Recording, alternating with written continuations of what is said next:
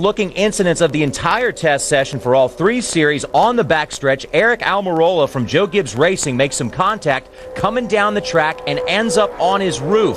Fortunately, only the car was damaged. It was a very scary looking tumble, mostly because he was upside down for quite a while, but the safety crews of the track got the car back on its wheels and got Almirola out, but a tough way to get accustomed to Daytona. Draft with Sam, he did a great job. A couple times the car got loose. He saved it really well. This was not as good. Yeah, scary little ride for Eric Almirola in the 18. At this point, apparently, he was still on the radio and still in communication with his crew. Yeah, wondering how thick the roll cage is, I'm sure. But you never know. I mean, it's testing. The car's upside down. I don't know. Suddenly, it all broke loose. Greg Biffle's car, a slight nudge in the back of Casey Mears. He slips and gets into the right side door of Stephen Wallace. Wallace goes sliding sideways to the grass. Watch Mears, boom, nose first into the outside concrete. Late yesterday afternoon, this crew goes to work on Stephen Wallace's car. The Home Life Communities crew now trying to cut the right side of the car off, grind and cut away as late as they let him work. We are under yellow, and unfortunately, once again, young Stephen Wallace is involved in the Home Life Communities dodge, and an incident off of turn 2. And Rusty, this seems like he just can't catch a break here early on in the NASCAR Busch Series practice. Yeah, I don't know what caused this particular one here. We'll take a look at the replay and see what happened. Looks like it's 3 wide. They were trying to get through. Let's see if he hurt the car any at all much. It looks like they're okay. Looked like he may have just barely kissed the wall. No real damage. He's got flat tires, but I'm sure his pride's hurt a little bit on that one because yesterday he was just a victim, but here today it looks like he just gets loose.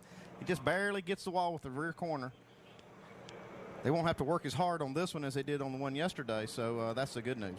Yeah, there's really no good news about that. If anything, you know, the experience these kids are getting right now at this young age is unreal. You know, you got to get these cars in different predicaments and barely touch the wall a little bit. You should see in the right rear. But the good thing is, if there's any good thing, is you should get that experience, and that's it. I know he's very talented and extremely emotional the way you.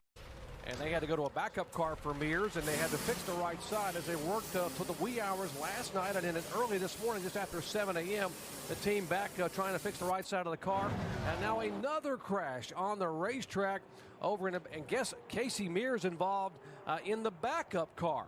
Also, there's the 55 car, and that is the efforts of Robbie Gordon. And it was just a moment ago here. Let's take a look.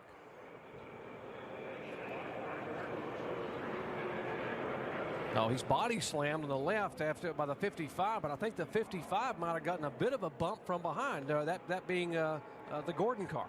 The 55 car, Jerry, was in the center, and he got loose also. And as he got loose, he had to get out of throttle. He got a little bump and then came flying back across the track and got 24. It looks like this time Casey Mears was an innocent victim on this one. Alan Bestwick, as we watch the replay, what's the discussion down there as to what actually happened? Just talked to the crew chief of Jamie McMurray's car, Newt Moore. He said they lost the engine. The engine broke in their car, which is why they slowed, and the other people got into them and started the whole wreck. Yeah, it looked like a chain reaction. We can hang out for a while and let the pack thin out. Maybe we can miss the big wreck, Trouble which on the just back happened. straightaway. The 47 car of John Wood is spun, involved with the 32 of Dave Blaney. Hold the brake. Hold the brake. And those are spotters talking to their drivers, and Blaney has gotten his car. If we can see what happened as you watch these cars coming off of turn 2, bottom of your screen. Guys, classic example. This 10 car made it 3 wide right in the center of the track. Gianna Andretti got so close to the 47 car of John Wood that he lost his downforce. And that's a classic case of just losing downforce. They're running that tight together. It really kills the downforce. So Woods was the guy lost out in this deal. But the 10 car running 3 wide, if we go back a little bit, we'll take a look again. That's what's caused this problem. You see the contact there, Blaney and John Wood. How much control do you have over these cars now when you're spinning now backwards onto the asphalt like that? Well, Jerry, there's not a lot of control, but what you need to do is turn this wheel all the way to the left and lock the brakes down. If you try to back steer, this car could go right up the racetrack again. They always teach you, turn left, lock it down, don't let off the brake. On board. Go high, go high, go high. Come back down, come on. Good job. You heard what David Rudeman heard. Now look from across turn 2 and watch the left side of your screen here. Well, by that time, the 47 of John Wood's already lost it. Blaney, everybody's checked up, and they start pile driving into each other.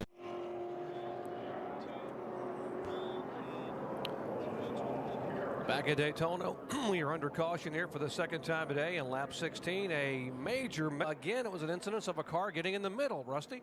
Yeah, the 41 car, Casey Kane, got in there. You see, loses his downforce.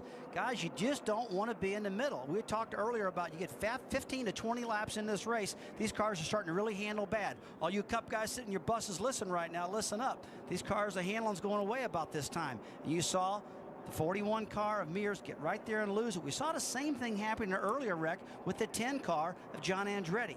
These things really start wiggling around, and I was concerned about this, Jerry. Here's Reed Sorensen. Watch his car in the middle here. The back starts to turn. He turns the steering wheel, Rusty, but I guess it's all over then. Well, when you come off the corner, Jerry, you can't let that car run out up towards the racetrack. You're kind of compacted down to the middle. It causes your car, if you do have a loose car, just to get looser. And so that's the biggest problem that happened here. A lot of carnage right now. The guys in the back, look at all that smoke as a driver. Man, how do you get through that? These guys are just on the brakes, off the brakes, talking to their spotters. This is one of the toughest things for a driver. Look at all that smoke. Yeah. This is what we were talking about earlier. These Cup guys are in this race, and they got a different aero package to adjust to. That's Reed Sorensen. He's been driving a Cup car, drove one this morning in practice, and I think that they're just getting, they just have a different feel with these Busch cars that they're not quite used to.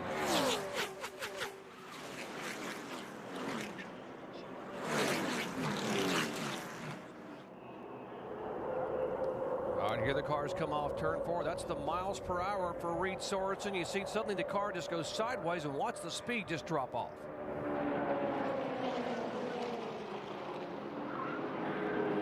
Ward Burton involved in the 27 car. Bobby Hamilton. Onboard camera shot. We're taking right along with David Rudeman. 3 wide, got one in the middle. 3 wide, still 3 wide. Let's spin it, go bottom, go low, go low, go low. Come on, come on. All the way down pit lane. All right, start backing it down, start backing it down. Job, back your speed down as you go down through there. All right, how about riding along with Sam Hornish, who's up in the middle of the racetrack when this all broke loose? Speed in front of you. Just keep coming straight. You couldn't do nothing about it. You're right in the middle of it.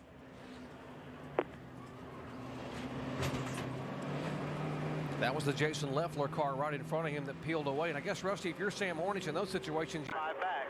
They're all still running strong. Just watch the fuel, watch the fuel. That's going to be the big story right now. Who can make it and who not?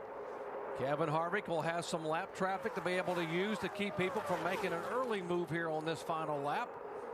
Harvick in the AutoZone Chevrolet will not run the full tour. He dominated the NASCAR Busch Series season a year ago. Looks like they're all going to make it to the finish line. Dale Jr., look, he's not going to make it, guys. The car is just handling too ill. He's done all he possibly can. He might be able to get a top 6 or a top 5 out of this thing. That's about all he's got in that car of his.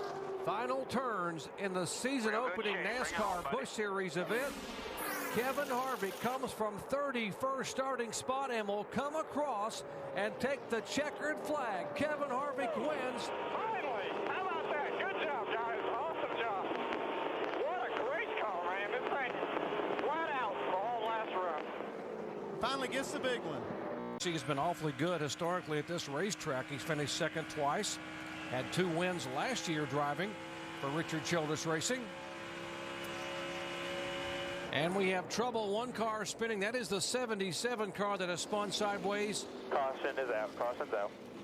Curtis Davis driving the Kevin Harvick Incorporated car. And the 0 of Eric. All right, let's see if we can see what happened. Riding along with Mike Wallace. Now look way ahead of Mike Wallace on the racetrack. See if we can see. There's the car spinning. All right, wrecking in front of you. Wrecking in front of you. Good job. Didn't hit him.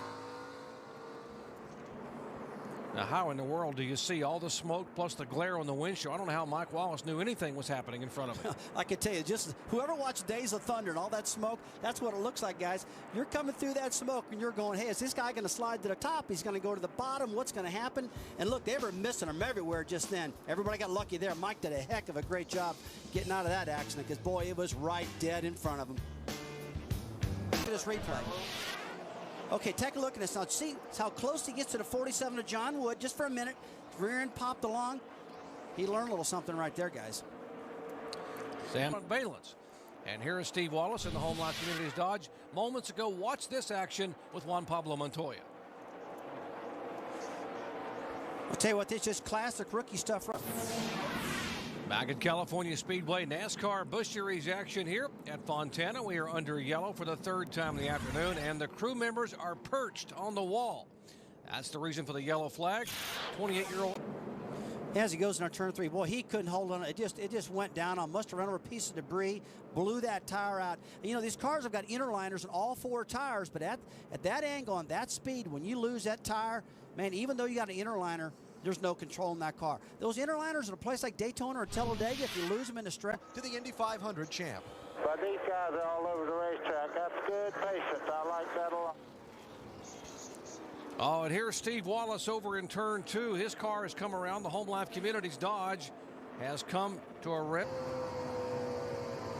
You're clear low, clear low. We'll get back up there. I got a smoke right here in front of him. Slow down, back it down, back it down, back it down.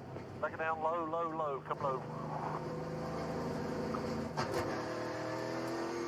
That's from Kenny Wallace's onboard camera. And again, looking across toward turn 2. And Steve did a nice job of getting the brakes and getting the car halted before it got into some contact with the wall. One more angle. Look across the racetrack.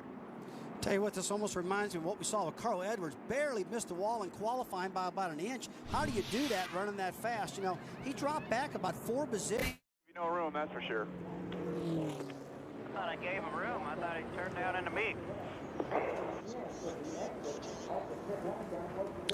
Back at California Speedway, heavy contact here brings out caution for the 5th time. Now let's take a look at it because big crash. Okay. That's Kenny Wallace, the 25 car in the middle between these 2 cars, 38 and 42. Oh, hard. That's a hard lick right there. Saw the whole car come off the ground, back wheels. So contact from behind by the 25 car, and the 38 just abruptly spins right across the racetrack in front of Juan Pablo Montoya. Okay, let's watch and listen.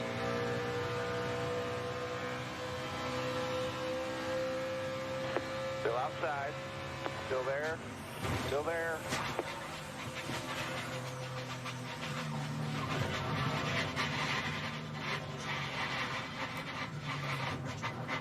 You all right, buddy? I'm fine. Yeah, it looks like Jason Leffler thought he was clear, came up, just not quite clear. Kenny Wallace, and boy, that's a hard impact. Man, I tell you, when you get turned in a wall like that, that's unreal because he just didn't clear Kenny. He thought he had it cleared. And you know what? Who's that a hit on? Is that a hit on the sponsor or the spotter? Because these drivers, just with these carbon fiber seats and all this stuff, they can't see the right rear corner enough to move over. I don't know. I hate placing blame on anybody on that one, but it was for sure that he just didn't have Kenny Wallace cleared. At about 4 or 5 inches, and they would have had him cleared. And you heard Jason Leffler a moment ago say, I thought I had enough room. Okay, watch the left side of your picture. Watch him come into frame. There's the touch.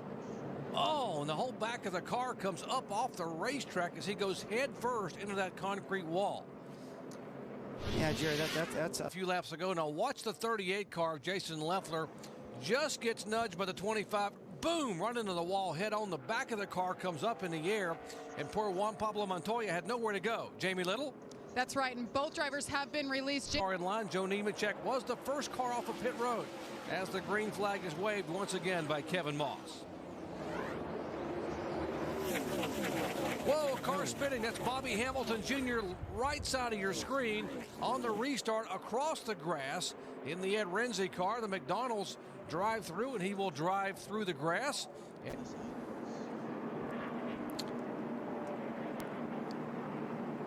Whoop, he was passing another car and got hit. It looks like he got tagged by Kyle Krisloff in the 14 car. Tell you, on these restarts, it's a really tough deal. A lot of guys don't get up to speed. Some get going quicker than others. A lot of times it causes problems like this. Go low, go low, go low. Slow down, slow down, slow down, slow down, slow down. You're cleared, you're cleared, you're cleared. All right, that was the spotter talking to Kenny Wallace, who's driving. Watch Harvick even have his troubles.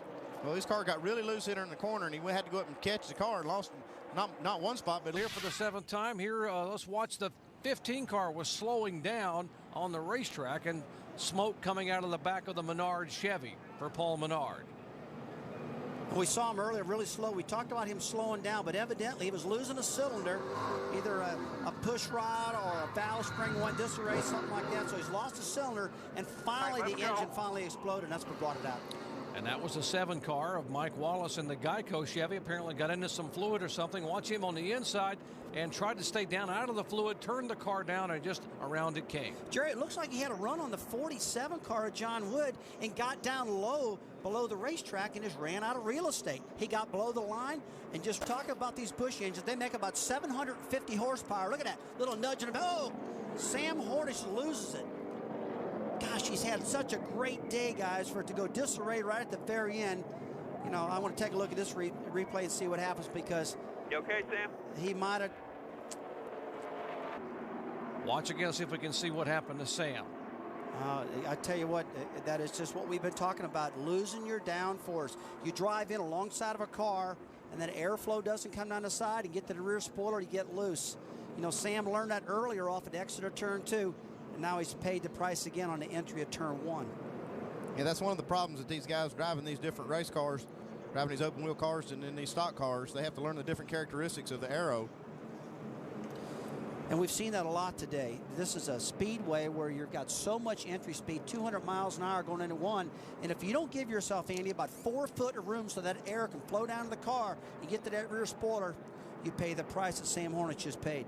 White flag now, this time by for Matt Kenseth, and the white is in the air. White flag there, white flag. The 47 should go to the top.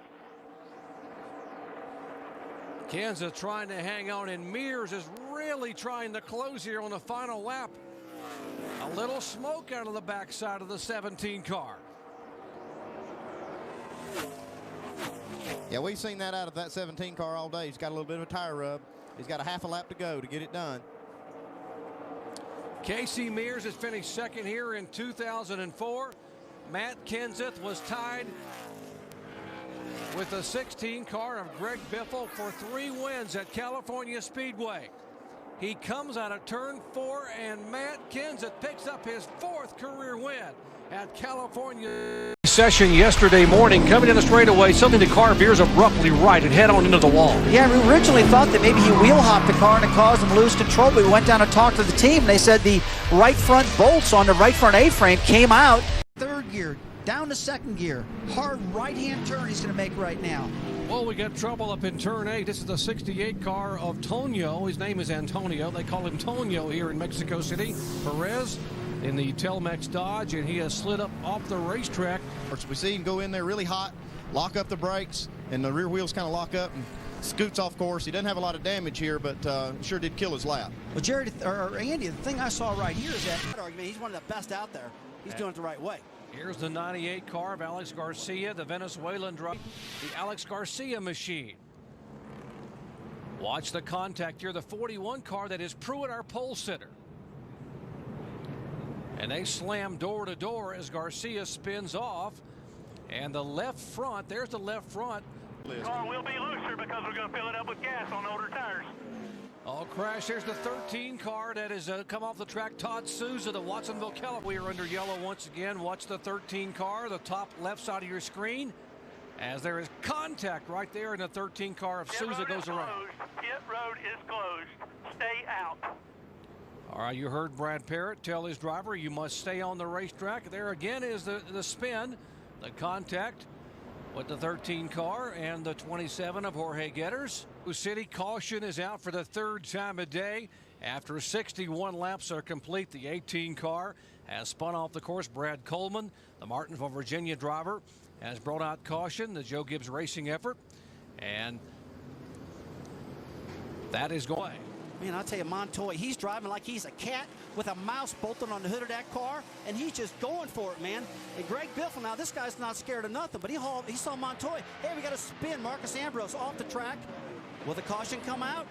Will it be a local caution? Hold on, stop. All right, let's show you why we are under caution. The 59, the Matchlight charcoal car of Marcus Ambrose goes all the way around, does a nice job of getting it spun around. Adrian Fernandez missing in the 5 car.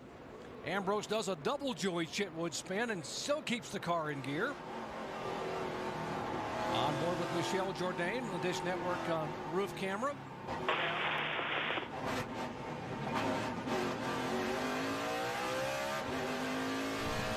right side of your screen, there is Brad Parrott, the crew chief, talking to his driver, Juan Pablo Montoya, who is now third. And the caution is out. David Gilliland driving for Team Renzi. What a finish we are setting up here. Here's what produced the yellow flag. Contact. And the 25 car of Gilliland goes spinning around. Back with the finish at Mexico City in a moment. All right, Juan Pablo Montoya.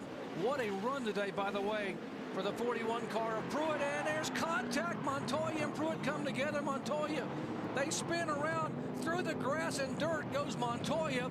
Pruitt's car has yet to fire. And the caution is out. Let's take a look at this. As he gets into turn one, he darts out underneath them. Oh, no, that's a tough one right there, guys. It really is, because he's kind of got the spot on the 41 of Scott Pruitt. But when you get in that situation, things happen really, really quick. Let's watch it one more time. He's committing. Tell you what, I really think that Juan Pablo just pressed that issue just a little too much. He's had such a great car. I would have probably waited another corner. Last thing Ganassi Racing wants to see, but it looks like Montoya's in a position he wants to be. And look at the guys go off through turn one and bounce back on into turn three, passing a lot of cars right there. So, Rusty, had you been in the 42 car? Right now we're getting down to 4 laps to go, and he's pulling away from the 20 car. Denny Hamlin, got to spin in the back. Shane Huffman goes around, clips Mike Wallace just a little bit. Another caution flag is falling here. Just about the time we car that could possibly get it done. Here's the contact that produced the yellow flag again as Shane Huffman goes around. Back with the restart in a moment. Time by, he's got one more attempt. Nice and smooth, buddy. He's got to hold off Hamlin this time. This is Denny Hamlin's best shot in turn one if he can get there on the final lap.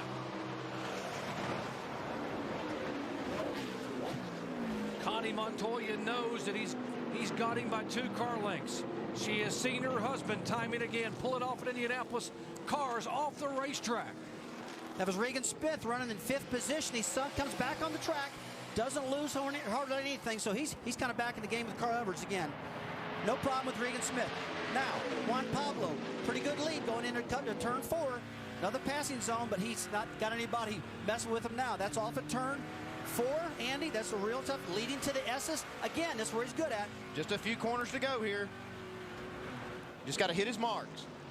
Remember in qualifying, he overdrove the S's and he jammed on the brakes and smoked the tires. It cost him a chance at the pole.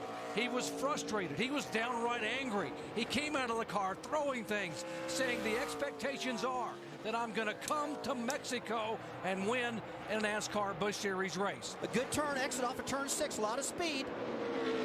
Coming into 7, up off 8 right now. Ladies and gentlemen, open up the NASCAR history books, because out of turn 8, Juan Pablo Montoya becomes the next winner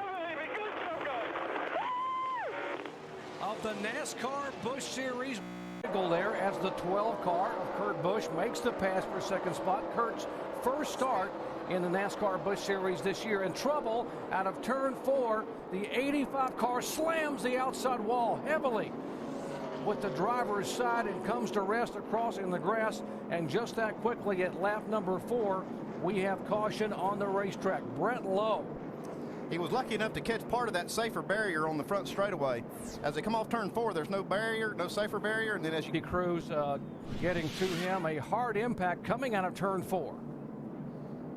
He just loses it off of turn 4, loses that grip. He was all by himself, and that's what they're concerned about. These tires are so hard, the track was so new. We predicted earlier where we're going to see a lot of caution flags.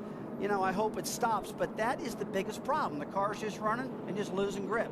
Yeah, and I just saw that replay where he actually did not hit. Kansas who won, who swept both events at California in the NASCAR Busch Series and Nextel Cup. Kansas goes underneath Strimmy. And that's where they got to be careful, Jerry. Oh, I just started to say, you got to really be worried about that. Behind you, got 3 in the wall. And Get on, good. The cars are flying down pit road right now. The 41 car to 66 of Left Stephen front Wallace. pretty bad here, Drew. Denny Hamlin, they got slowed down. Guys, I just got ready to say you got to be careful off of 4 with the arrow loose, Andy. If you get too close. All right, let's show you again. We were watching the 17 car. He just breaks free, and right behind him is the 2 of Clint Boyer. You see a lot of guys hitting down pit road right now. It's the right way to do it. They avoid that. They slow down. They've slowed down right now. There's no penalty. They can go back up in the racetrack. Here's a 24 Casey Mears spinning. The other cars coming into your picture as you see the 17 spin down in the grass. The 15 of Paul Menard, the yellow car middle of your screen. He's involved. The 16, watch again at turn 4. Watch the 17 car slide, and right behind him the 2 car goes with him. Yeah, they're just trying to, Clint Boyer was just trying to avoid the wreck, and he ended up getting caught up in it. On board the Wise Trade roof camera for Steve Wallace.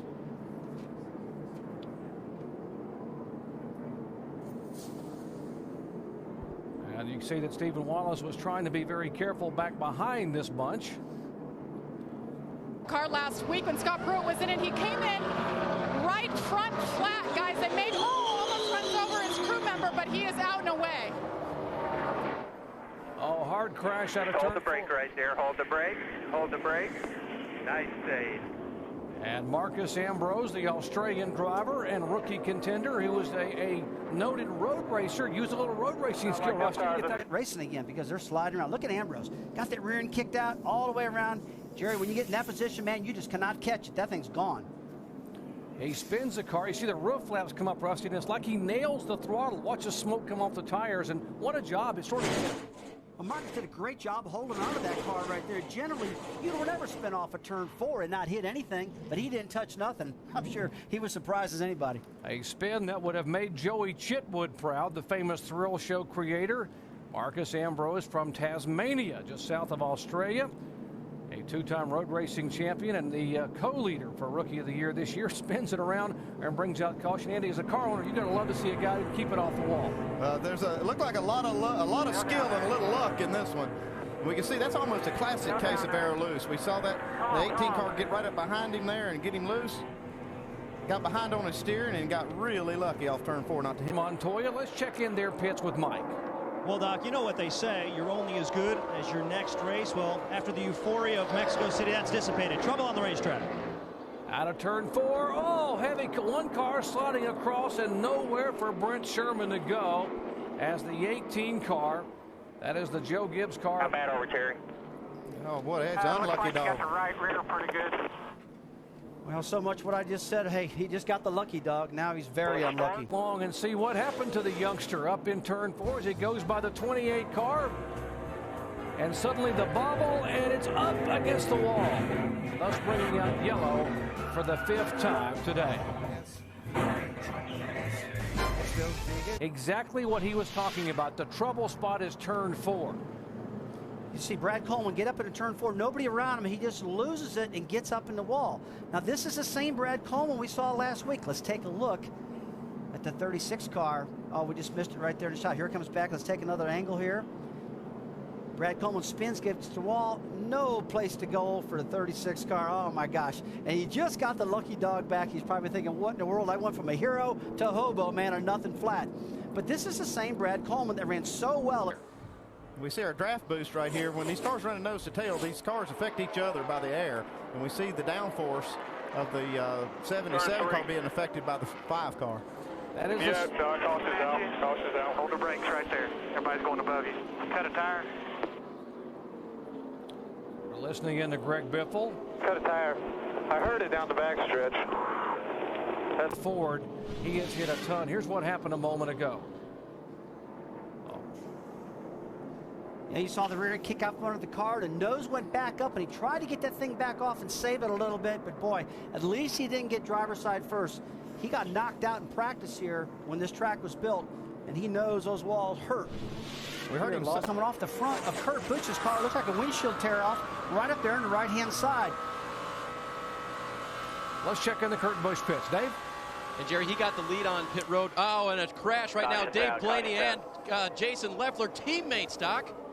Teammates again. We saw it last week in Mexico City, and now again teammates, this time Leffler and the 10 car of Blaney, both for Todd Braun. The strongest Toyota teams we've seen all day long out there running. Boy, they just wiped them both out. Let's take a look, see what happens here. Oh, it just looks like Dave Blaney loses it on top side of the racetrack. Classic case of that arrow loose again, Andy. Yeah, and he just caught his teammate up in that. There was no contact between them until after Dave Blaney spun. Just unfortunate for this team to have both their cars wrapped up in this. And Leffler has nowhere to go. Man, that is bad luck. Look, I'm telling you, a 38 car, Jason Leffler, back there, mind his own business, his own teammate spins, and he's the next up. As we are just past lap green flag. 131, 69 laps to go, and the Busch brothers have combined to lead 79 laps today. That's one of the tightest corners getting into turn one, where we can get this dreaded arrow loose going on when these cars are packed side by side. And it's also three wide racing off turn two. Here's Paul Menard crashing off of turn two. Regan Smith is also there. We spun down the back straightaway, guys. Looks like he got loose up off of two. You heard Jason Leffler just a moment ago to say that these tires are a handful on a restart because I guess they're not up to pressure. Green here, the 4 car and the 15 of Menard. You see Menard just flat loses it coming off of turn two, and it's just a classic case we talked earlier in our presentation, Andy, about arrow loose. Paul Menard just lost that car, and that's just an indication of how hard these tires are again. These drivers are doing a fabulous job holding on to these cars with what they got to work with. Let's see what David Gilliland saw from the onboard camera. Now, folks, it looks like he got up the right rear tire, got up in the gray. Caution's out. A lot of these drivers were telling me there's a little strip right up next to the wall. Can you race someone else on the racetrack? Well, I really did. You know, I raced them real hard, and I gave them a little room, and sometimes I felt that they held me up a little bit sometimes. I want to get out of the car, and I get all mad at them. They get mad at me back. Oh, we got another crash off of turn two. The 1 car in the wall, J.J. Yaley.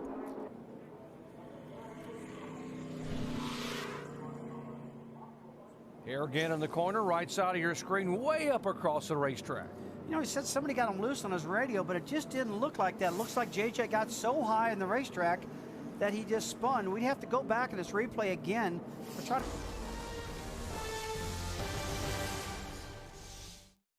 Smack the inside wall with the left rear, Doug. Smacked it pretty good, left rear. Heavy impact back at Las Vegas Motor Speedway. Regan Smith in the 4 car, sliding sideways down the... As he gets down alongside Mike Wallace, they're awful running awful close into Mike, gets himself sideways. Now here's the scary part, guys. On the apron, into the grass. Oh, he missed the grass. And back, oh, driver's side wall. We were looking out the window, guys, watching them go driver's side at that wall. Very concerned that was going to be a hard side driver impact. Got very lucky right there. You see him and Mike get together. It causes them to get sideways. Just takes a little bit, Andy. These tires are real hard. No grip out there, guys. Yeah, just no give and take with these guys. We have one guy that was on the lead lap, one lap down, and looked like a little impatience. All right, now caution for the 10th time now. Third, Tony Stewart pedaling his way toward the front. Whoa, trouble, and it is Casey King. Wreck in two. Caution is out, caution's out. And other cars sliding up across the racetrack are involved. Casey King, the 41 of Reed Sorensen, is involved. Oh, that's a hard impact on the front of Reed Sorensen's car. That's a heavy impact on the very front. Attempt to run the Nextel Cup event on Sunday. Now, you talk about risk reward. He just loses. This is a classic case of just spinning out again. Here's a driver who's got a lot of talent, one of the best drivers in all of NASCAR, and it just proves that they can lose the car also. It's just not the rookies.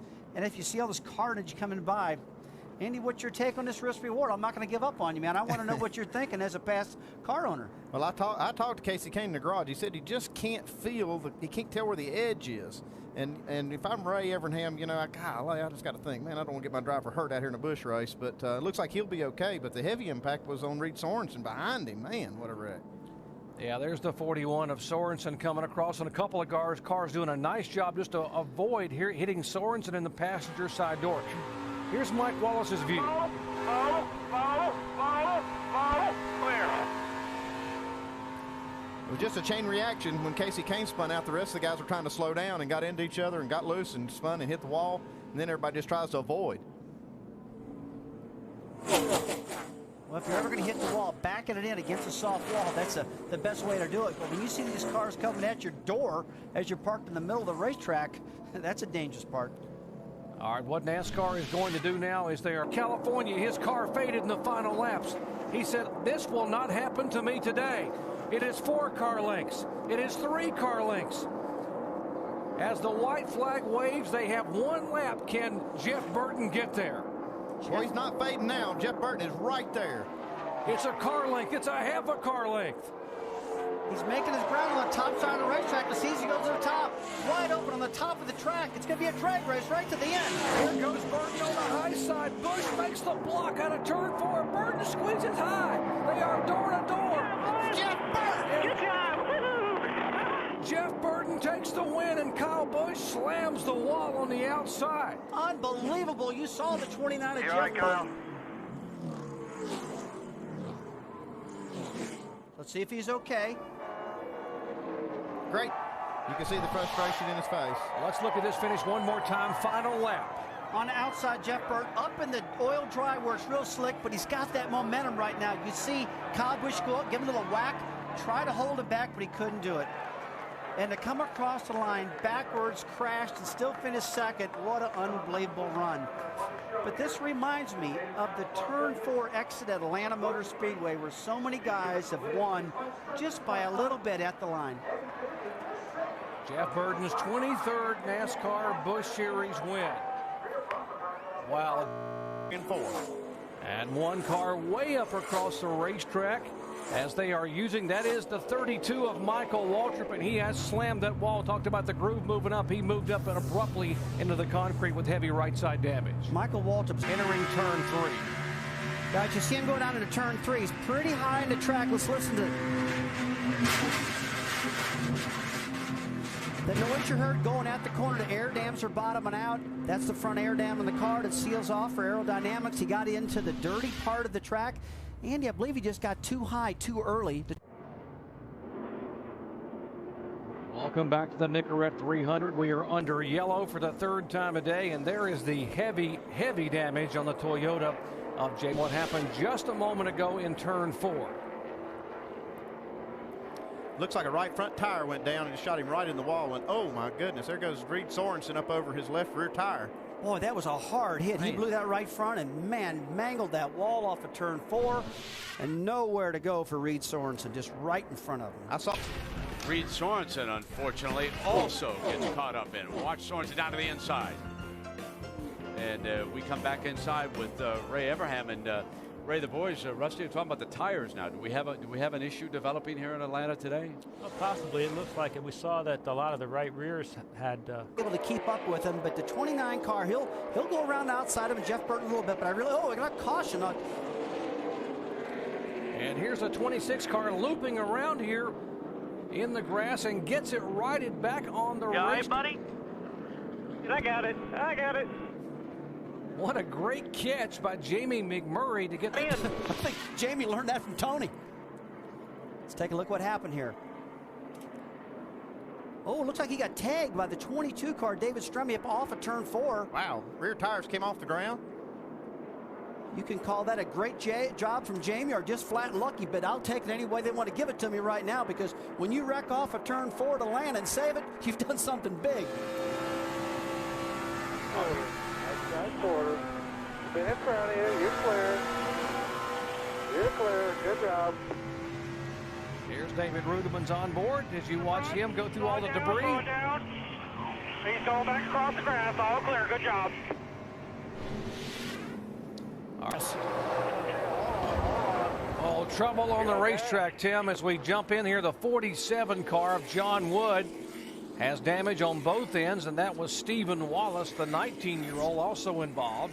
Jerry, I saw it coming. The 66 and the 47 were racing to get their ladder to 25. 47 loses it, comes back around and takes out the 66 car. It's just it's a classic case of getting arrow loose again. We've talked about it time after time, and just a racing accident. See, just moves up to 47, loses his aerodynamic downforce, spins, catches it back, takes the 66 out. Unbelievable.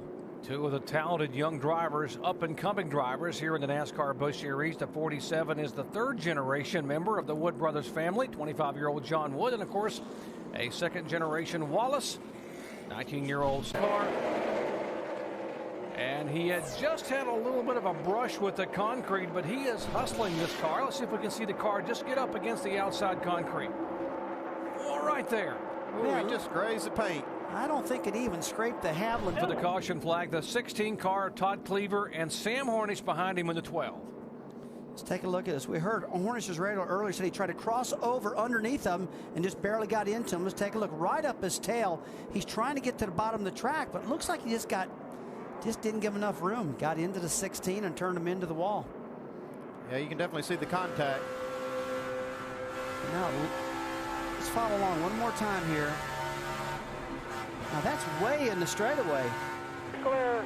Yeah, that was just a major mistake on Sam Hornish's part. I'm sure he didn't mean to do that, but boy, I tell you, when you reckon a straightaway, that's something. Looks like he's going to get the reward, though, the free pass. All right, here are the leaders on pit. 2 laps to go. These guys are racing as hard as they can go. All right, the white flag is waving. Final lap, final 1.5 miles around this Atlanta Motor Speedway.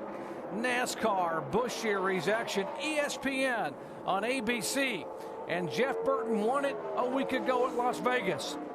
He came from the back and made the pass out of turn 4. But this day, Burton will sail out of turn 4 and win his second in a row.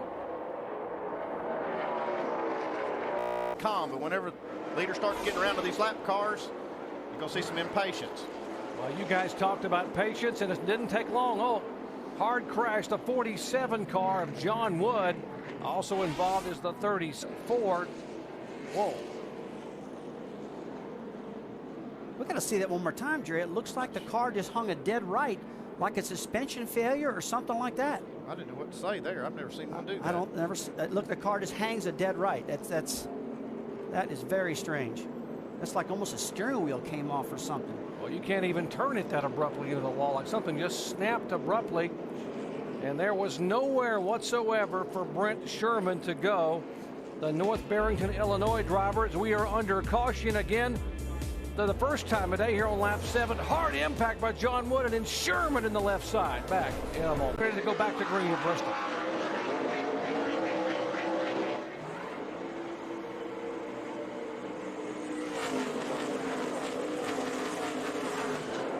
Whoa, trouble on the racetrack down in turns 2. Keselowski involved. At least on the 23 car. Let's watch him now sailing into turn 1. There's Dale Earnhardt Jr. behind Casey Kane, and right into the back of the 38, Jason Leffler. This is a typical accordion effect. Somebody in the front just bobbles a little bit, and it all stacks up. The reaction time is just so much less as it stacks up behind. A little bit farther forward in our replay, though, it looks like the 38 got awful close to the 23. 23 had to get out of the throttle, keep from hitting the 10 car of Blaney. Jason Leffler got into it, and that's just a classic Bristol chain reaction. Nobody's fault, just all got jammed up getting in the corner. Well, caution now being shown here on the high banks of Bristol for the second time. An accordion accident in turn 1 involving Leffler, Keselowski, and others. Back with the green in a moment.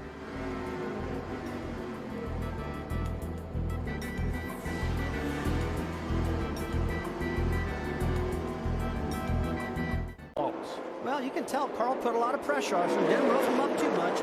He gave him a little shot in the center of the corner and said, hey, I'm here. I want big wreck. Going to turn 3, Jared. Big crash. Marcus Ambrose, the rookie driver from Australia in the 59 car. That's the other Wood Brothers JTG racing car, the team car. J.J. Yaley involved in the 1. As we now have caution for the 3rd time today. And heavy damage. And you would think on a short track. Let's take a look at this replay, Andy. 38 way down on the apron. That's not where you need to be. Slides up. And as they exit, just gets a little piece of the 59 car of Marcus Ambrose. Now, and he gets a little payback himself right there as his left front fender catches the 38 of Leffler. Now, getting down on the apron on the flat, wide open going at the corner is not the place to be either. No, so you're just asking for trouble if you're racing on the apron at Bristol. And this 38 team has had a rough couple of weeks too. They crashed really hard in California. He hit really hard last week at Atlanta, and now they've torn up another car. So these guys need to be thinking about being a little more patient. Patience is the key word, because you want to take opportunity. If you see the door open up here at Bristol, you want to jam your nose in there, because you don't want to be one of those guys getting. As they are running in 12th and 13th positions. Already these guys are having to deal with lap traffic. And a record for 3 and 4. Car on the bottom, cars up high, backing down, cars up high, cars up high. Caution is out, so come on around here. That was the 14 car of Kyle Thrisselow's Clever Girl baking powder machine. Let's see if we can see again what happened to Kyle riding on board with Kevin Harvey. Looked like he just lost it and slid up into Stephen Wallace, who was trying to pass him on the outside.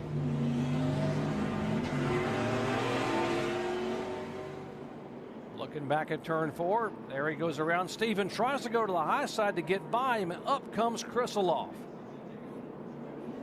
Yeah, it's just a bad luck right there. He just almost made it, but there's a lot of dirty part of the racetrack after rubber, oil dry. 11.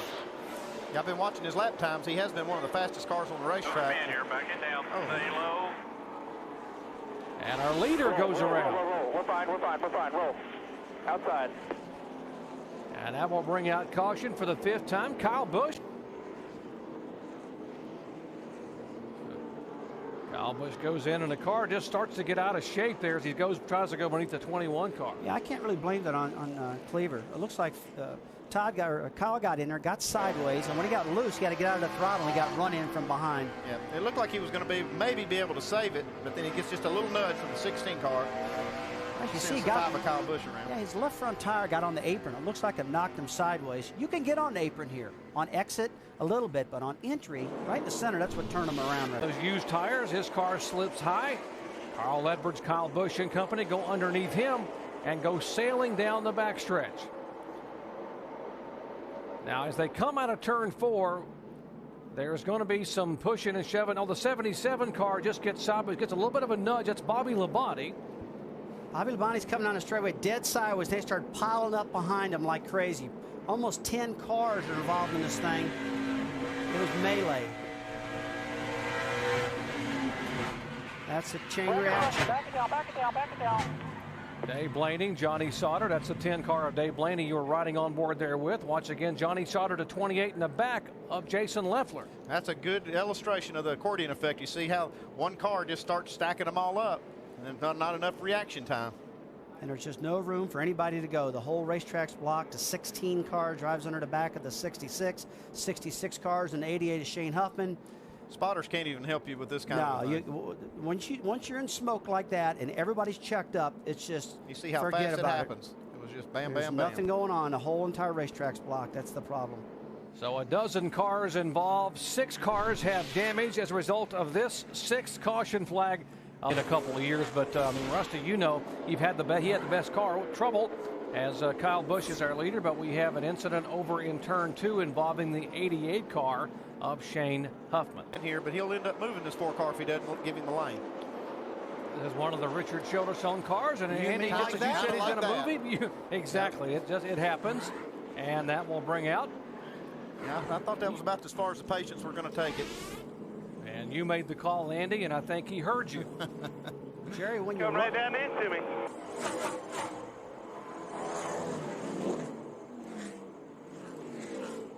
All right, we are under yellow now for the 8th time this afternoon. Contact between the 4 of Regan Smith.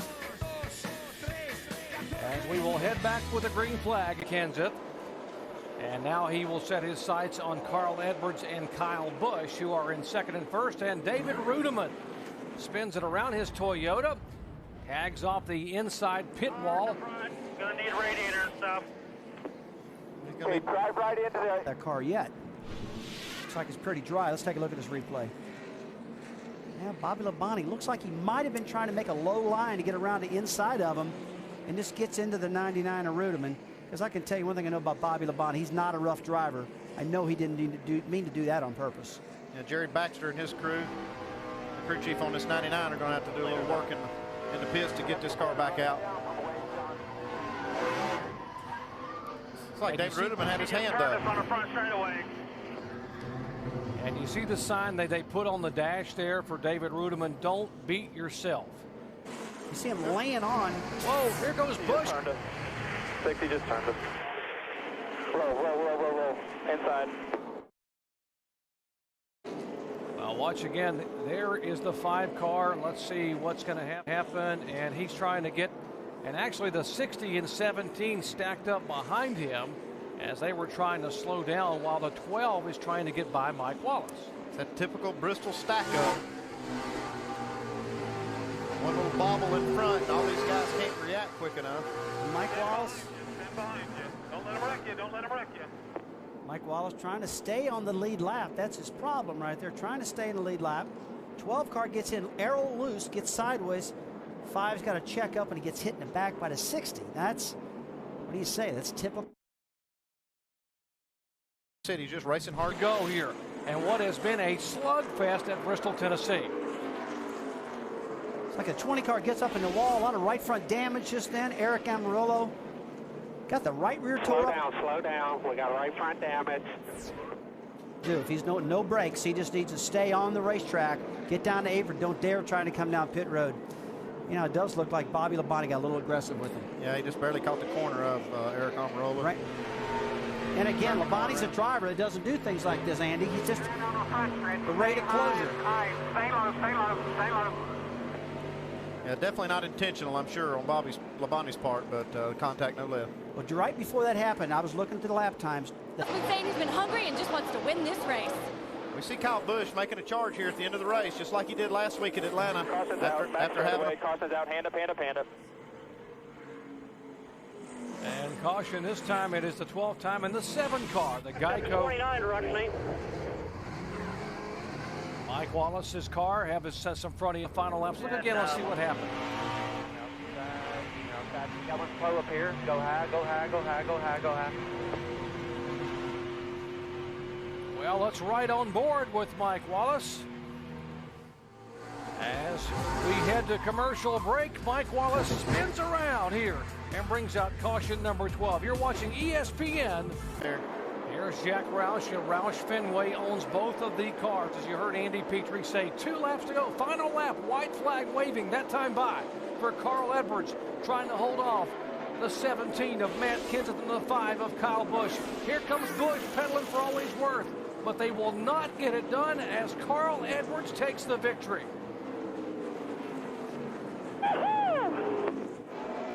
This brand new car, the 41 team here has had kind of a rough year. They haven't had much luck, and I told them that hopefully I can bring them some. And again, we're just here having fun and trying to get a guitar.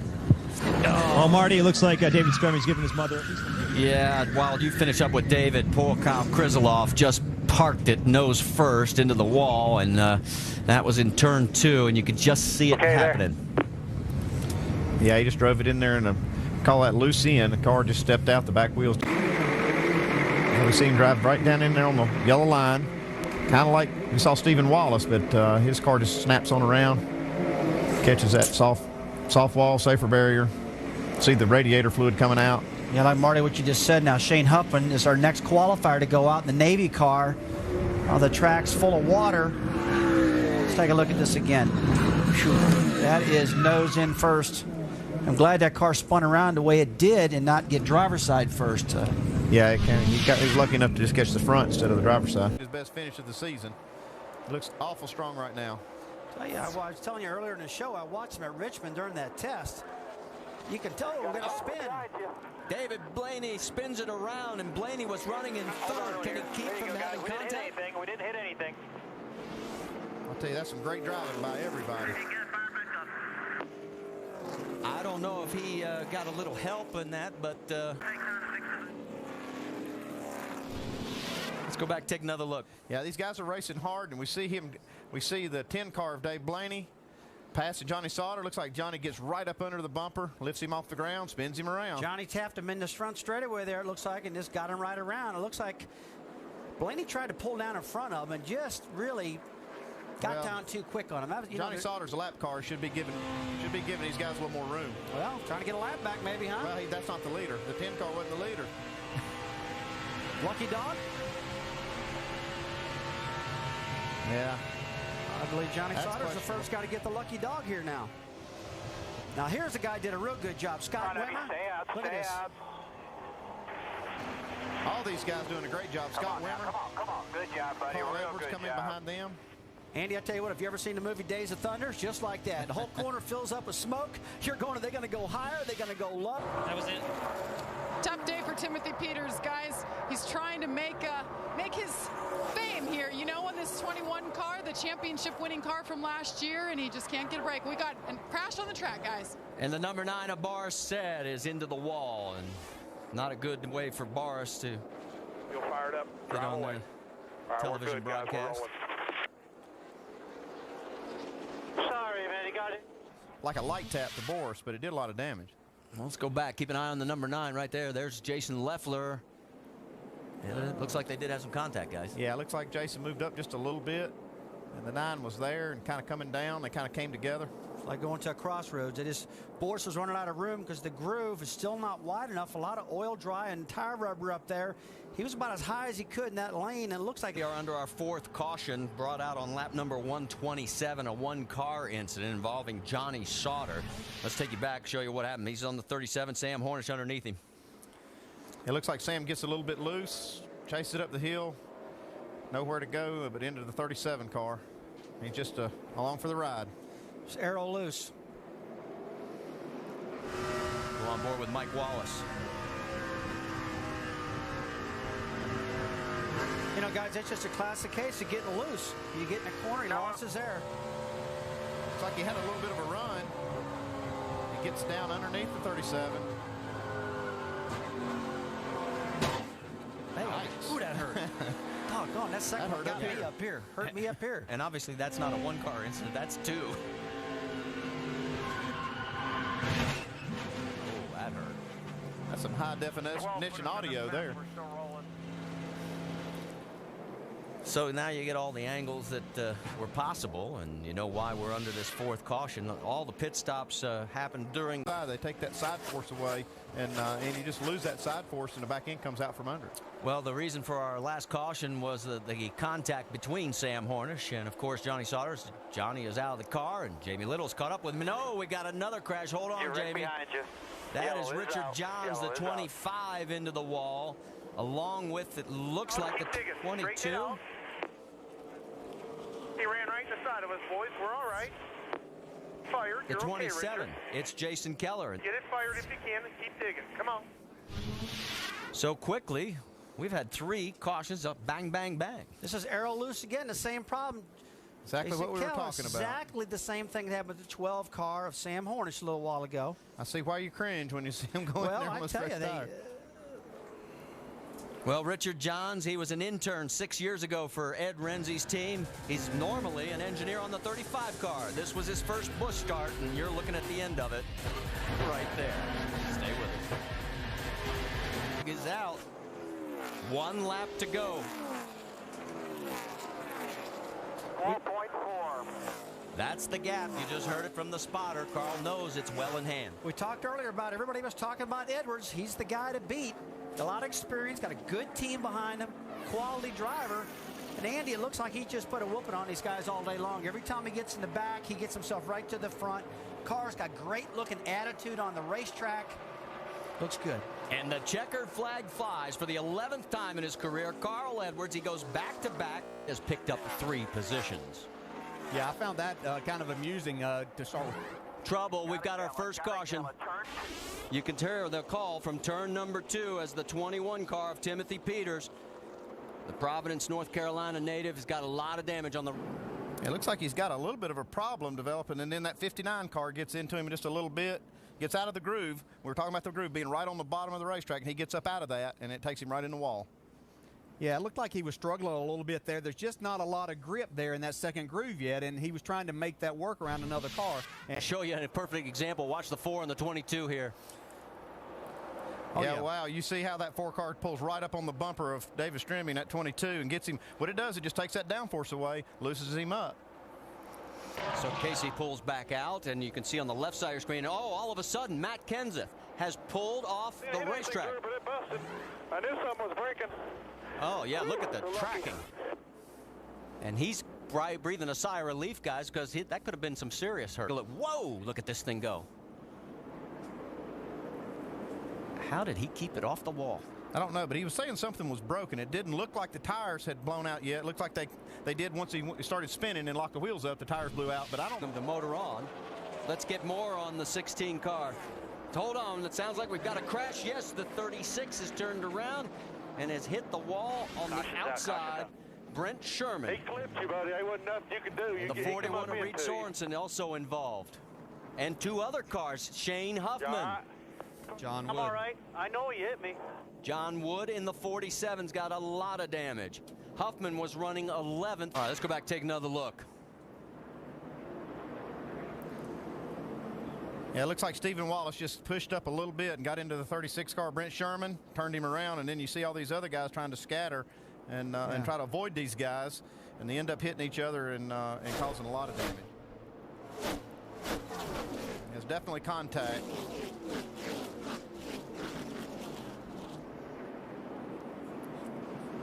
And this happened after that wreck, after this all happened, and you see these guys get together. And oh my goodness, you see the 88, 47 car of John Wood. Yeah, John Wood thought he was through the wreck, and all of a sudden here comes a car right in front of him that he can't avoid. It's very unfortunate. It looked like the 41 had gone. It got into the grass to try to miss the accident, and when you get in that grass, you just never know what's going to happen. And he came back across and took the 88, and then subsequently the 47 into him. So, yeah, it's just a chain reaction, and you know, racing hard off the corner after these restarts, you want to stay in the gas. But the way that this race.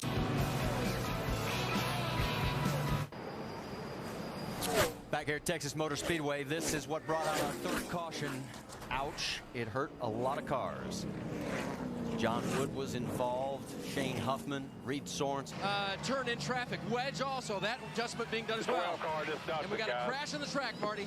Yes, we do. We have the number 4. You all right, Regan? Regan Smith is into the wall. Fine. We just got wrecked, Doug. And you heard him say, we just got wrecked. Leaders.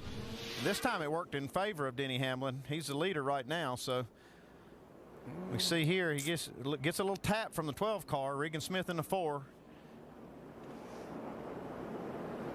Let's go on board with Kurt Busch in the 12 car.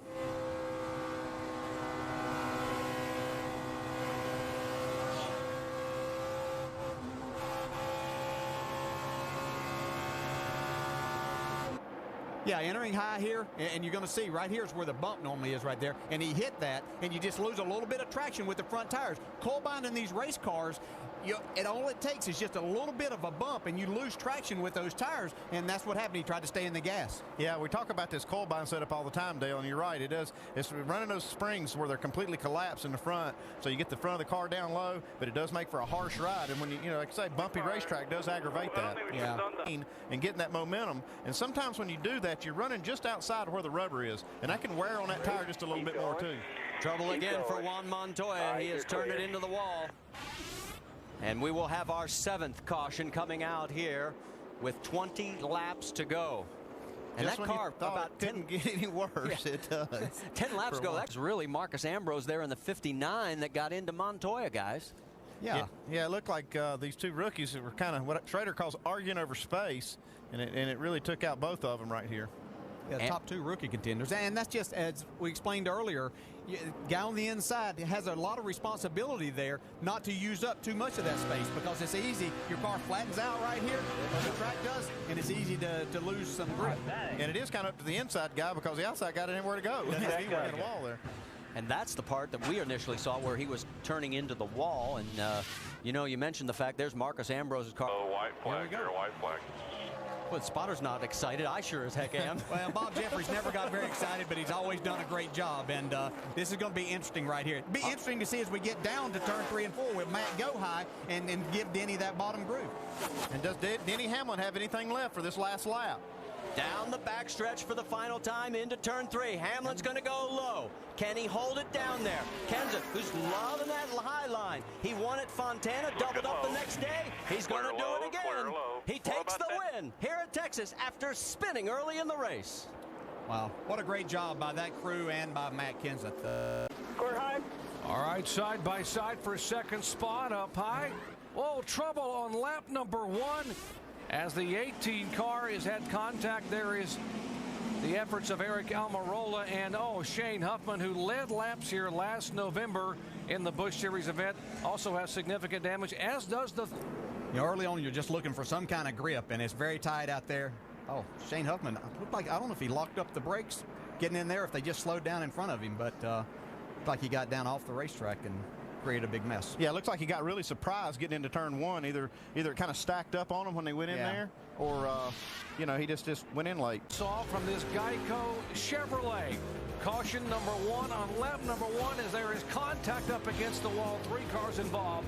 We'll set up who's injured and who's not when we come back. But I don't have great forward bite off, and as a crew chief. Oh, trouble. Here's the 28 car. And heavy impact with the back of the car number 28. Johnny Sauter just a moment ago. Did he get some help, and did he get some contact from behind? Yeah, we see the 6 car of David Reagan gets into him. Yeah, just right in the back of him. I can see why Johnny might be a little upset with that move. Definitely got help. Yeah, he wasn't really doing anything wrong. He might have been, obviously he was a little slower back to the throttle, but, people drive this place differently. Some will carry a little more speed through there. Others will back it off a little bit getting into the corner, but get back to the gas. And David Reagan obviously got to the gas. Now we have a crash on the track, so let's get up to our booth. Doc, DJ, and Andy, our guys. All right, thank you very much, Eric. Bobby Hamilton Jr., the Team Renzi car. Let's see if we can see the contact. Oh, it looks like Ward Burton gets on the apron and gets loose, corrects it up, gets into Bobby Hamilton Jr., and hard impact there. Ward Burton, one of the veterans here, driving for Bruco Motorsports. We'll watch the impact again from across the turn. Yeah, sometimes you can use that apron to your advantage. A lot of other times, this type of thing will happen. You hit it, it will loosen you up, and if you've got a car out there that's already taken some air off of your car, and we've talked already about how important aerodynamics are here, then you have all that going against you, and Ward just got into Bobby Jr., and very unfortunate for those guys. Yeah, knocked our camera off right there. Give up. Yeah, if he can maintain a position in the top 10, that would be a net gain, and that's what they're looking at. Oh. Whoa, that won't happen there. Contact with the 5 car. Wreck behind you. Caution's out. And Kyle Busch comes right across in front of David Reagan, in the front of that car number 5. That brand new car is essentially gone. Well, we won't see how that strategy plays out. That's not what I don't think that's what they wanted to have happen. A lot of times you're on the inside here and you're trying to beat that car off the corner. I don't know if he thought he was clear. Yeah, exactly. It happens a lot. Kyle Busch just thought he was clear and really had that momentum, and not sure if he even thought he was clear. He just couldn't do anything about it. He was in a position that he was trying to make that pass, and he moved up a little bit, and just a typical racing accident.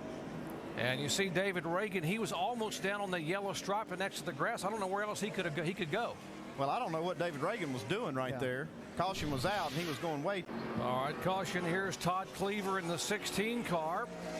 The 3M machine going around and bringing out caution for the 6th time tonight, and that will, you can see what happened to Cleaver here up in the corner. Looks like he got a little bit of help from the 41 car, David Stremme. Stremme had moved into the top 10, and he was wanting to get even a little further, a little quicker. On board with the 41 car, David Stremme. There again, just back to the gas a little bit quicker and a little bit harder. And, there's the first car lap down right behind the 42. Whoa, and there's contact between Montoya and Steve Wallace. And Wallace goes around, and Montoya just... Watch him come on down. Great job on Juan Montoya's part not to get involved in that. Real close. So the 7 was the first car a lap down, trying to hang there. Yeah, he gets in the left rear of Montoya. Montoya does a great job not to hit the wall or spin his car or hit Steven while he's spinning, but did cost him a little bit. Yeah, I think Montoya thought he had him cleared, and he did going down the front stretch. He was cleared of him. Watch this. We see Matt Kenseth all over this racetrack trying to find where his car can get around Clint Boyer. He's been on the high side trying to carry that momentum off the corner, and then last time down in 1 and 2, you saw the left side tires down on the apron. So he's doing everything he can. Caution's out, turn 3. Caution's out, turn 3. Wave at 20 off here. The 16 car of Todd Cleaver, the 3M machine, up against the wall. Top of your screen there, he just tags the outside retaining wall. Must have got loose getting in the corner. Don't know if he got any help or not, but by the time we saw him, he was already sideways headed to the wall. Get back to the gas. Got a crash in turn 2. All right, trouble cars going around into the wall up high. And David Gilliland is one of those cars involved. As is Mike Wallace in the Geico Chevy. Show you what happened here coming off the corner. 25 of Gilliland enters the corner behind Montoya. Looks like he got a little bit of help from the 47. Yeah, John Wood. He might have wiggled a little bit. John Wood back in the gas pretty hard. And looks like the 7 car might have spun up in front as you're right on board with Mike Wallace. And see, he gets a little bump and he goes around. So Wallace spins and then the chain reaction takes place behind him.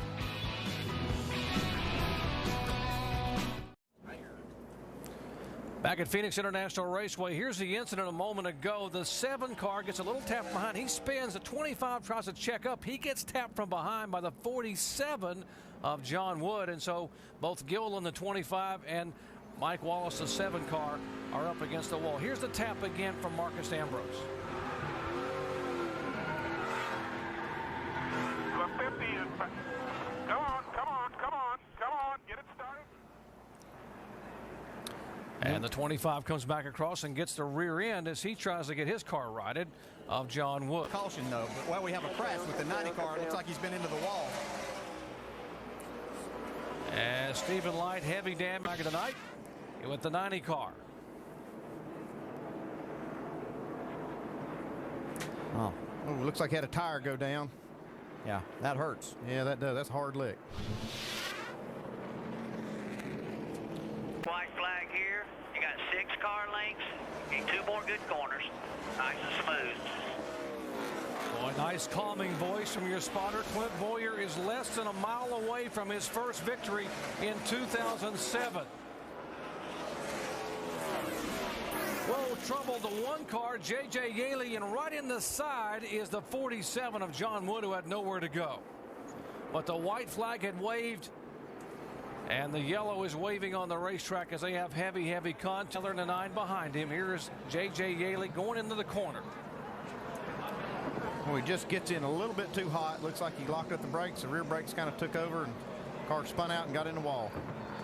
Just hard driving.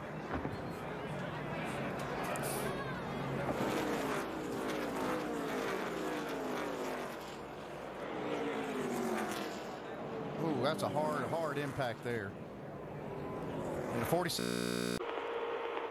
Let's check in his pits with Dave Burns. And Jason Leffler with a problem on track too, guys. Tony's car popped out of gear, and one of the things he was saying that he just said 79. It went to 7,900 on the rev limiter, but that's why he dropped way back.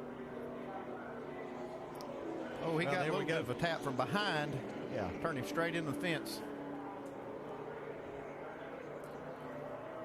Yeah, you know, this is part of the butt drafting that goes on here, and I think this is just a product of that. Top of 2 now. Top of 3 again. It looked like a pretty straight bump, but it turned Jason Leffler's car to the right and got him in the wall. He didn't have much room to work with. Yeah, you know, sometimes you're actually right there in that position. That just capitalizes a frustrating and disappointing season so far for Jason Leffler. All right, Jamie. Well, contact, and Ward Burton is tapped. His car gets sideways. There's Ruderman's car sliding broadside into turn 1. Other cars up against the wall, against the concrete. Keep it up straight. You're okay. Just lock her down. All right. We didn't hit nothing, guys. Keep rolling. When you get a chance, keep rolling. Pace car's just off of 2 there. And Ward Burton's car was running second, got a tap from the high side. He tried to avoid the car coming down. Let's see if we can see what happened here a moment ago. Now watch the 2 car and the 27 of Ward Burton. Just a light tap there, but these cars they have so little downforce on this kind of racetrack, and they're kind of they're making a pretty good turn right through the tri-oval too, and once they make contact. Yeah, you don't realize just how much in looking at this racetrack, how much steering you have in the car through the tri-oval, and it doesn't take much. And it looked like Ward, there's a seam right there in the racetrack where after this was repaved, when you're right down against the yellow line and you get to that first white line, there's a seam right there, and actually your car will get in that, and it'll actually move one way or the other. And it looks like maybe Ward's right front got in there and went up the racetrack just a little bit. I'm just guessing that happened because I've had it happen in my car before. Here's Martin Truex onboard camera. He goes up and he boom. Hit the wall, guys. Oh, he hit the wall pretty hard, DJ. Yeah, we didn't see that. We were talking about the 29. Yeah, this looks like it's going to put an end to that streak. Martin Truex, who had won 3 in a row, and now damage at the right side of that car after pancaking the wall. Here's Mike Wallace on board with the Geico Chevy. Backers.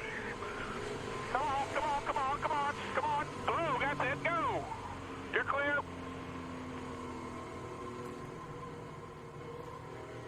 Mike Wallace uses his spotter and does a great job of getting low and avoiding the accident at Talladega. Well, lap number 9, it breaks loose on the front straightaway. A tap between Boyer and Burton, and suddenly we've got a dozen cars spinning back with the green in a moment. Between his own race cars. So what did he do? He implemented a specialized team completely dedicated to restrictor plate racing. Less than a dozen people. Oh, and we've got trouble on the track, and it's Kyle Busch upside down. Big time crash. Kyle Busch goes upside down and rolls down across on his roof here on lap 26. Cars comes back over, and now side over side barrel rolls and comes to rest on its wheels. A horrific crash here at Talladega on lap 26 involving Kyle Busch, and thankfully the window net is down. There's the safety of the 5 car. He moved to the outside to go around Casey Mears. It looked like Tony was going to go out there to help him, and it could have possibly been a little bit of contact. Yeah, it doesn't always have to be, because you can get yourself out there and all of a sudden the air's changing, and just a horrific wreck. But once again, Kyle Busch gets out and walks away. We sure did a lot of damage. It looked to me like right here, as we watch this, it looked like that maybe they all started stacking up. It's hard to say that, you know, Tony Stewart wasn't getting some help from behind, or maybe even further back than right behind him. Like they were all just kind of stacking up. Yeah.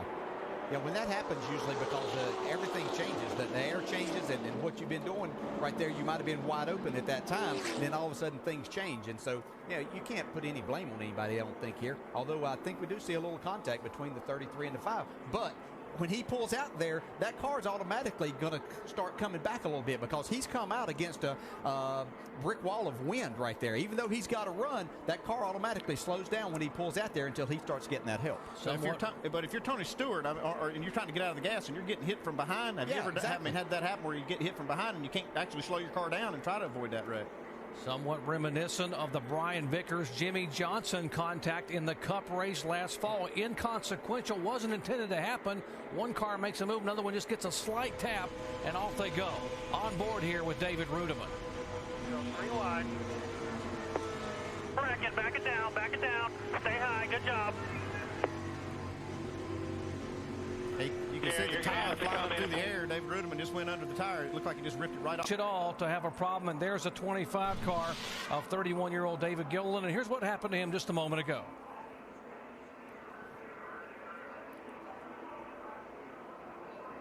Well, it looked like David had thoughts. He had a push from the 33 car of Tony Stewart, and he had thoughts of going around Casey Mears, the leader, on the outside. But Tony was just basically faking him out and went to the inside, and then David tried to cover that spot, and just wasn't there for him to get back down. Yeah, that's a risky move when you pull down in front of somebody that's coming like that. And, you know, it might, especially at this point of the race, it might have been better just to stay up a lane than to risk something to get clipped. But this is a fairly aggressive move by Tony. He's kind of pushing him up through there and trying to go for that spot. And I think Dave Burns, you've got more on Tony Stewart.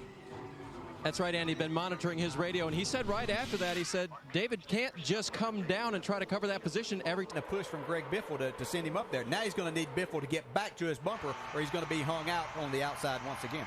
Yeah, the 42 car has been consistently at the front all day. Right. And trouble on a racetrack. A couple of cars involved. Biffle in the 16 car down across the grass. There's Greg Biffle sliding the former champion. John Wood in the 47 car. Okay. Somebody got us in the right rear, guys. Turned his head on in the wall. So caution for the 5th time a day, and John Wood. Oh, we see a big hard bump draft right there, and that was just, there was just too much closure rate. They were coming too fast into each other. Yeah, and he was pushing him to the 42, and then the 16 car, Greg Biffle, couldn't go any further, and he got one more big shot, and that turned him to the right into the wall. Biffle at 190 plus miles an hour with that Ford. Fusion comes across and just catches the right rear fender of John Wood. As we ride on board now with the 90 car of Stephen Light and see his point of view. Good job, man. Good job. All right, talk to me when you get a chance. Just a little. Oh, John Wood just can't catch it right. John Wood was one of those cars laying back with Dale Earnhardt Jr. and Bobby Labonte and those guys. He'd been back in that other pack, and it looked like he had just kind of started to. Here, come on.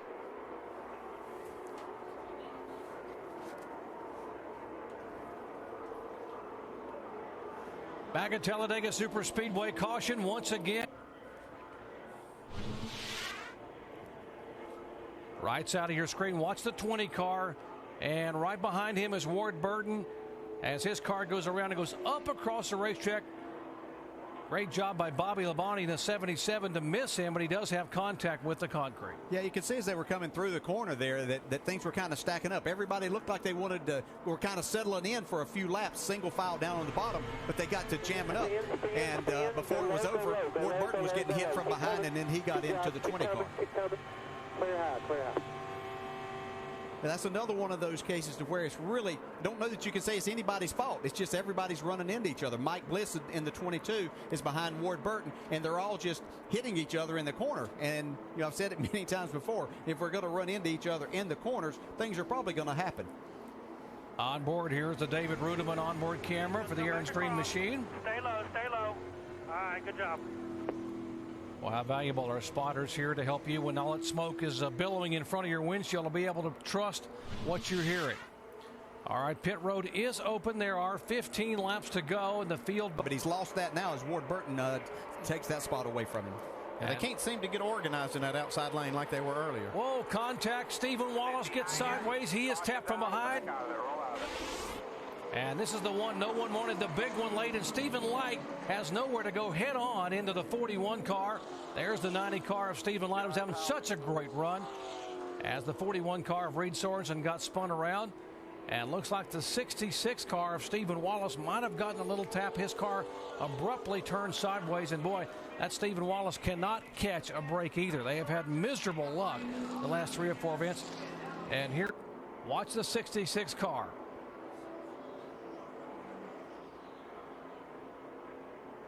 There again, he's up against the car right in front of him, who was Casey Kane, but he's still getting that push from behind because Reed Sorensen can't see that he's totally against that car, and that's where it just gets down to the end of this race, and we start. I say we do it in the Cup race too. You start running into each other and trying to help them get to the front as fast as you can. Yeah, we heard Greg Biffle talking about it. That if you can't see through these race cars, so you can't tell what the guy in front of you is dealing with, and they just start stacking up. Can't really put the blame on one person here. It's just all kind of shared back through there. Yeah, I'm sure Stephen, he's probably got a foot on the brake because he's right against the 9 car, but he's getting hit hard from behind, and then he just shoots him right out of the pack. We've been fortunate all day that we haven't really had very many cars involved in these accidents at a time, but we got down to the end when it was time to try to win, and people like Stephen Light, unfortunately, that weren't even a part of the beginning of this get involved. Well, at least a half a dozen cars damaged in this big one here with less than 10 laps to go. As you're right on board with Stephen Light in his City Financial Ford, let's watch what he saw just a moment ago off of turn 2.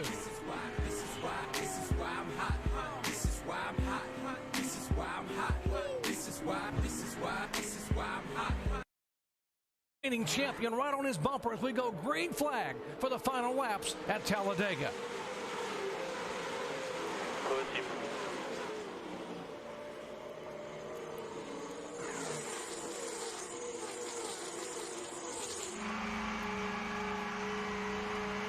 It'll be white flag this time by these drivers.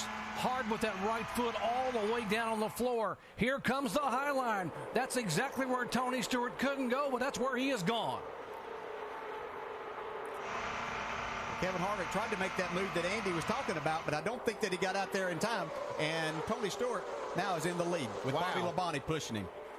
Wow, what a move up from 5th place coming off turn 2. Tony Stewart has gone around the outside to take the lead, and the white flag. It'll be Stewart's first lead today. But he's got a big lead, and that could be a problem by the time he gets to the backstretch. Yeah, this could hurt him for sure because he's got almost too much of a lead. With 1 lap to go, these guys are going to have some momentum on him.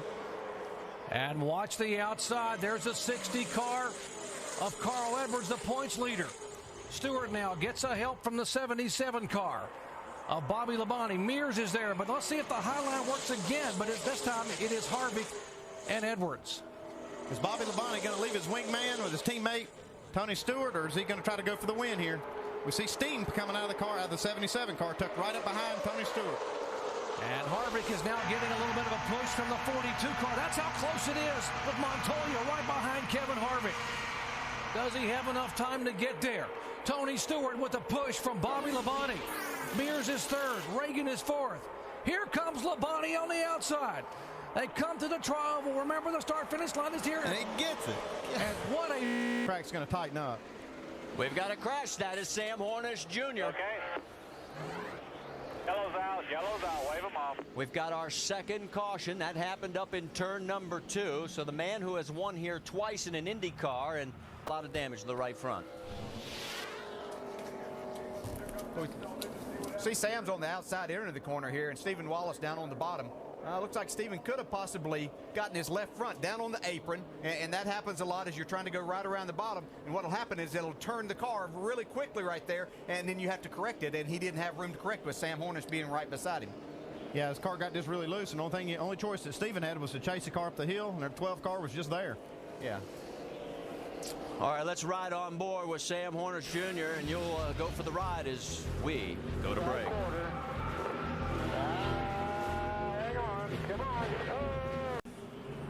You know, the cars are so much different that it's really hard. That might have hurt our chances. We brought the same beast, and it's running out front again. Thank you, David. As you see on the right side of your screen, a battle between Clint Boyer and Shane Huffman as... and we've got another crash. Oh, and it's Denny Hamlin, our pole sitter. He goes hard into the wall. You can see that developing in the left side of that double box we were seeing. As they exit of the corner, when you try to get it, and you can see Matt Kenseth is up on the outside. I don't know that there's any contact. It looks like Denny was trying to get off of the corner hard. And when you fight, what you fight here is trying to get your car turning in the center where you can get a good run off the corner. And a lot of times you have to get it so loose off to make that happen. So Denny Hamlin's day could possibly be over. Spun out or something. I'm not even sure we even touched, really. So weird. He was real low off of 2, like he gave it to me, and then he slid up, and then it's almost like he saw me again, and then he just hung a left and spun out.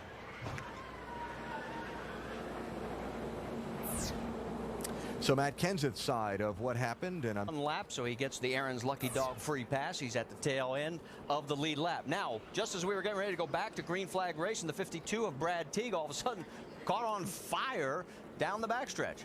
Yeah, we saw a big fire under the hood off of the 50. It was Kevin LePage. What this probably is a loose fuel line or an oil line, and we see how the heat is just bubbling the paint right off the hood. That's a tremendous amount of heat. He's melting the paint right off of that car. What is going on? Yellow flag's out. And Alan, we have not heard from officials exactly what is the wall, and so that's why we are in our 4th caution. Let's go back and see if we can see what happened.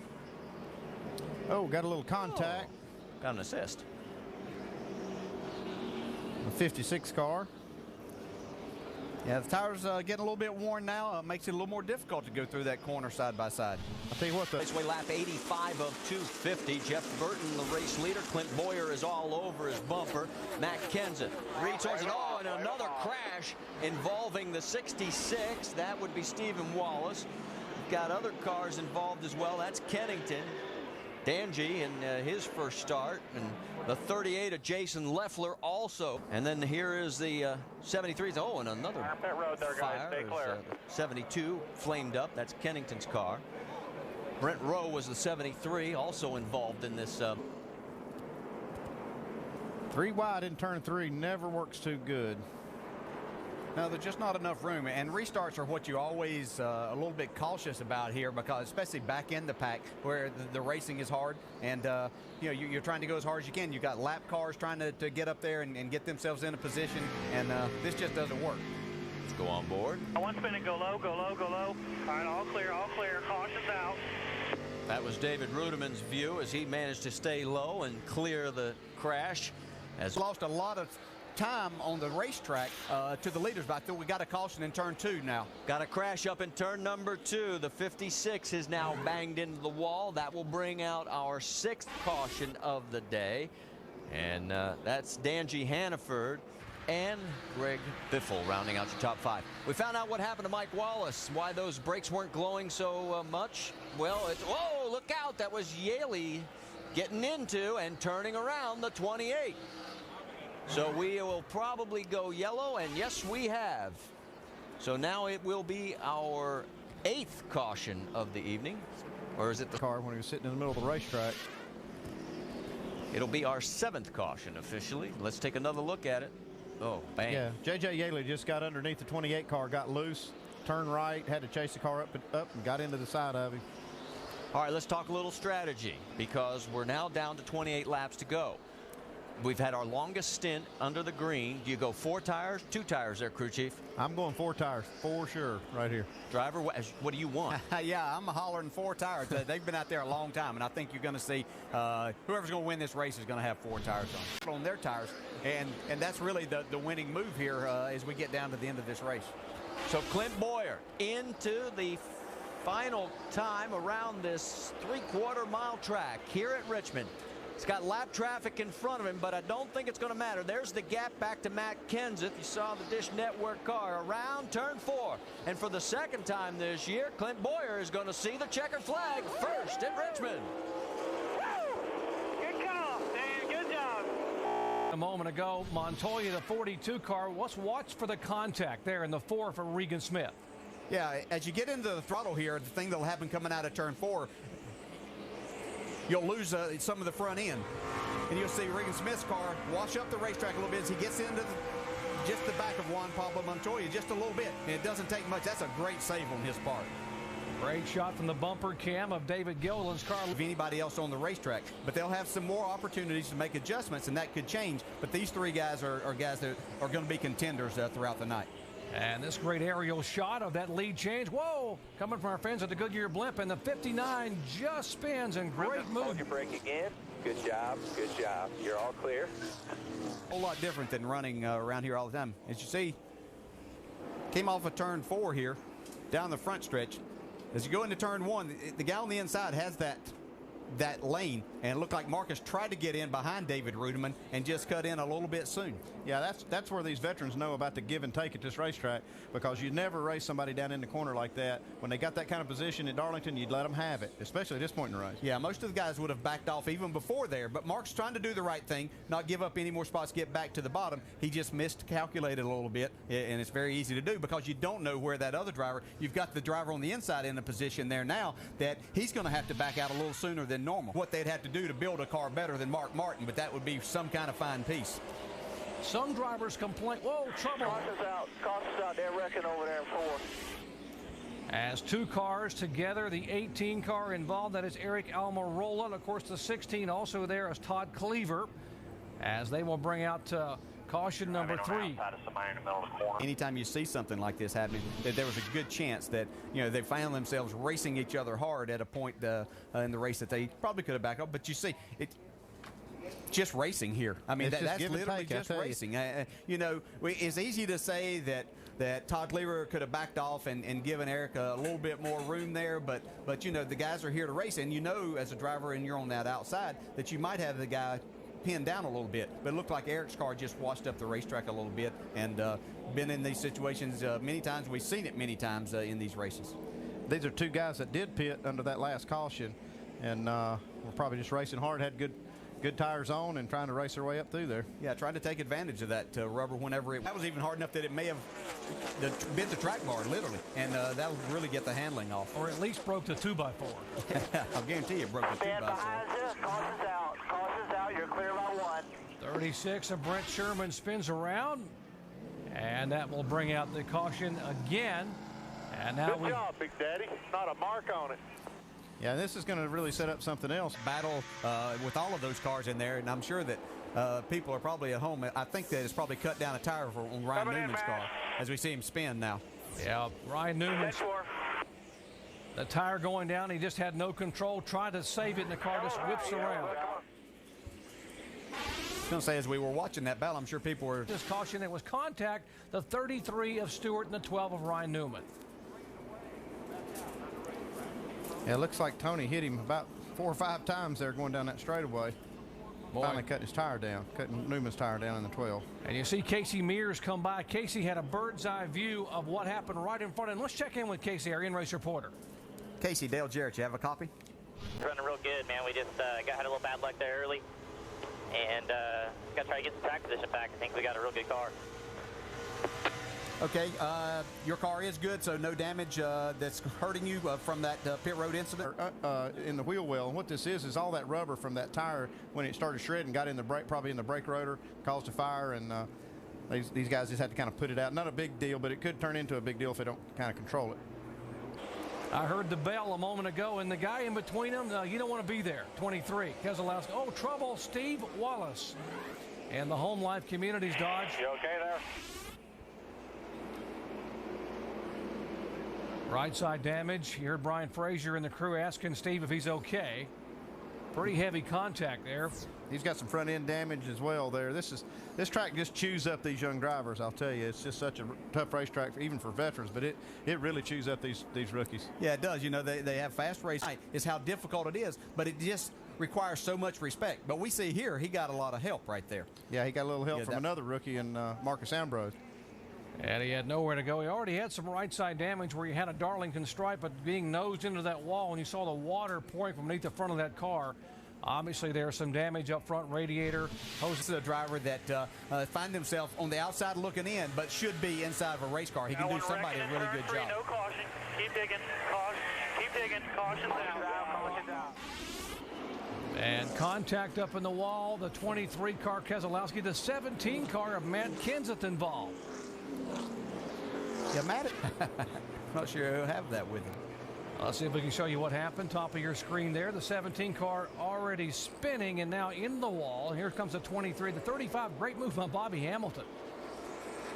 That was because they're on old tires. I can't tell you how difficult it is. You go into that corner as we see the 23 back into the 17, but the damage are already... The veteran driver subbing for him, and Shannon is down in the pits. That's right, Doc. You know, Mark Martin has a lot of fans, including Rick Hendrick. Rick said he's just such an icon. He's the kind of guy to crash on the track. And the prediction from the pit studio is indeed unfortunately correct, as we have caution number 9. Threw into that debris and possibly cut a tire down at this point in time. Yeah, there's a lot of debris on the racetrack. I'd be really worried about that. Oh, wow. Yeah, big time contact. And you see all that debris, all of that stuff. Any of that stuff can cut a tire down. Be surprised if we don't see a cut down tire from some of that. One more look back top of your screen, boy. He just banged it with the back of it, and whoa, look at Shane Huffman's car come off the ground. Does a wheelie. Yeah, you know, all of those little pieces of rubber that Tim Brewer was showing us earlier, that's what was up there where the 25 was. You just cannot get up there. You're totally out of control. You just well not have a steering wheel at that point. Let's ride with David Gilliland.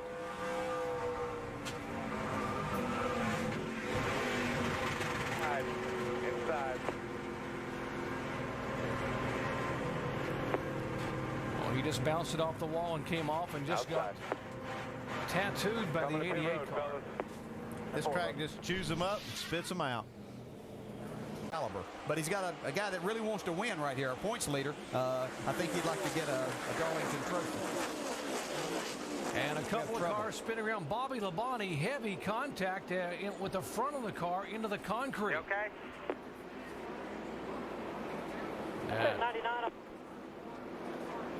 Bobby puts the window net down immediately and is trying to climb out of the car, as that car has had heavy contact. Screen there, his car a little sideways, and then there's contact with David Rudiman, and Labonte's car goes sailing up, boom, head on into the concrete, the inside wall. Well, it's a good thing that safer barrier is on the inside as well, because that was a hard impact. Yeah, it's great that the tracks looked at that and NASCAR looked at that, and saw that that is a trouble spot coming out of turn 4, and they put that safer barrier there, because I know that I've hit that in. The Joe Gibbs Racing team has been flawless all night long. White flag, 1 to go. Just be smooth. Clear by 10. It's like if Denny Hamlin can just keep it between the walls for one more lap, you can get him a win. Yeah, I don't think they had to tell him to be smooth. He's done that for 146 laps, so I think he knows how to do that. But it's nice that the spotters reminded him once again for that last lap. Denny Hamlin won here a year ago from the pole. That is his last win in busch competition. He won at Mexico City a year ago. He won at Darlington. He's had 2 runner-up finishes in 2007, but as of now, Denny Hamlin is a winner in 2007 at Darlington Raceway.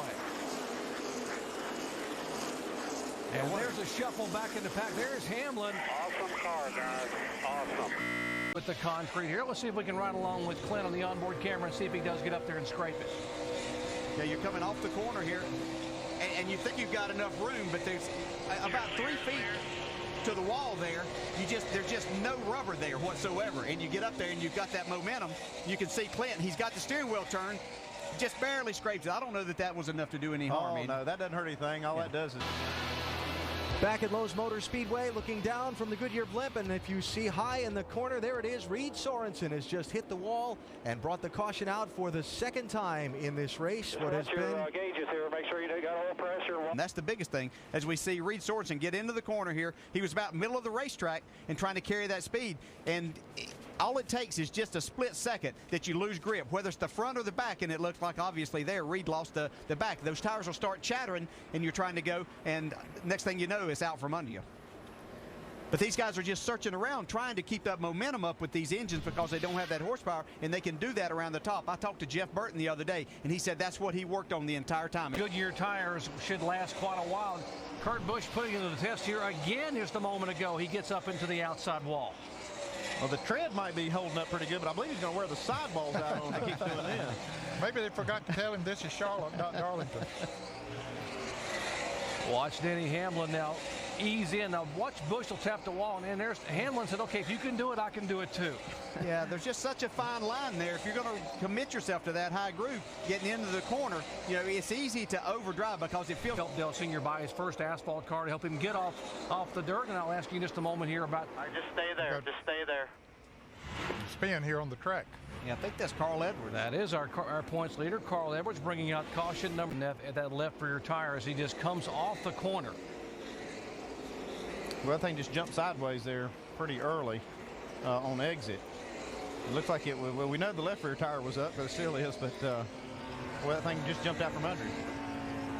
Fortunately, he was by himself. No one close to him.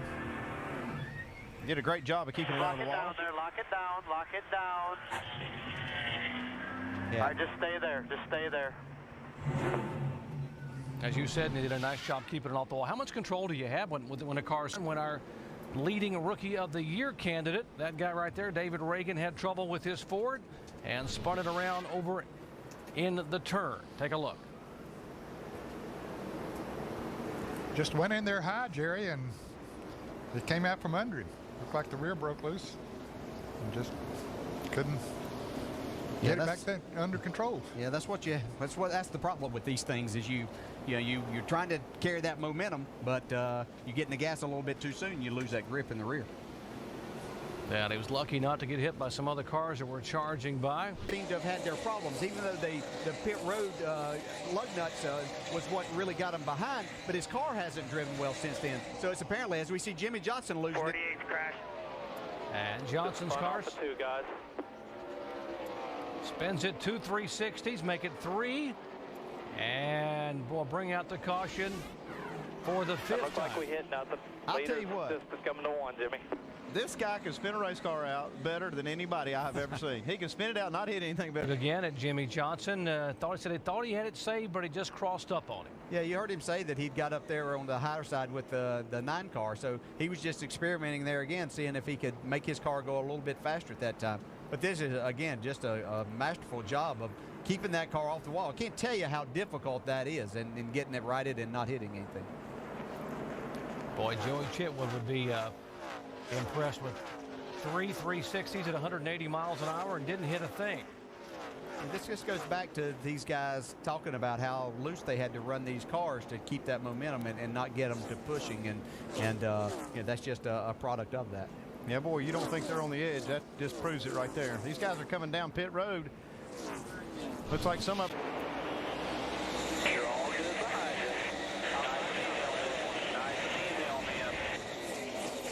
38 down low here. Still down there.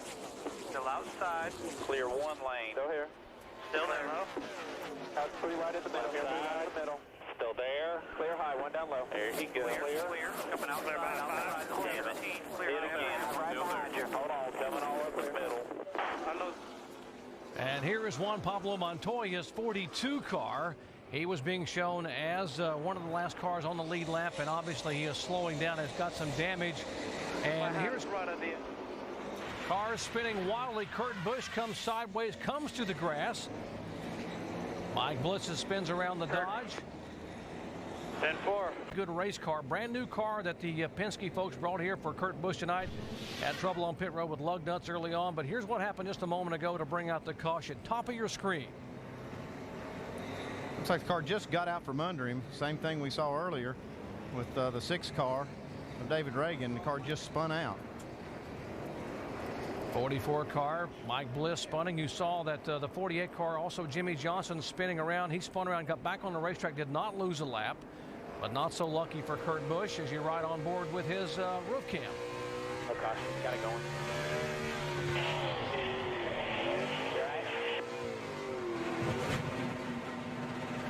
Kurt had been complaining about a very tight car, and I'm sure that they just continued to make adjustments. Kurt. Yeah, looks like they got her on that last adjustment. Yeah, and there again, I'll go back to some of the tires. It seems to be, as we go on the inboard of 38 here, you see that car just gets away. I mean, it gives no warning whatsoever. You think you're just driving off the corner. But I think that's probably the scenario to where he had something. He's certainly keeping Casey Kane honest. He's really keeping pace with him pretty good here, not letting him get too far ahead. And now we see a caution on the racetrack, so we got a whole new race getting ready to brew up right here. Inside, you okay? Well, that's some hard impact we see there on the 14 car. All right, bud. Got significant damage. He's still getting a good jump. That clean air seems to really be beneficial to him. So it's important that he got a good start right there. And historically, this is when the scramble begins. A couple of cars stacking it up in turn 2. The 55, that's Robbie Gordon's car, not coming up to speed, and the cars split and go by him. And thankfully, well, there's the 55 car. A little bit of a issue there. He got a little tap. He got a little out of shape. Car slowed down, but apparently had a tire going down. Yeah, he had something wrong with his race car right there in front of a big group of cars. He's real lucky not to get in or cause a big wreck right there. I'll tell you, Casey Kane whatsoever as he's pulled out to a little over 2-second lead. Casey Kane. Give me one more perfect lap. White flag as Casey Kane comes by. 1.5 miles away from a checkered flag. He won a series high 6 NASCAR Nextel Cup victories a year ago, but his last win came right here at Lowe's Motor Speedway last October. He has yet to go to victory lane this year in Busch or Cup, but what a run by Casey Kane in the final lap coming out of turn 4, and he will come down and take the checkered flag.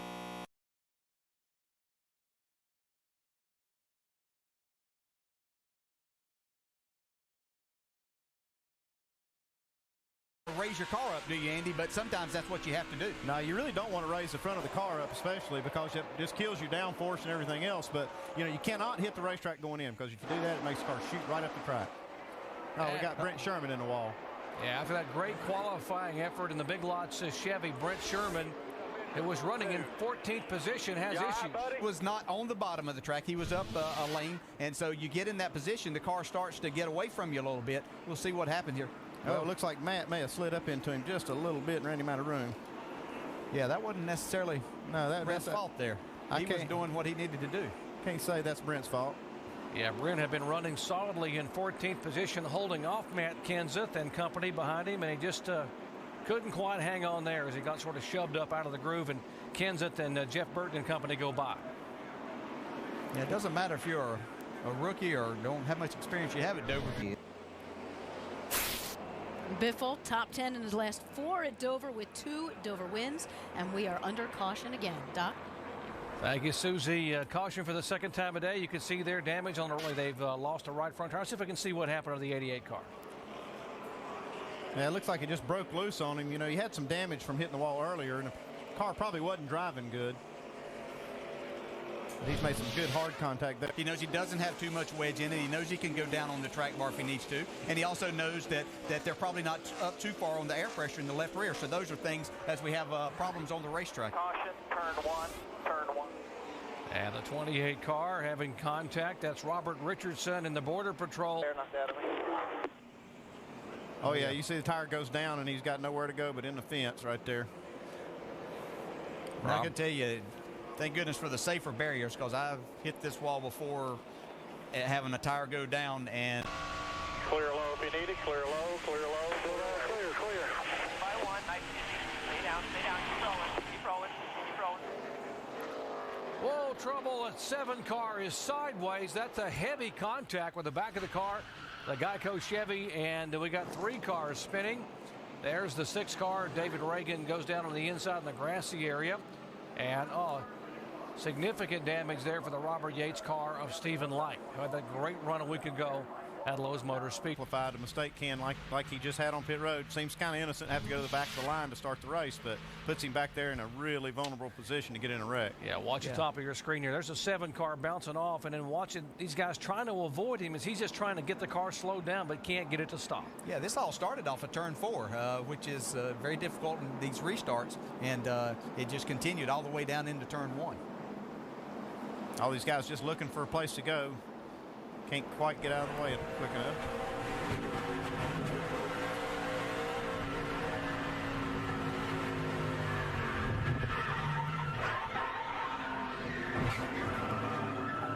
Yeah, looking at that, Mike Wallace might have had a tire going down How bad is to there, start Andy? with. Bad. It hit the rear clip. And watch from the roof camera the 25 car David Gilliland. It's like Mike Wallace got into his nephew just a little bit. Outside, outside, outside. Greet yourself, watch yourself. Good job. Caution's out. Caution number 5 of the day involving 3 cars. Back with a restart in just a moment. When this red flag came out, what's happened in terms of drivers and maybe even exhaustion? We talked about how demanding mentally and physically. Well, you know what, Susie, I think because they've run single file most of the day, I don't think the drivers are wore out. Driving a little more than what he had for racetrack. Watch this just a couple of laps ago.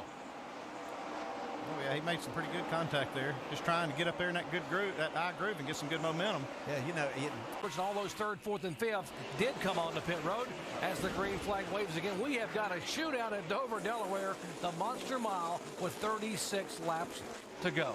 This is going to be fun, but we see Denny Hamlin not wasting any time and going by Marcus Ambrose there.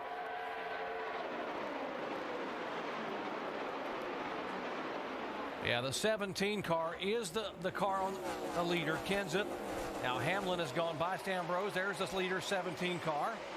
The 16 to Biff. Whoa, big trouble. Out of turn 4, big crash. Regan Smith involved. Here is the Rudeman in the Toyota. You all right, Regan? Just go back to the pit road. Just go back. The 18 of Conway. To the garage, guys. Let's check it out. See what we got. So we can see what happened here. Watch him coming off of turn 4. There's the contact there, the 18 and the 4. Yeah, the 18 gets right in the left rear quarter panel of the 4, turns him sideways, turns him around, and then all these guys nowhere to go. That's what's so bad. We talked about this track, how it's got all the banking on the straightaway, and then you got these 2 walls so close together. There's just nowhere to go. It's almost like wrecking in a back alley. Yeah, exactly. Because you're all going to feed to the same place. We see Kevin Conway doesn't have a lot of experience here. It's hard to say, who's going where there. I mean, as Regan Smith, you're trying to get a run off of that corner, and so you're trying to drive straighter off. And Kevin Conway's car, being on the bottom, has to come up off the very bottom of it. So there's just contact made. We see again as it starts here. You got people back here that are trying to slow down. They see what's happening, and then Reed Sorensen got into the back of David Rudeman and David Gilliland, and they come up through and got involved also. So again, caution here on lap 159. 6 cars involved. Slow down. Slow down. Outside. Okay, go. All right, but be ready. Just be careful with him. Be ready.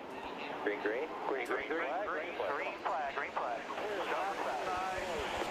After the McDonald's car, the 35 or 2 car lengths. Come back inside. Clear high. Clear low. Some outside. Clear all around. Clear by 21. Now inside to 21. Clear. Clear. Outside to 21. 77. Just ran all over, boys. Greg Biffle spins out of turn 4. He had just gotten one of his laps back as a lucky dog. Greg had just been in the pits and gotten tires, and he didn't move quite as fast as Kevin Harvick did getting back to the throttle in that corner. Now, he was the only car one lap down. Yeah, if he hadn't been involved in the caution, he would have been in line for the lucky dog. You can't bring it out. Yeah, but, you can't. But the rule says yes, you just can't bring it out and take advantage of it. Details, guys, come on. Yeah, and I'm sure he would argue that, well, Kevin Harvick ran into me. That's what brought it out. I didn't really bring it out, but it was brought out because of his spin. Well, it would be the lucky dog because I didn't cause it. I got spun out. All right, Kevin Harvick into the back of Greg Biffle. Caution number 8 here at Dover, Delaware. We'll come back hopefully with a green flag in just a moment. You know the day destroys the night. Let's check in with Dave. And Doc, right before that green, Scott Wimmer's crew brokered deals with lap cars as we have a crash on the backstretch. That's Jason Keller, who was having such a great run, running in 13th, spinning around. But they brokered deals with lap cars. Scott said the problem I'm going to have is with that 59. He's running awful good, and I'm having a hard time. I think I'll have a hard time getting around him. And we see here as he come out of turn 2, gets a little bit of help. Yeah, this didn't look like his fault, but still gets turned around and gets a little damage on his fender and front end. Maybe they can get in there and get him straightened out and still get a decent finish out of it. Yeah, he stayed on the lead lap. He did a great job of not hitting anything as he was spinning there. Again, that doesn't happen very often here when you start spinning out. But maybe they've got some tires left, as we see from up above. 42 just gets a run on him and gets into the back of Jason Keller. I tell you, we've seen a lot of that out of Montoya this year. He's very aggressive, especially after restarts. One more look at the contact. Keller. Jason Keller making his 3rd start of the year, driven all the way up into 12th position before that tap by Juan Pablo Montoya. You see Rudeman going by on the high side.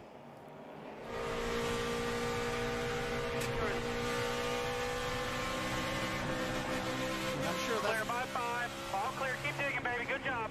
Yeah, that's something that Juan Pablo is just going to have to understand and learn about this racetrack, because that is one of the very characteristics of this racetrack. This is going to be a single file restart also, so that may help out a little bit as we see Brad Keselowski, who had a great run. He's on the lead lap. Back up, and again, Denny Hamlin holds that high line. White flag. Yeah, Scott Wimmer's going to give it one more try here, and he might hold the throttle down a little bit longer this time. But we've got caution. Final lap, white flag has already been waving, so it will come down to the checkered flag as the caution is out. And the Carl Edwards has won the race for sure. Yeah, Carl, I'll tell you this crash, it was here in the final laps down in turn 1. A 16 car, Biffle goes around. And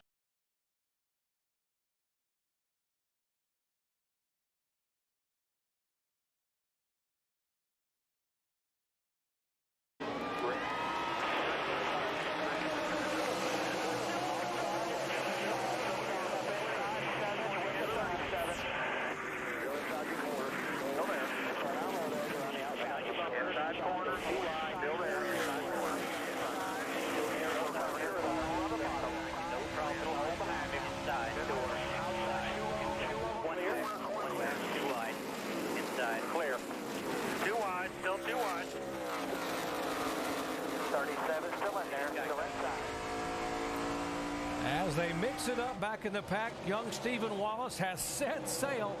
Whoa, trouble here on the front straightaway. Curtis Davis is sideways and into the wall. He spins around. David Rudeman's car also looping around. Brett Sherman. bring it in when the pits are open. We're going to change the 4 tires and fix the left rear. Major crash, Jerry. Took and had about 4 or 5 cars in The first lap, there, the 99 car was involved. There's the contact there, Krisaloff and Curtis Davis.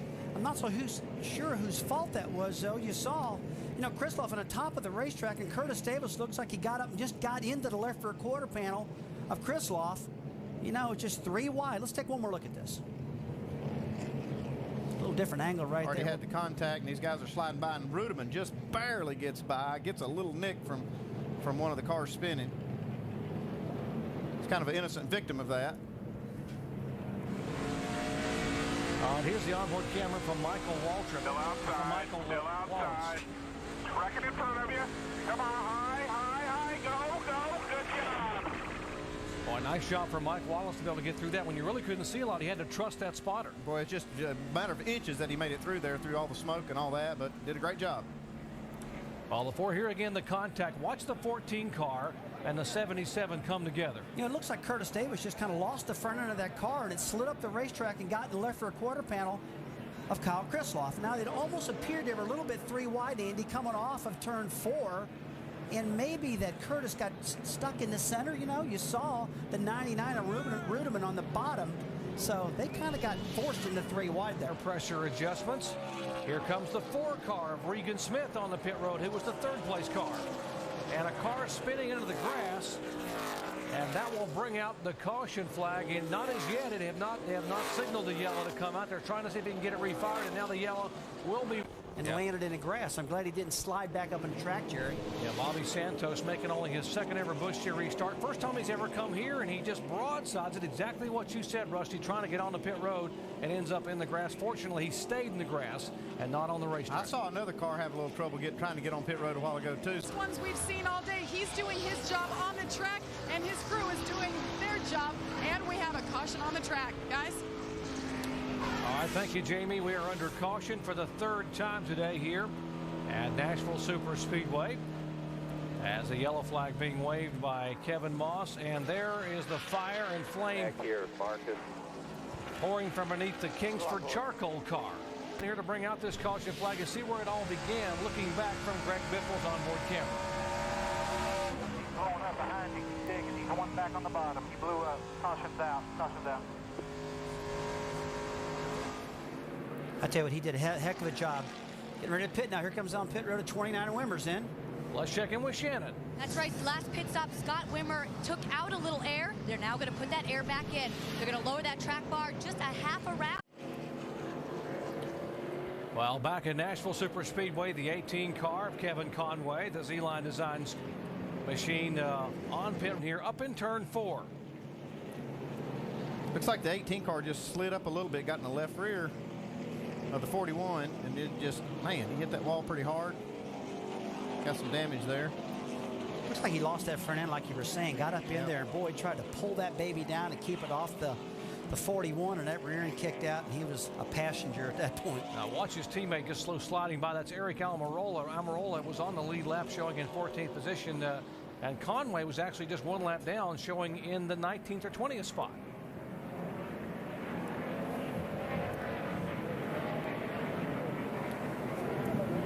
Well, they pitted on lap opportunity to get a good finish here tonight. And here's the reason for the caution flag, the 5th one of the night. Yeah, looks like a tire went down. Looks like the tire went down. Looks like a right front. Down, clear down, drop, clear down. And nothing he could do about that. That tire goes down. And take over the 3rd position. The fastest car in the field is definitely Jason Luffler by almost 2 to 3/10 of a second, but he's going to run out of time. It's 1 to go.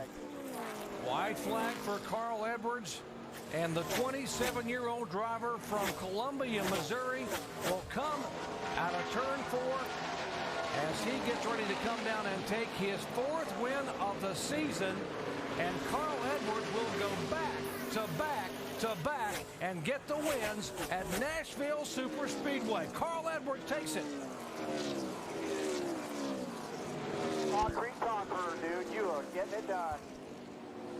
roads as they come around to turn number 3. Marcus Ambrose got a great restart, Rusty. I tell you what it's all about. If you can get those good restarts and get it taken care of early enough, man, you can pass a lot of cars. And that's just what you had to do. He went around outside.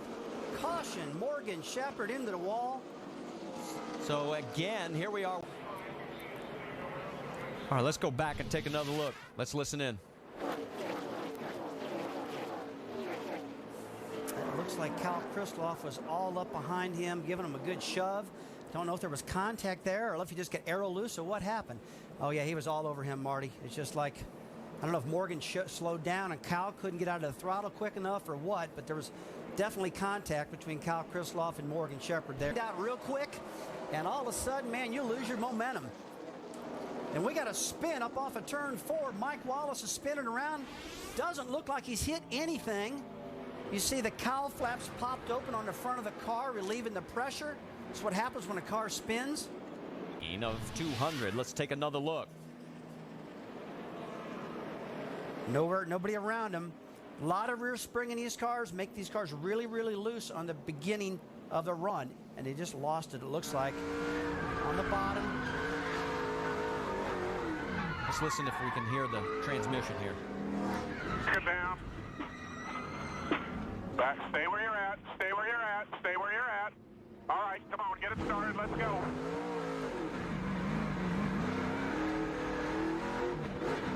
Trouble on the racetrack. And we've got a crash, and it is the 17 of Danny O'Quinn into the wall. Right at turn 2, a lot of damage on the left front, the left rear. Caution comes out on lap 91. Take another look.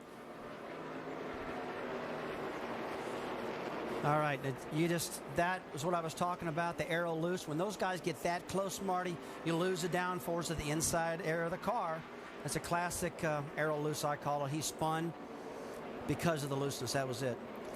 Now, this is not a good thing for Danny. He looks like he got loose, lost the front end, come up in the side of Richard Johns, and party was over at that point.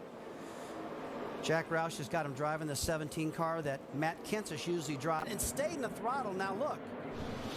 And we've got a crash as we come back on track. That's Bobby Hamilton Jr. as he has smashed the rear half of his car. This is all happening down in turns 3 and 4. You all right? Also involved is A.J. Frank. We talked about Bobby Hamilton being one of the regulars that could probably get the job done here. And he just went 3 wide trying to get along the outside of the 56 car and just ran out of room. Classic case. What we saw earlier in the event, first couple laps, matter of fact. So we go on board with Bobby Hamilton. Just listen in.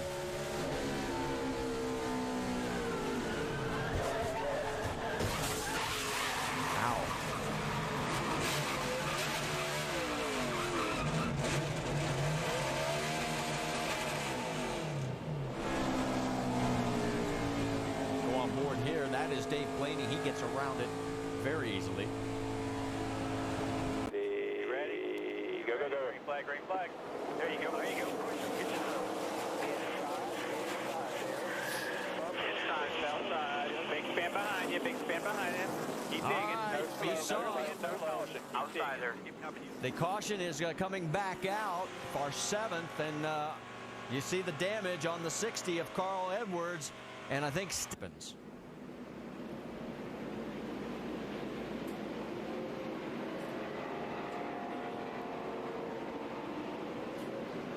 Yeah, he definitely got into him.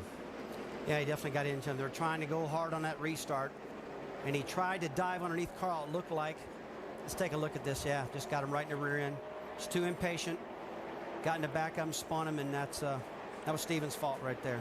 All right, let's ride on board the 60 and just listen in.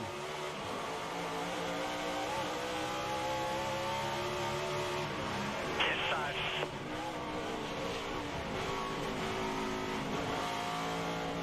Outside there. Keep coming. Yellow is out. Yellow is out. So that's my eye, and he stayed out on that last yellow, got his lap back, the final one. Oh, no, and he's got it loose. Just as we sing his praises, he cooks it. And then there's more action behind him. That's Steve Wallace. We got one spinning behind you. So I'm wondering if maybe some fluid got dropped on the track, because it doesn't look like either one got tapped. I think what happened is it looked like the 4 car just got loose coming off the corner, and everybody started checking up. It looks like Steven might have got hit in the back. 5 to go. Let's take another look. Okay, Regan just getting the top of the racetrack, gets up on the gray part of the track, just gets loose, spins to the bottom, no harm, no foul. So we can get a replay a little bit farther back to see what happened to Stephen Wallace back there. Yeah, you're right. There's damage in the right rear quarter panel of Steve's car, and that wasn't there before. Now I see Cal Krisloff's car coming by with a lot of damage. I don't know if he was involved in or not. We'll have to see what that is. Take one more look at it. Here from this angle.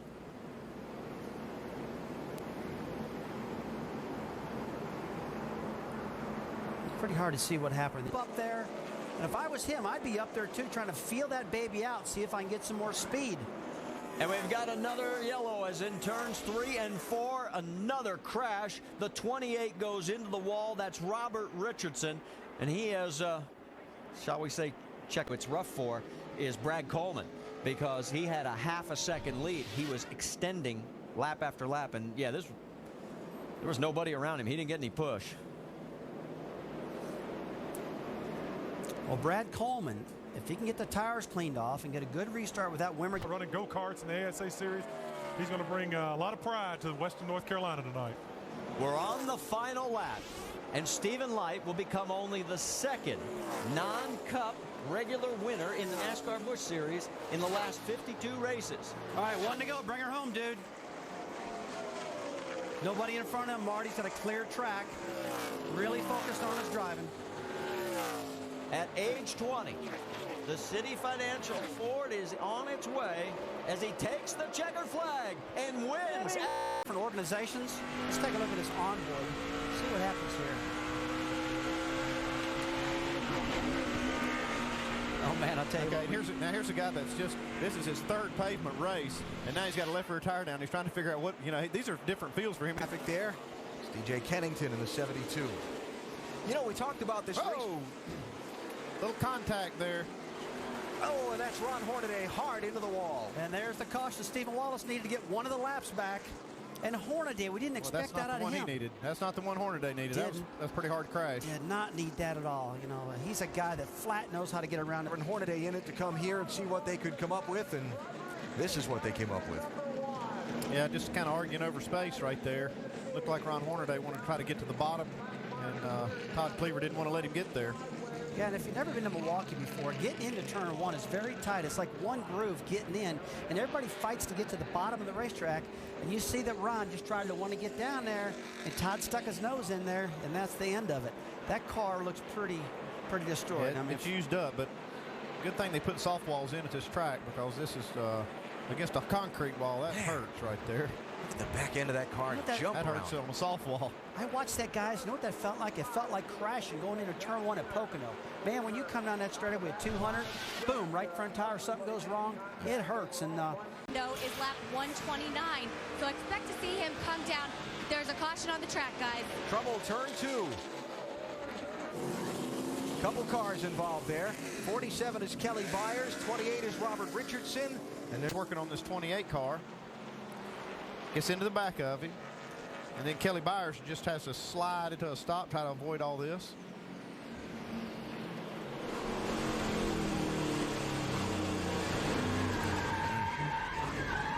All right, guys, we got spun. Stop it, stop it, stop it.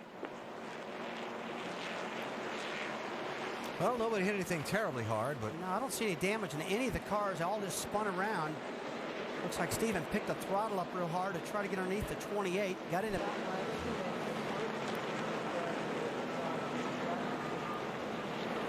Caution has come out here at the Milwaukee Mile. Scott Lagasse Jr. has just crashed in turn number 1.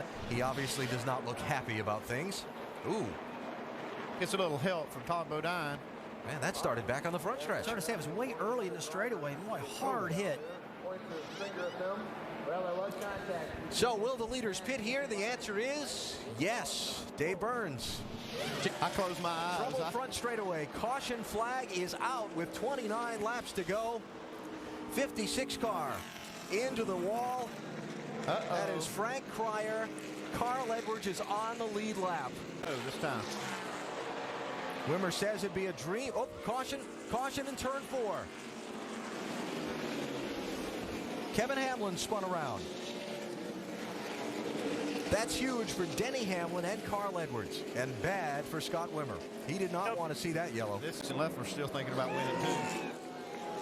Oh, that's Mike Wallace in the 7. Little nip there. They were racing for position, Wallace and Hamlin.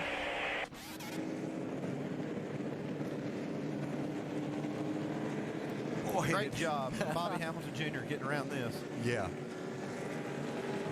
More. Show it to me. Give it to me. We dug down deep through the floorboard and into the asphalt on that one. That's for sure. Because, you know, a clean air is the coolest Trouble, thing in the turn world. 4. Got some cars spinning around. Caution flag is out.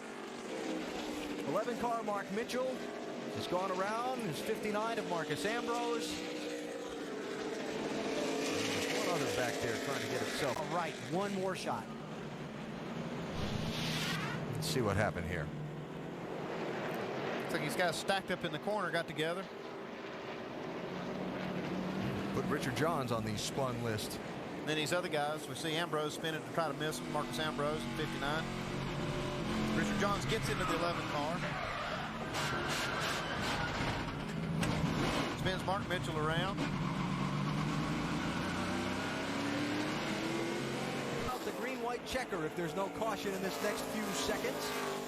Scott Wimmer in 29. He beat Denny Hamlin the last lap by 10. And there it is, white flag, final lap at Milwaukee. I don't believe he's going to have enough time, but Wimmer's got the fastest car on the track right now.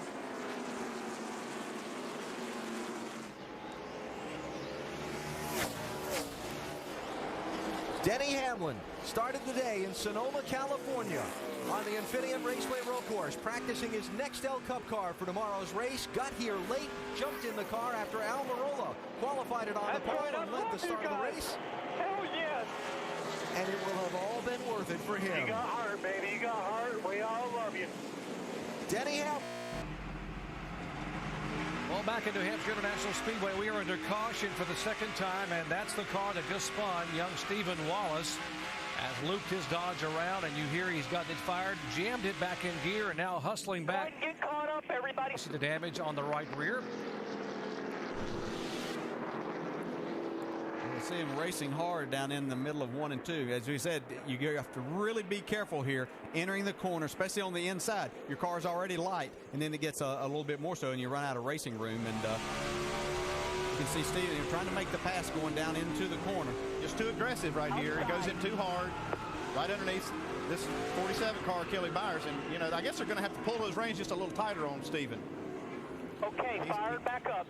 Kenny Wallace is going to have to tighten up a little bit on this young man and try to keep him a little more calm. And now, isn't that what Kenny was just saying a moment ago about having him be very patient entering one because the car's The strategy being played out, but there's nothing better than having 4 tires on your car here. It just gives you that. We've got the crash over it coming off turn 2. You got 3 cars involved off of turn 2 as they've had contact. And up on top of the 1 car is Marcus. What happened? The 25 car is David Gilliland on the inside. Yeah, very similar to what we saw with Stephen Wallace. You get real loose down on the bottom, and it looked like that Marcus Ambrose didn't give him a lot of room to try to catch the car. And then they banged wheels and spun out there, but you didn't get to see what happened. But it looked like that 1 car maybe ran up underneath the 59 after this.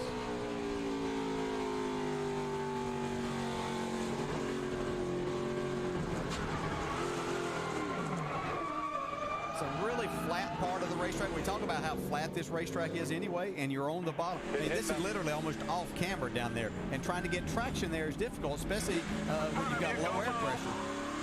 So it makes it very difficult to try to make that pass. You really lose a lot of grip, and you need a little bit of room to catch that. And obviously Marcus was trying to run his line and not give him that. And listen in just a moment ago. We had Brian Patty talking to Juan Pablo Montoya. Montoya backs it down. We got a car way up on the wall, and that is the 0 car. Oh, heavy impact for Eric McClure. Yeah, good to see that winning net coming down. That means he's okay. You know what? Yeah, when we turned around to look over there, he was up on top of the wall. That come down after a hard wreck like this. Oh, look at this. Backwards already up on the wall. Wow. I bet he's glad that's a safer barrier instead of concrete. Almost tipped over there. Yeah, this is going into these corners again. You're running over 150 miles an hour, so the impact and for some reason with this banking, as we've changed that over the years here, we've seen as cars hit these walls a lot of times that they will get up in the air. Nothing quite that severe, but I don't know exactly what it is about the way the wall is and the banking that can create a situation like that. But it's nice to see he's okay. Yeah, Mike, we saw that 2-car coming off turn 4 a while ago, just completely sideways. Trouble spin. It's Bobby Santos, the youngster, has looped it around over in turn 3 and kept it out of the wall. Did a Joey Chitwood 360 there, and now we'll be under caution for the. Did you spin out here like that and not hit something? Just inside of the 90 car, Stephen Like, and there was a bit of contact there as he went by. Yeah, you know, I don't know who you put that on, because, you know, it looked like one was moving up and the other was kind of coming down, and they were anticipating each other's moves. The way I always look at that, though, the lead lap guys got the track. Yeah. The guys with the lead lap.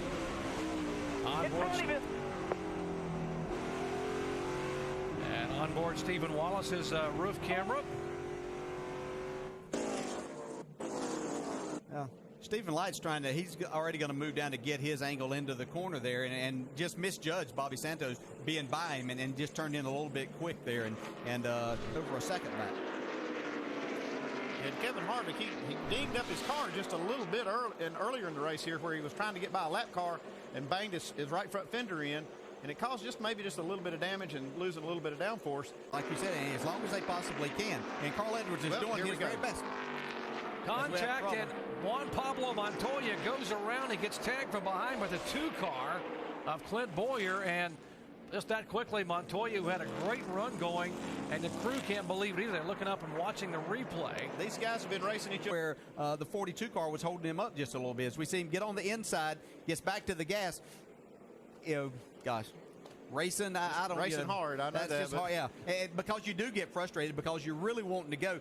Clint saw that as his opportunity maybe to get to the inside of the 42 and make that pass, and his car's coming back in now. But yeah, the onboard camera there, you see the contact. You can't say the 42 did anything wrong. He ran his line, and your line is cutting back across there, and you know that as a driver. But again, you can get a little frustrated. Alan, you have a little more? Pit stops here. Matt Kenseth's team saying we're not going to. He's been driving his into turn 3 also, because he knew that the car was getting in there really good. Payoff lap right here. And he get it done. Final lap, they come up off the corner, turn 2, half a lap away. Edwards is there, 2 car lengths back. He's going to drive it for all he's worth in turn 3. Here comes Carl Edwards, 1 car length all the way to the bottom of the racetrack. Can he get there? Harvick hangs on. Gas it up. Out of turn 4, Kevin Harvick becomes the 21st different winner in 21 races here in New Hampshire. I guess only appropriate car 21 did that, isn't it? What a car. Came all the way from 35th starting spot. Here's a move by Blaney and the Toyota again on the inside. Whoa, trouble the 99 car. David Rudiman has had contact, heavy damage on the front of his Camry as 3 cars spinning off of turn 4 here in the short shoot. Out, guys. And Stephen Wallace, see the 66 car on the right of your screen slowing down. Yeah, we see a little bit of a wiggle. Then he chases it and just loses it. Looks like the tire did go down. Oh, and that 99 car, David Rudiman, just in the wrong place at the wrong time. We got some big evasive moves coming here. Yeah, Mike Bliss, the 22 car moves, slides to avoid it. Stephen Wallace trying to hang on, Rusty. He's trying to hang on right now, Jerry, but we're watching the car as it came down pit road a little while ago, and it looks like the car's not hurt. Well, it caved in pretty good behind the left front tire. The right side's not hurt. That might be able to get that car back out there. On board with David Rudiman.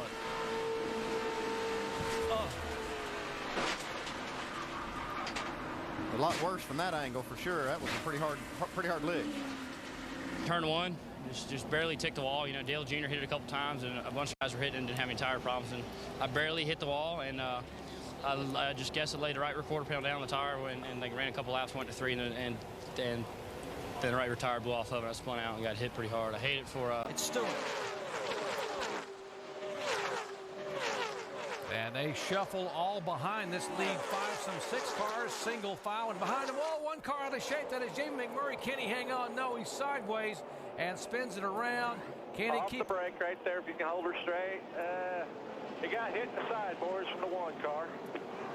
That was almost a huge wreck right there. Get her going. We're going to put 4 on it. 4 tires here. I'll tell you what, he's got to keep that thing rolling. It's like getting stuck in the mud or stuck in the snow, man. If it stops, it's not going. He's got the momentum. Contact. There's the contact. It looked like Jamie's the one that got into the one car. Yeah, I'm not so sure. I don't think the one car did anything, did he? It looks like Jamie drove up into him. Yeah, J.J. Yaley minding his own business and felt a bump and then saw the 37 car sliding beside him. That was a nice job there. That's very wet grass, and somehow he managed to get that car stopped before he got to the concrete wall on the inside. Just see these cars just fighting for position, and not enough room there for him to get clear. Well, I tell you what, when you're getting loose, that's one thing. But when that baby changed directions and the front end is pointing at the wall, man, as a driver, you're holding on. And now as you're getting through that, you see the inside wall coming, so you're steering that thing all you can. You're on the brake, off the brake. And how in the world he spun that car out and kept the motor running. Good job, man. I'll tell you, good job out of McMurray. These guys are just jockeying for position here late in the race, trying to get in the right lane. Friday, come low, come low, come low. There you go, Dave. Stay in the gas. Keep going. Clear high. Get back up there. Boy, great job by Clint Boyer in the 2 car and the 24 of Casey Mears. Here's the 29 of Wimmer. Watch what he saw. Clear, clear. Easy, easy. Come on, come on, come on, come on, come on. That way, buddy. As they're getting ready to enter turn 3. So that's nothing. Let's watch again like here. Let's take a look. It looks like Marcus Ambrose got in the left rear quarter panel of him. I think they just stacked up. It looked like they just kind of got stacked up, and then he got a little contact from behind. I'll tell you what, there's a lot of contact. It bent that quarter panel way up. Yeah, give a call to Regan Smith, the Army car. Guys, I tell you what, the 24, he just needs a little drafting help to get up there. And boy, did you see that little while ago? That 25 car, David Gillian. Got in trouble. Whoa, dead trouble. Sideways. 42 car, Juan Pablo Montoya sideways, sailing toward pit road, somehow gets it right. Go down pit road, just decrease your speed, decrease your speed, decrease your speed. And caution will come out again here today. 4 tires, right here, 5, 4, 3, 2, 1. Reduce your speed once you get there. I'd watch Montoya right in front of Casey Kane, gets sideways, almost gets the back end of Tony Stewart. We've seen some real close calls today. And he had the worst case scenario right there with a 9 car right behind him, with Casey Kane right on the bumper of Montoya. Got him really loose. In and out, in and out. In and out. And they get it done. Can Kyle Busch somehow avoid the jinx? A green-white checkered for the first time in 2007. Who's it going to be? Kyle Busch, Kevin Harvick, Dave Blaney. Here comes Mears. Here comes Boyer. I'm afraid Kevin didn't good enough restart. He got too far behind the 5 car in that one. 10 car was about a car behind him. Kevin was about a car. Look at Boyer going to the outside. He needs some help to keep that one going, though. Yeah, he slides up to the high side, and Tony Stewart feels the hole right on his inside. They come off of turn 2, 187 miles an hour, and Kyle Busch stays hugging to that bottom groove as there are 7 cars lined up in the bump draft. Jerry, that's where he's got to stay. You see the bump draft going on right now with Casey Mears, but that 5 car of Kyle Busch, he's got to keep it glued to the bottom. If he can keep that thing on the bottom, he's got this race won. And you know what, guys? If he wins it, he deserves it, because he's had the fastest car all day long.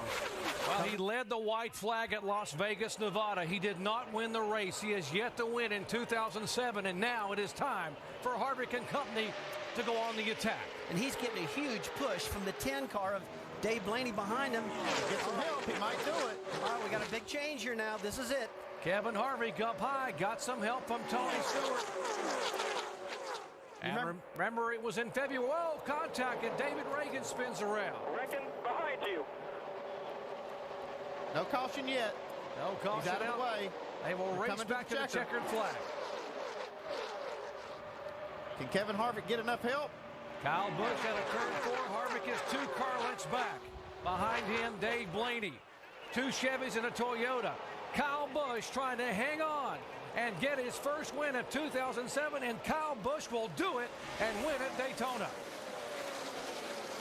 I'll tell you what, I'm going to start driving better. But those low air pressures, that baby gets sideways sometimes. Yeah, we see some give and take off the corner here. Oh, got a... Whoa, trouble. Ryan Newman's Kodak Dodge has had a hard impact into the concrete wall, and the back of the car pushed in. Ryan was one of the early favorites here, having been the most laps twice in the race here. And there we are in progress. The car's already backwards, and it goes right up across, so just like you said, Rusty, right across into the wall and just nudges that left rear quarter panel. Yeah, Jerry, I'm not for sure that might have started a little bit earlier in what we just showed you this, and we'll go back and try to find some more. But no, it was a hard impact right up in the safe barrier, and thank gosh for the safe barrier. You know, he hit left rear instead of driver's side, so that's much better. Yeah, that's still a hard lick, though, and even if you hit a softball, it's still a hard lick. Watching from Stephen Light's onboard camera, you see the car just snap around on Ryan Newman, and we are under yellow for the first time here this afternoon. You know? All right, seems to be a problem that's happening all over this racetrack. Just a moment ago, it happened to Jeff Burton. Watch here. Let's take a look. Oh, yeah. Greg Biffle gets right on his tail, makes him kick the rear end out, and that's what it's all about.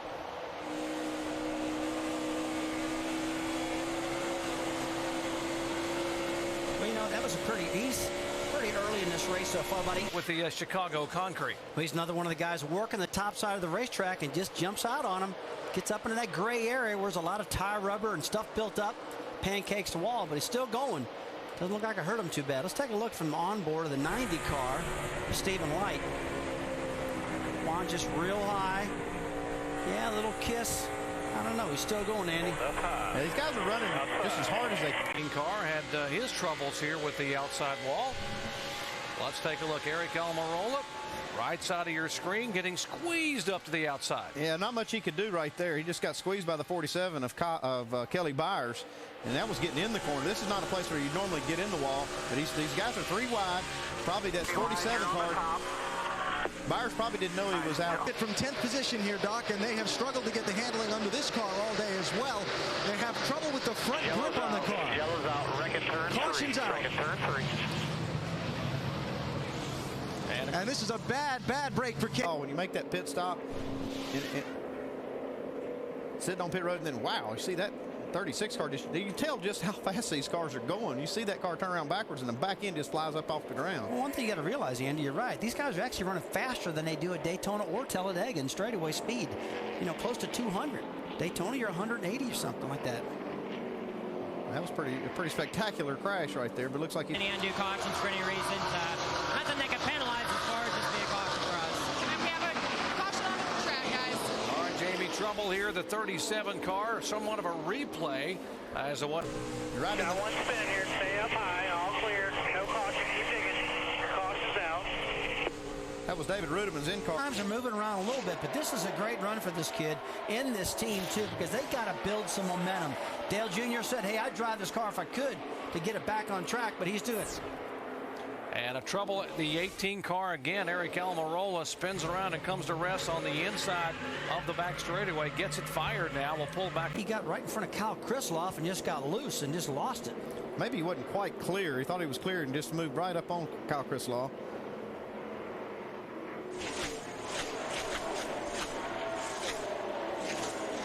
Cars are really moving. Things happen quick when you're going that fast.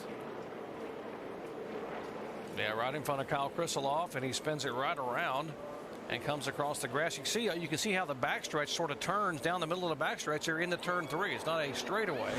It's a back curve away. Curve away. Thank gosh it is, because it gave them all a little bit more room before they hit the wall. Nobody hit the wall. If that straightaway would have been straight, they'd have probably hit it. Just a slight miscalculation on Eric Almirola. Thinking he was just about clear. It's on a 1.5 mile racetrack. There's something about this 21 car and Kevin Harvick. Something about this 21 car and Kevin Harvick. Every time they get together, it seems like they're always in victory lane. That's a great combination. His 181st career start in NASCAR Busch Series competition. The 2-time NASCAR Busch Series champion Kevin Harvick comes down, and the margin is still a second between Harvick and Kenseth. And so sailing out of turn 4, Kevin Harvick will become a winner here at the Windy City. Kevin Harvick pulls it off and becomes the first repeat winner at Chicagoland Speedway.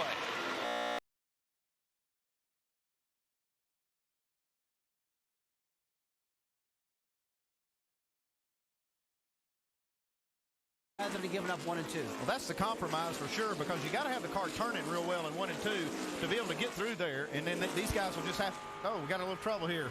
Contact. It is Stephen Wallace and the Home Lap Communities Dodge up across the racetrack and just tags the outside wall here in lap number 5, and that will bring the corner. Something. Actually, it looks like we got to see some smoke.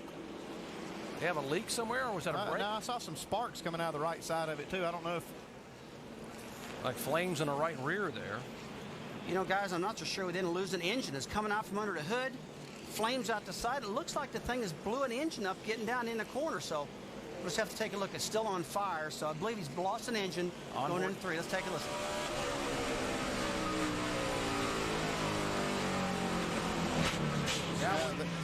Now we're being told from spotters that he has said on the radio that the brake pedal went all the way to the floorboard there. To business. As the green flag waves, Scott Wimmer leads early, but caution at lap 5 when Stephen Wallace ran into trouble in turn number 3. Jamie is with him now. Well, Stephen pulled into the garage, popped open the hood. He got in there. He's working hard on the outside of Dave Ruderman. Yeah, there is a little bit of a second groove starting to come in, it looks like, especially off of turn 2. They're getting a little more momentum. Oh, up the racetrack. I don't know if he got in the wall or not. Clear. Whoa, good job. Oh, Bliss, big hit. Oh, and he gets sandwiched on the side there by the 14 car of Kyle Krisaloff, who had nowhere to go. He had traffic above him, and Bliss's car comes down across the race. Bad damage. And I was so thrilled that RC called him about getting a chance to win here at the home racetrack. Let's take a look and now watch the 21 go high. He just got loose, Andy. It looked like getting in the rear and kicked out, brought it up the track. But when that happened, he slows up. Yeah, it looked like the 24 car just got into the back of Mike Bliss in the 22. Then it sets this up right here where you see the 14 car come in there and hit him really hard on the side. All right, different angle here. Now watch a 21 go up. See if you can see the left side of your screen here as he goes across the racetrack. Watch the 22 come into your picture here as he comes back around. There's the tag. You can just barely see the contact. Well, you can see it all started with the 21 when he got loose and went up the racetrack. It startled everybody. And then the wreck and just keeps happening behind it. You got tagged from Landon Castle. The 14 car comes through of Kyle Krisaloff, and there's a wrecking way behind him. Everybody's trying to slow down, and they stay wrecking. It looked like Kenny Wallace was trying to get up across a racetrack, up out of way. He's right on the bottom of the racetrack. No problem. He gets taken. Caution, caution. He gets hit from behind because of the chain reaction. Everybody trying to slow up. Big boys. Yeah, Kenny could see what was happening. He backs off the gas and then just gets hit from behind. All right, Brad Coleman's on board. See how fast things happen here, and you can't see very well with all this smoke. Brad Coleman does a great job of weaving through it. Well, Brad Coleman was right above Kyle Krisaloff, which is one of the reasons Kyle couldn't move up, and Brad happened to be in. It doesn't happen. You need to be in that thing a little bit. You take a look at Scott Wimmer. He's done a great job out there with Richard Childress Racing. He's understanding this car. We got two guys here getting together. Contact. Going around behind. Your caution's out. Good. That's what I was talking about. These young guys, you got to pull the reins back on them. Travis Kittleson in the 20 car and the 24 car. Landon Castle coming together. Joe Gibbs' car. Ain't nothing you can do.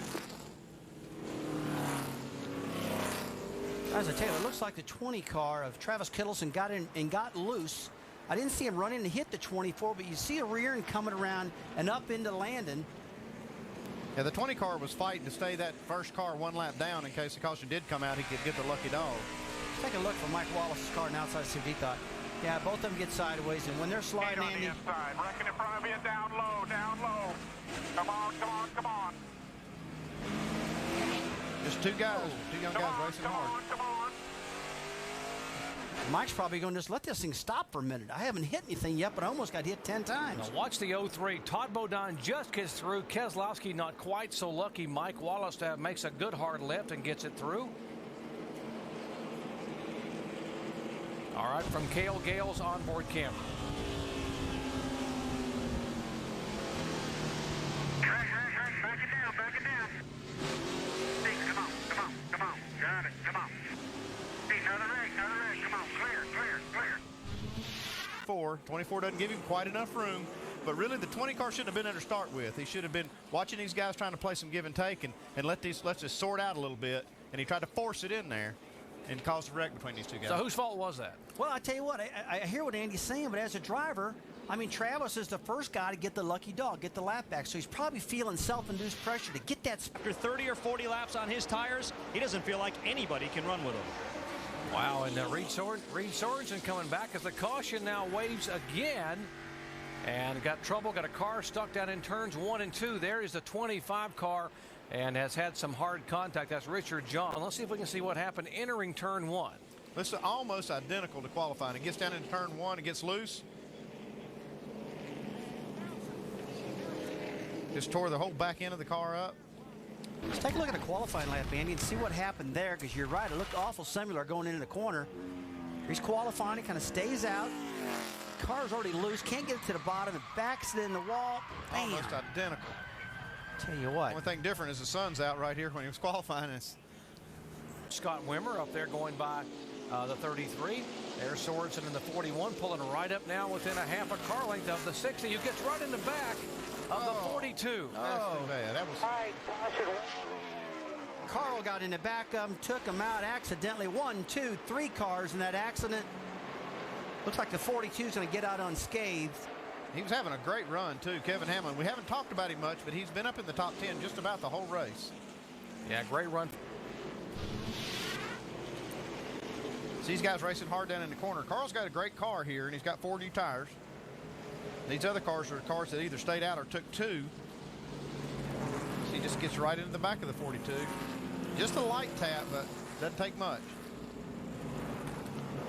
Well, to tell you what, the positive thing, that's a bad thing for Carl Edwards and Kevin Hamlin's mind, everybody's mind. You don't ever want to see a driver take another driver out, but probably going to help Edwards. I know he didn't mean to do that, but now these caution flags are really going to help on the fuel, and he's going to be the beneficiary out of this whole deal that he started. Wow, Scott Wimmer did a great job to miss those guys. Yeah. 33 car didn't miss and got into the wall here. Ride with K.O. Gale in the 33 right here. You see this wreck happen just in front of him.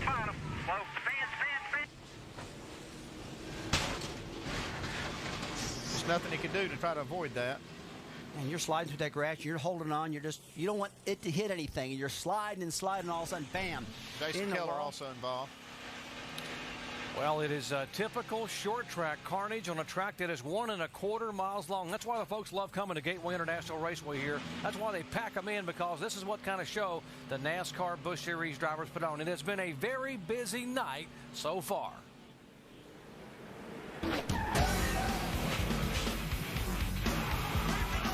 Caution, caution. Going around behind, your caution's out. Our home in the top 5, Mike. It's been a rough last 25 laps or so for Tom Bodine. First he was clipped by the 9 car, and now there's trouble on the racetrack. And it's the 60 car, our points leader, Carl Edwards. And coming to you guys, here we come, coming to you. Camera and see what happened as he goes sailing down in the corner.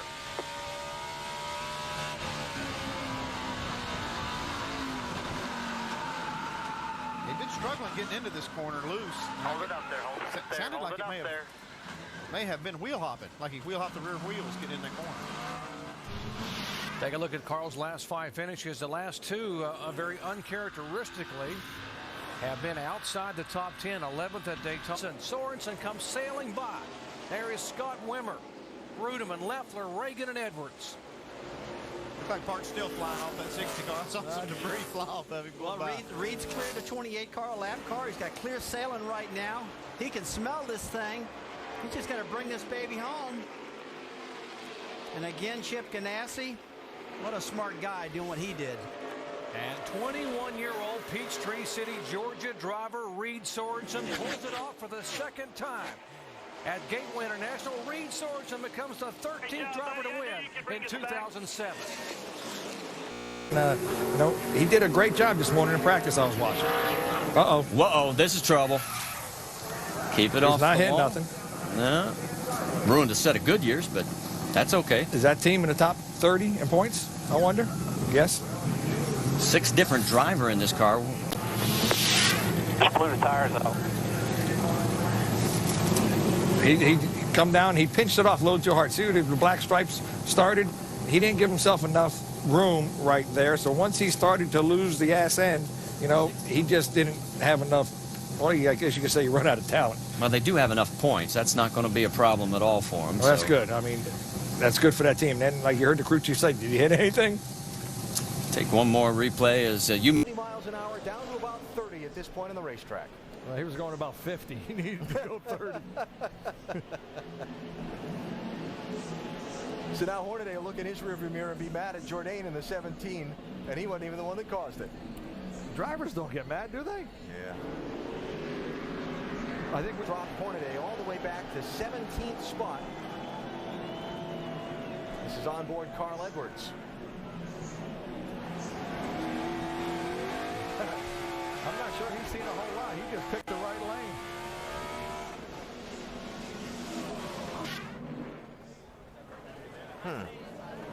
Stop! Okay, I stopped. I mean, that was literally at pit exit, and he just came off the pit lane, so I'm not sure. Flag on the course as of yet. He's driven it away. Hopefully he realizes his spoiler's jacked up about 3 foot. Boy, did they make contact before he spun? Or? No, I think David just got out of the way, and Jorge just got in there and miscalculated the corner and got in there really hot real bad. Oh, there's Greg Biffle paying a visit to the gravel. He said his car wasn't turning too good. Apparently went straight down at the hairpin. Yep. And Getters has got some more problems. And he may be any of the front runners pit, or are these caution laps enough to get him fuel to the finish?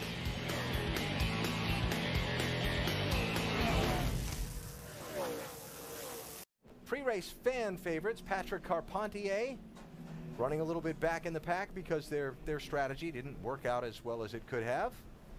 And now going to run a little farther back in the pack. Yeah, he was setting up the guy in front of him, and the guy behind him says, well, sorry, I'm putting my fender in there, and it turned him around. Now down in the hairpin, the race for second. Ron Hornaday to the outside of Scott Pruitt. Not Ron Hornaday, Ron Fellows, I'm sorry. No contact at all. They both just spun. And look at Robbie Gordon fighting his way to the inside. On board Scott Pruitt.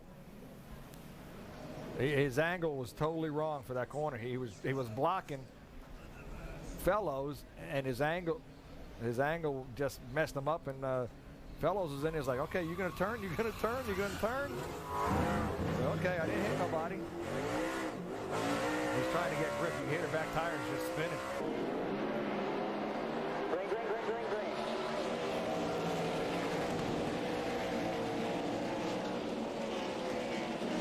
Harvick inside of Pruitt for 4th place. Pruitt shuts the door on him. Harvick hits him back, and he gets Fellows. Big pile up down in turn 2. Took out his teammate. Took out his own car he owns. They're still running into each other trying to get through it. Brad Coleman involved, Ron Hornaday involved, and up front, Robbie Gordon by Ambrose, who goes back on him. Caution flags waving. Well, we'll wonder what the loops are with this thing. Boy, we didn't see the pass, but it looks like the back of England. Well, if he started it, you know, you have to be able, you can give it, you got to be able to take it.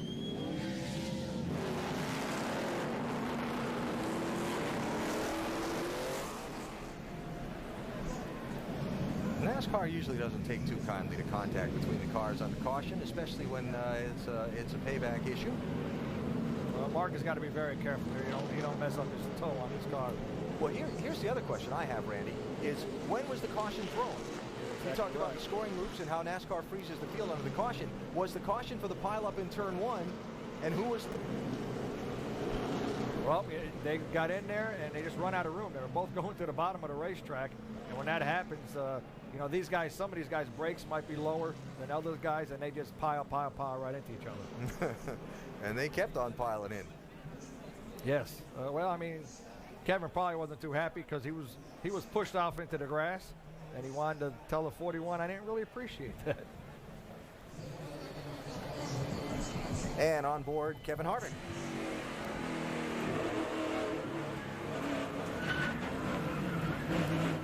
Yep, he got in there on the outside of the guy and got pushed into the grass and trying to make it back to the inside. And for Pruitt.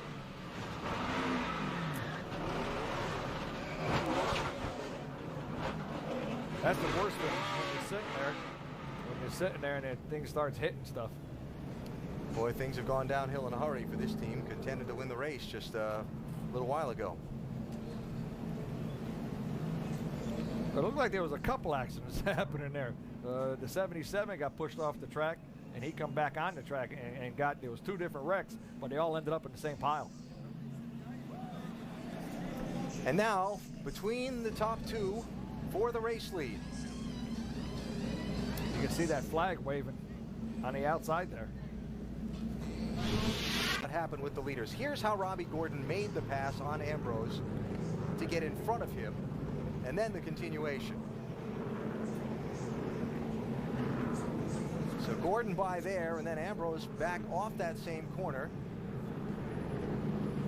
Ambrose corners, what's it going to be this time?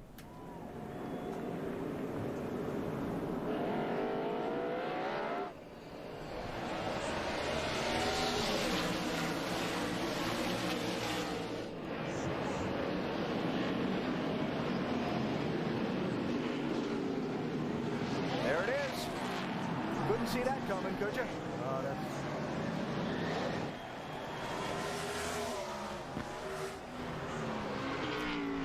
He might just have to drive off the island because NASCAR might be just a little mad at him.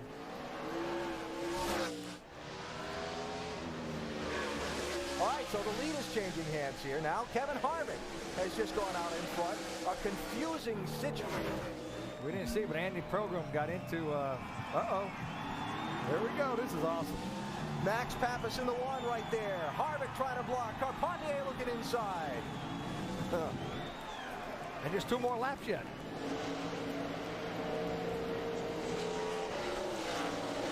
Andy Program got in the back into the side of the 59, so Andy was leading the race for about 2 feet. So here they come to the white flag to begin the final lap. Kevin Harvick is the race leader. Patrick Carpentier in the 22 from Quebec is second, trying to find a way around. Max Pappas is third in the 1. 13 corners to go. Patrick got in a little hot there. He's opening up the chance for Kevin to get away. Here comes Max Pappas inside of Carpentier. They're going to make the corner. One of them.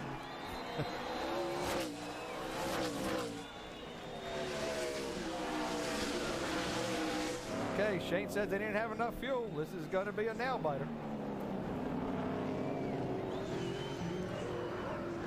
The big hairpin turn coming up might be Carpentier's best opportunity to pass Harvick if he can get close enough. He's not right now. Got 2 more braking zones to reach him.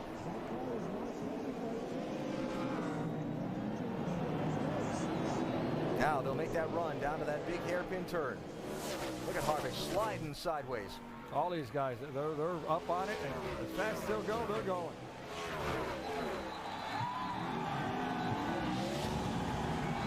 Listen to the Quebec fans screaming. 1, 2, and 3. 1 more corner to get it.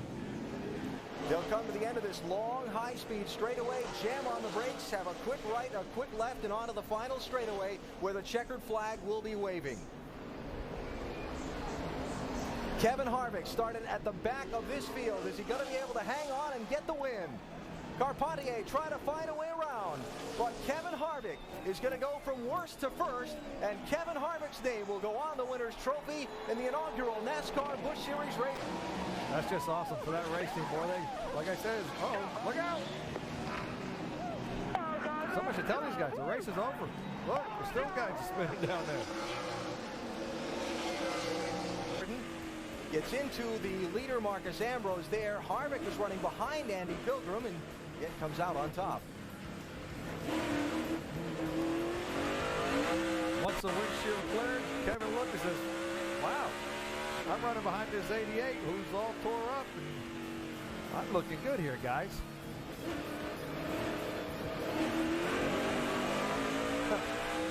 To come out, he would have to pit under caution and go back to 35th. 59 of Marcus Ambrose has some contact with Garcia. That's why Garcia went around. That's down in turn 1. You know, I wouldn't doubt it if Marcus Ambrose got in deep. Let's watch this now. Marcus is in about as deep as he can right now. Can't get out of the throttle because he's carrying so much speed, and he gets in the back of Alex Garcia. That's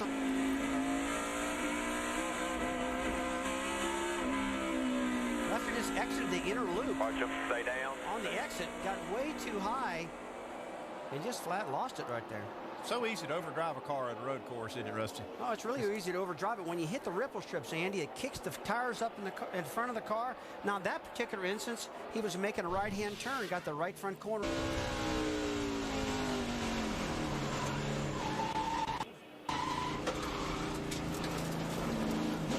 Yeah, it looks like maybe the 29 car got inside of him, and he maybe didn't see him. You know, the good thing about, if there's anything that comes good out of this with David Rudiman here getting turned a little bit, is that if it was perfect, these drivers go. And trouble on the racetrack indeed. The 66 car for Stephen Wallace has come into contact with a guardrail, and that will just out of the groove here. There's nowhere to go right here. It's almost like running in an alley with these guardrails on both sides. And he just got into the entry of the S's and got too high, tried to make too late of an entry, it appears, and got out in the gray. All right, guys, good to hear. He was racing hard for the lucky dog. Well, Kurt Busch just able to get by as he came right across National in a moment.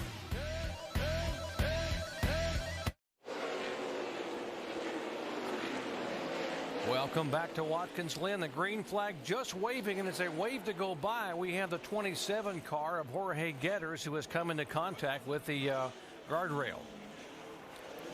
That righted and headed in the right direction. Here's what happened on the restart just a few seconds ago. It's on the outside of the track, and you think he can get it gathered back up, but he gets in that grass. It turns him around. He lost traction. Bam! Into the wall. At least it wasn't driver's side first. He's no problem right here. He's on the asphalt, but he just catches that grass right there that shoots him right into David Rudiman, the 99 car. You gotta believe he was on the throttle hard when he hit that grab.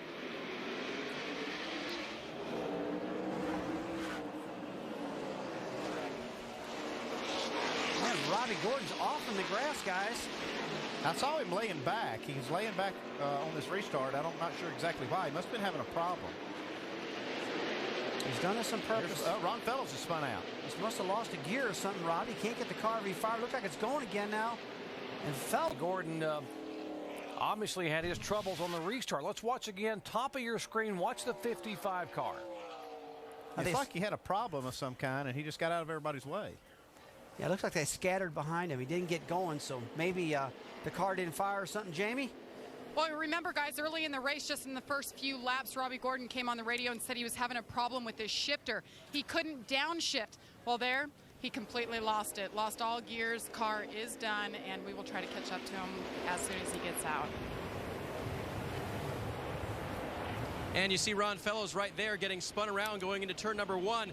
The crew would have loved to hear an explanation from Ron, but they've been having radio troubles all day long. Here's the explanation. 3 wide going into that corner is not going to work, and Fellows takes the worst of that. He was communicating to them by hand signals. Wow, big tap right there. Fellows goes around, but it's been a long day for him not being able to talk to his crew.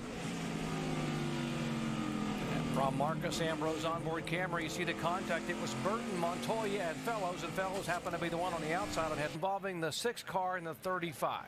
Looked like the 35 car, Bobby Hamilton Jr. was trying to just dive in there on the brakes and gets into the 6 car, David Reagan. They kind of spin in harmony. Now the question mark I've got, why is the caution flag out? Because the 6 didn't, you know, he got out of there, he got going.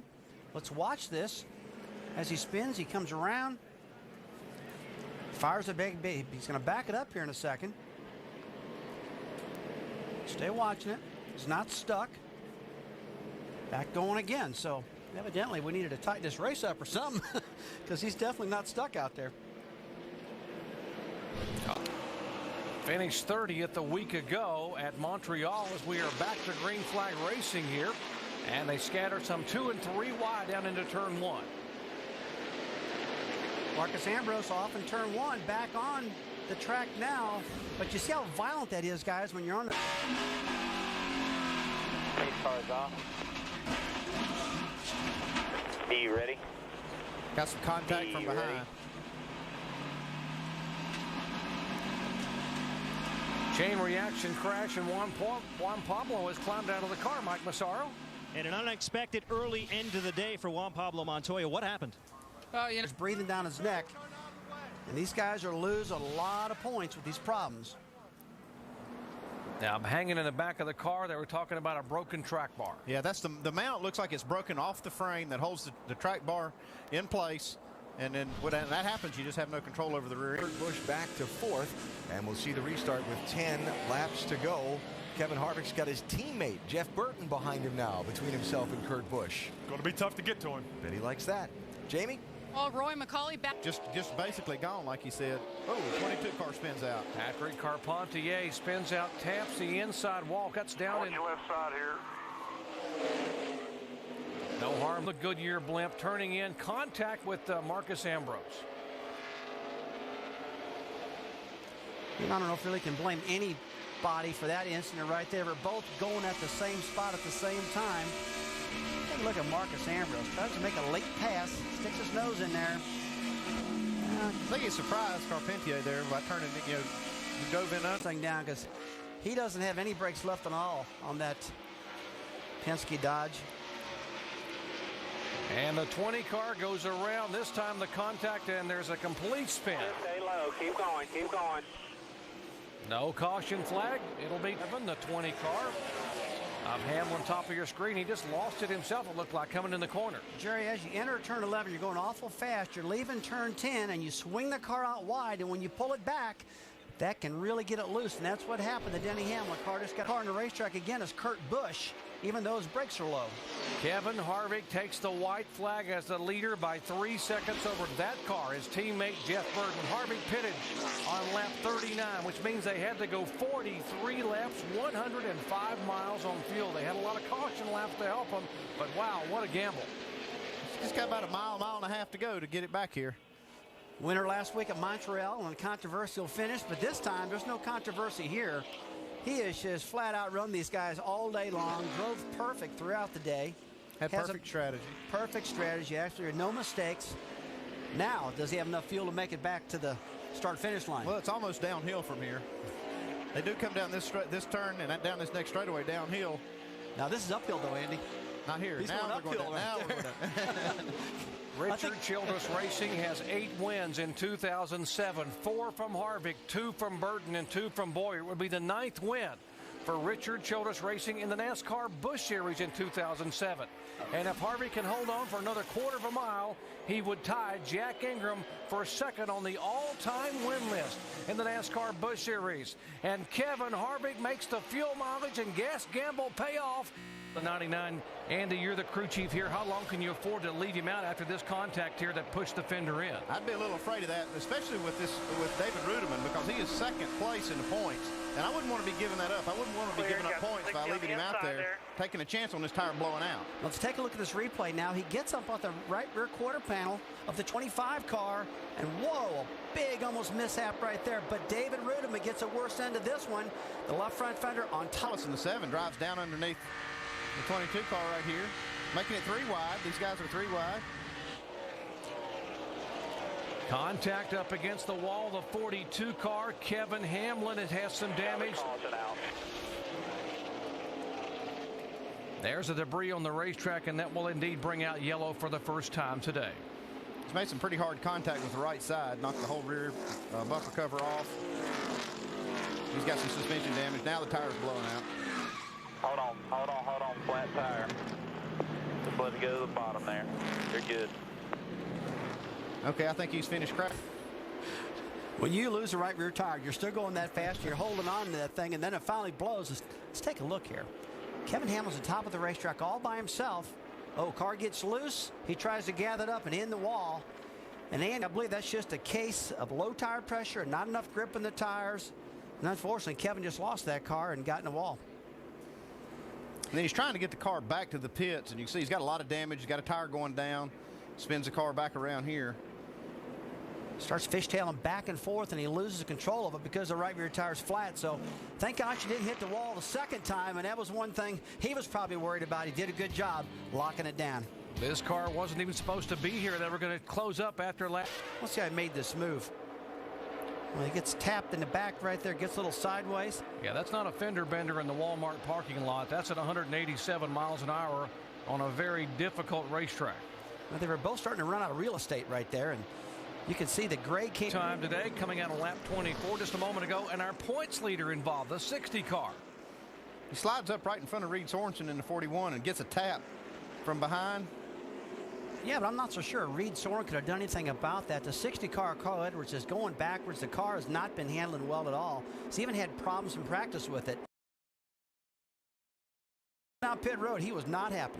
Now we see him waving over here at these. Watered and a couple of them peel off. We saw the two Fords peel off a moment ago, and Biffle's car got loose when the 17 was behind him. Now the 17 car gets a bit of a push from the 10. And the 33 car of Tony Stewart, who had just dodged a bullet a moment ago in that pit stop with a vibration in the right front, now spins it around and brings out caution for the third time today. Caution's out. He just basically loses it up there in that upper groove. I don't know if he got into maybe some loose stuff up there. Boy, he's really lucky that 12 car Sam Hornish didn't make contact. Yeah, it's pretty unusual for a driver like Tony Stewart, as good as he is, to get that car out from underneath him off of 2, because it's a corner where generally you don't get loose. Just follow along here. He's in the throttle, just breaks away. Now he stays in the throttle, locks it down so the car doesn't slide back up across the track, and that's what you got to do. Jump. Now earlier, here's what happened to the 77 car of Bobby Labonte on the restart coming out of turn 4. See, Tom Bodine in the 0-3 just ran him out of room coming off turn 4. A rocket. He's had a fast car these last 10 or 15 laps, but he hadn't. It's just too much distance between him and this 20 car of Denny Hamlin. He's taking the white flag. 1 to go right now. Denny Hamlin's outrun the field by 0.2 a lap, that last one, and he has clearly had the best car throughout the day, guys. He's worked the top side, he's worked the bottom side, and Jerry, this guy has got it going on right now. It's run out again, sir. This 5 car may be out of fuel. They like ran it too close. Mark Martin in the 5 car got all the way to the 4th spot, and with 1 lap to go, a half a lap to go, they're out of fuel.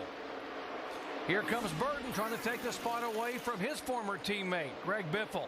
That is the 4th position. The leader, the car number 20, Denny Hamlin, takes the checkered flag. Big crowds demand huge coverage, and only the crew at NASCAR Race Day puts you inside the biggest races of the year. Brad Teague goes around in the 54. Where was I? If you're going to go, go big. NASCAR Race Day built by the home. Good timing. Brad Teague of the 54 goes around. Also want to mention Brent Sherman of the 36 has also qualified. He is 15. Now this was Brad's second lap. He ran a 16:57 on lap 1. That's the slowest of the cars. Brad, definitely one of the go or go homers. That's going to be very borderline into getting him in this show. Yeah, he got loose getting down in the turn right there, Larry, and just never did quite, get it back up underneath. He did a good job keeping off the wall, but he's a veteran when it comes to here at Bristol. Yes, he Bob, is. who you got caught up with down there on pit road? Well, how about finishes of 9th or better, including a second-place run at Kentucky? Our future in NASCAR right there. We start looking at some of these young guys, and Brad Cummins one of them. We were looking at 16 car. Whoa, hang on to her there, Greg. This is actually Travis Quapple. I'm sorry. Now this. So used to seeing him in that. Yep. All right, now if you notice what he's doing to qualify this current car in the Busch Series. Reed Sorensen, the next driver out. Look at what happened this morning. Jason White in a 0-8 spins, and Reed Sorensen center punches it. Good news is, got another look. Jason White was okay. Reed Sorensen okay. I'll show you what happened a moment ago. Now look at the far right of your screen in the turn. And it looks like Mike just got in the corner, lost some grip, and spun it around, but it doesn't look like he's got much damage. The left front fender beat in just a little bit. I believe it's going to be fine. Let's take a look here from this back camera shot. Just got loose and lost the car, but he did a good job staying in the throttle and keeping the nose out of the wall. Gas. All right, let's go. Get a little help from the spotter there. Challenge for the lead, Doc. And a caution out. Second caution flag of the night, and again it's Mike Wallace spinning. Let's take a look at the onboard camera, the 24 car. Casey Mears just gets in the left rear quarter panel on Mike Wallace and into the wall. So, boy, that's hard to take early in this race. Mike is up high in the racetrack, and it looks like Mears actually come up and got into his left rear quarter panel. Maybe Casey's front end took off on him. Maybe he got into a big push. Maybe he got a little impatient and picked the throttle up too early and got in his quarter panel. That's probably what happened. See Jeff Burton just skirting by there. Michigan, Daytona, placed like that. But 127 miles an hour in traffic on a little tiny track. These guys are getting it, trust me. High above, and there's trouble in the corner over in turn 4, and it's the 29 car of Burton involved, trying to go around some of the lap cars. Has had contact, and he has got some heavy damage. He and the 0 car of Eric McClure have come together. Front blue getting into 3. Is it drivable there at all? I heard somebody say the right front blue getting into car. Let's watch and see what happened over here just a moment ago, entering turn 3. There's the damage on the right, the damaged 0 car. Oh, he just blows that right front, and Burton was already committed to the outside. That's just the racetrack. You know, the racetrack's been so good, and Jeff's been running the top of the track, and he committed to the top. You know, I was talking earlier about how these noses settle down in the corner. 25 car around. Big crash. David Gillian. Looks like the car just got loose. I saw the left rear tire went flat. I saw it right as you were talking there. I just happened to notice going in that corner. Cut that tire down. Let's see if we can see some contact with the 25 car. Wouldn't be unusual here at Bristol. There he is entering the corner. You can see all the letters were already rubbed off the tire, like they had some contact maybe with those side-by-side racing they were doing just before this. This is from David Rudiman's car. You can see he just goes in the corner. When that tire's flat, there's nothing you can do as a wrestler. Go low, all clear, good job. And Andy, that's a direct giveaway, what you just said. When a car comes by and all the... Insistent. He did not want to use the air conditioning unit in his car. He had to be convinced. He said it felt weird. His head was... And there's trouble on the track. We'll pick that up later. Thanks, Mike. Marcus Ambrose spinning, bringing out caution again here. This is the... Get tense here because they're running 3 wide on this racetrack. Let's take a look at this replay. Just gets up in the side. It looked like the 56 car. Danny O'Quinn was on the outside, and you see the heavy damage there. That's a typical Bristol crash right there. Just running out of room coming off turn 2 or turn 4. Track really narrows up and got to have just a little extra room. Looks like Ambrose just ran out of room. And Marcus needed to let the front end come out on that car to make a better exit off that corner. And when you got a car lean against... Felt that vibration. He came on the pit road. He did the wise thing. Thank you, Tim. Great explanation of how that can break and what happens. Crash on the racetrack. Caution number 6 tonight, coming out on lap 132. The 36 car involved, having a spin, having some... See, the 9 car just gets right into the back of Brent Sherman, turns him around. Guys, I saw 2 things happen there. It looks like the 36 got loose a little bit, had to check up a little bit, and Casey was already there in the 9 car and just got right in the back of him there, and then started stacking up behind him. You saw Kevin Harvick get a piece of that, but it doesn't look like Kevin's car's hurt. Oh, it is hurt. I didn't see that last one. It's hurt now. That's okay, for sure. maybe it is. I didn't talk him into that, did I? All right, from Kevin Harvick's onboard camera, watch the contact between him and the 9 car. And go high, go high, go high, go high. Woo! Just hit the wall pretty hard, guys. Yeah, he's got some real damage here on the right whole right. Leffler and Rudiman appearing to have 2 of the faster cars, but being on different pit schedules, and the caution flag is out. Kelly Byers got some troubles. And yellow number 8. Straight ahead. You know you can. We saw Kelly Byers earlier with a right front tire. The leader's right behind you. Oh, definitely. Resounding. Doc? Let's take a look at what happened to Kelly Byers here in the corner, bringing out caution number 8 right up across the racetrack, guys. Looks like he just got loose again, like we've been seeing all night long with a lot of cars. Just lost it all by himself and spun the car. But Andy, I was talking earlier, these cars aren't tightening up. They're all loose out here, and that's the biggest thing I'm seeing. Caution flags are not unusual at Bristol, but one thing we're seeing tonight is that these caution flags and these...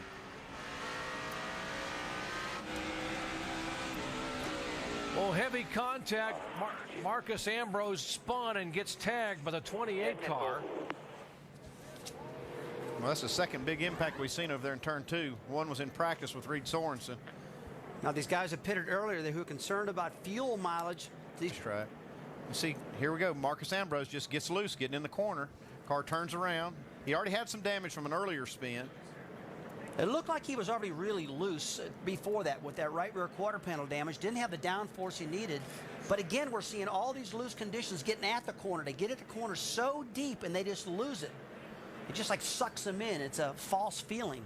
Oh, that is one hard impact as Ambrose came down across, and I guess Richardson was trying not to go high with other traffic and trying to get up. See, now that's a commitment violation. But it didn't matter at this point. Nothing wrong with the car. Yeah, there is. Back at Bristol Motor Speedway, caution for the 10th time today. The 66 car. Front fender, whether the toe end's knocked out. Let's take a look at this. Bobby just drives up in the back of him, spins him out. And close racing here at Bristol, Tennessee, but it looks like Steven had a clear racetrack there, and Bobby just got a little anxious. Couldn't have been much of a tap there. They didn't look like they made big impact there. Different Very angle. close. Watch at him coming at you. Yeah. Doesn't take much when you're going. Steven almost had it cleared. He went all the way down the back to the front straightaway there. It almost missed the wall, but didn't. It just got the right front fender.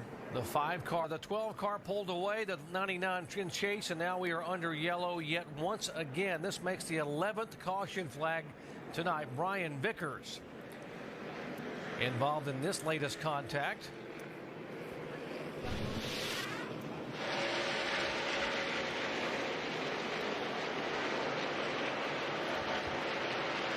Yeah, it looks like here he's just 10 cars holding the 5 up just a little bit right here, and it looks like Kyle Busch moves right underneath.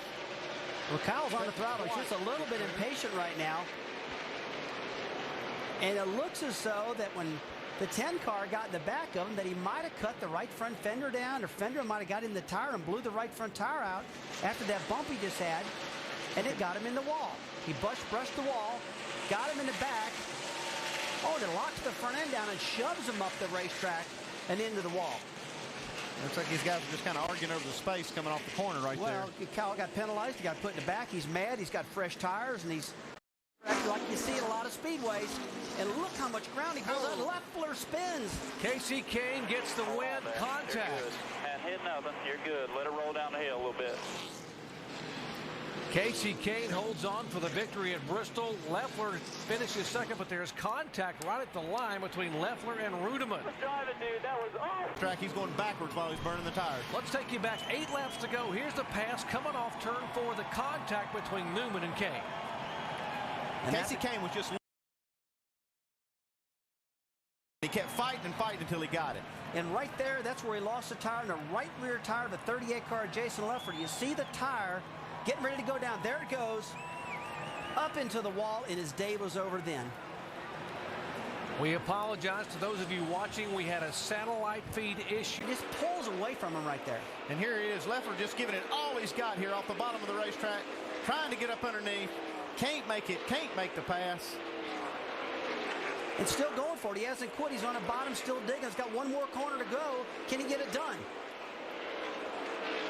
Rudeman's right on his tail. He gets him loose right there. Gets him a little bit arrow loose. He picks it up, runs out of room, and gets hit in the back from Rudeman. The 38 Leffler misses the wall and still finishes second backwards across the line. Heck of a race. Jason Leffler finishing second backwards now from the 99 onboard camera. These guys are just going for the checker flag. You see, he gets in the throttle hard and just can't make the pass. Gets a tap from Rudeman. And you saw Rudeman, you never lifted out that throttle. He stayed in that throttle, just drove right through him. But what about the 5 car? Something else.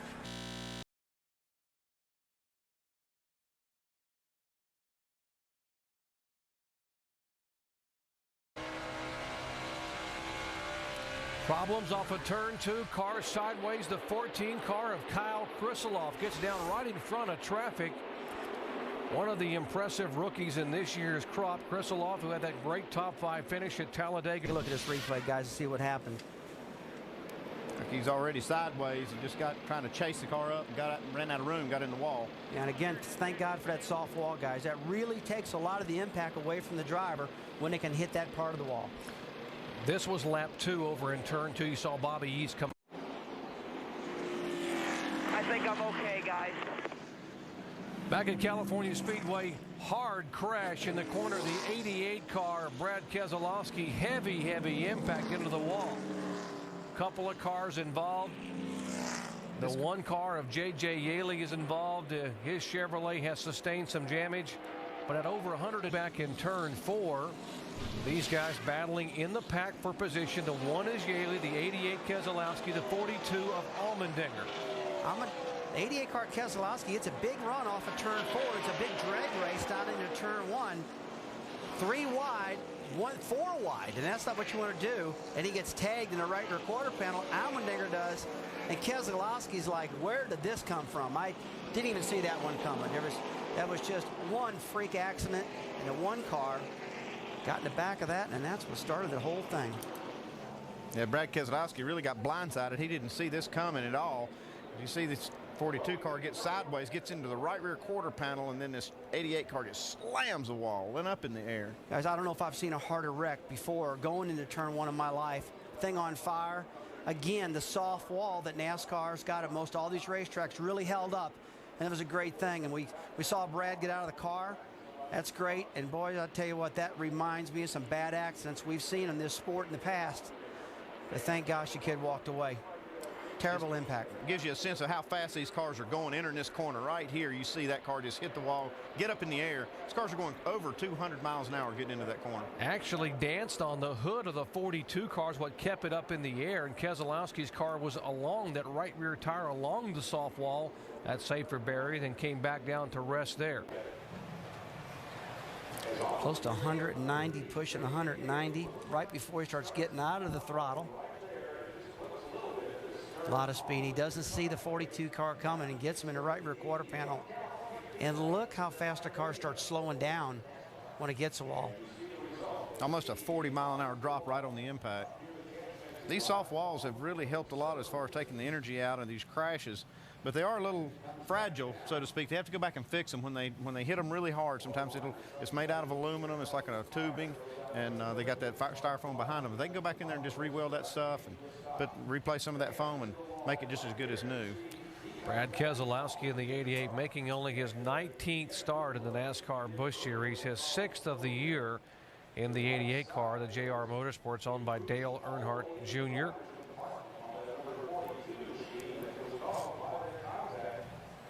Information we are getting now from NASCAR. You can take and turn that radiator fan off so it quits sucking air through it.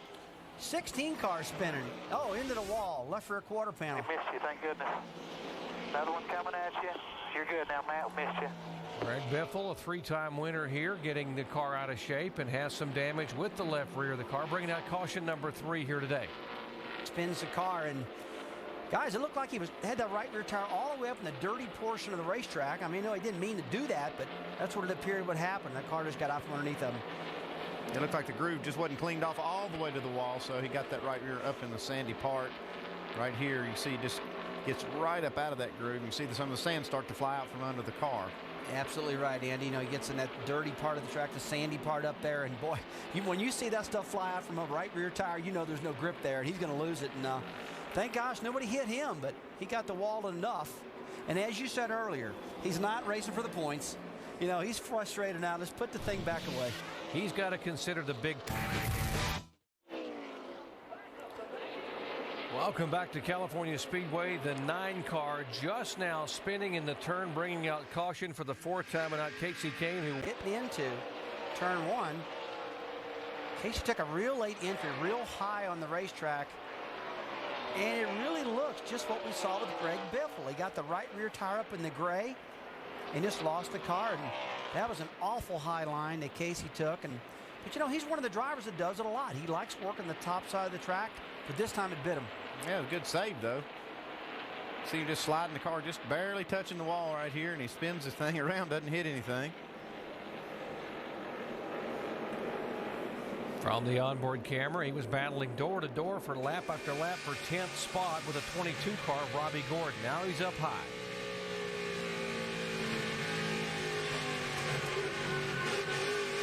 Coming inside. You're all right, you're all right. Yeah, easy for him to say.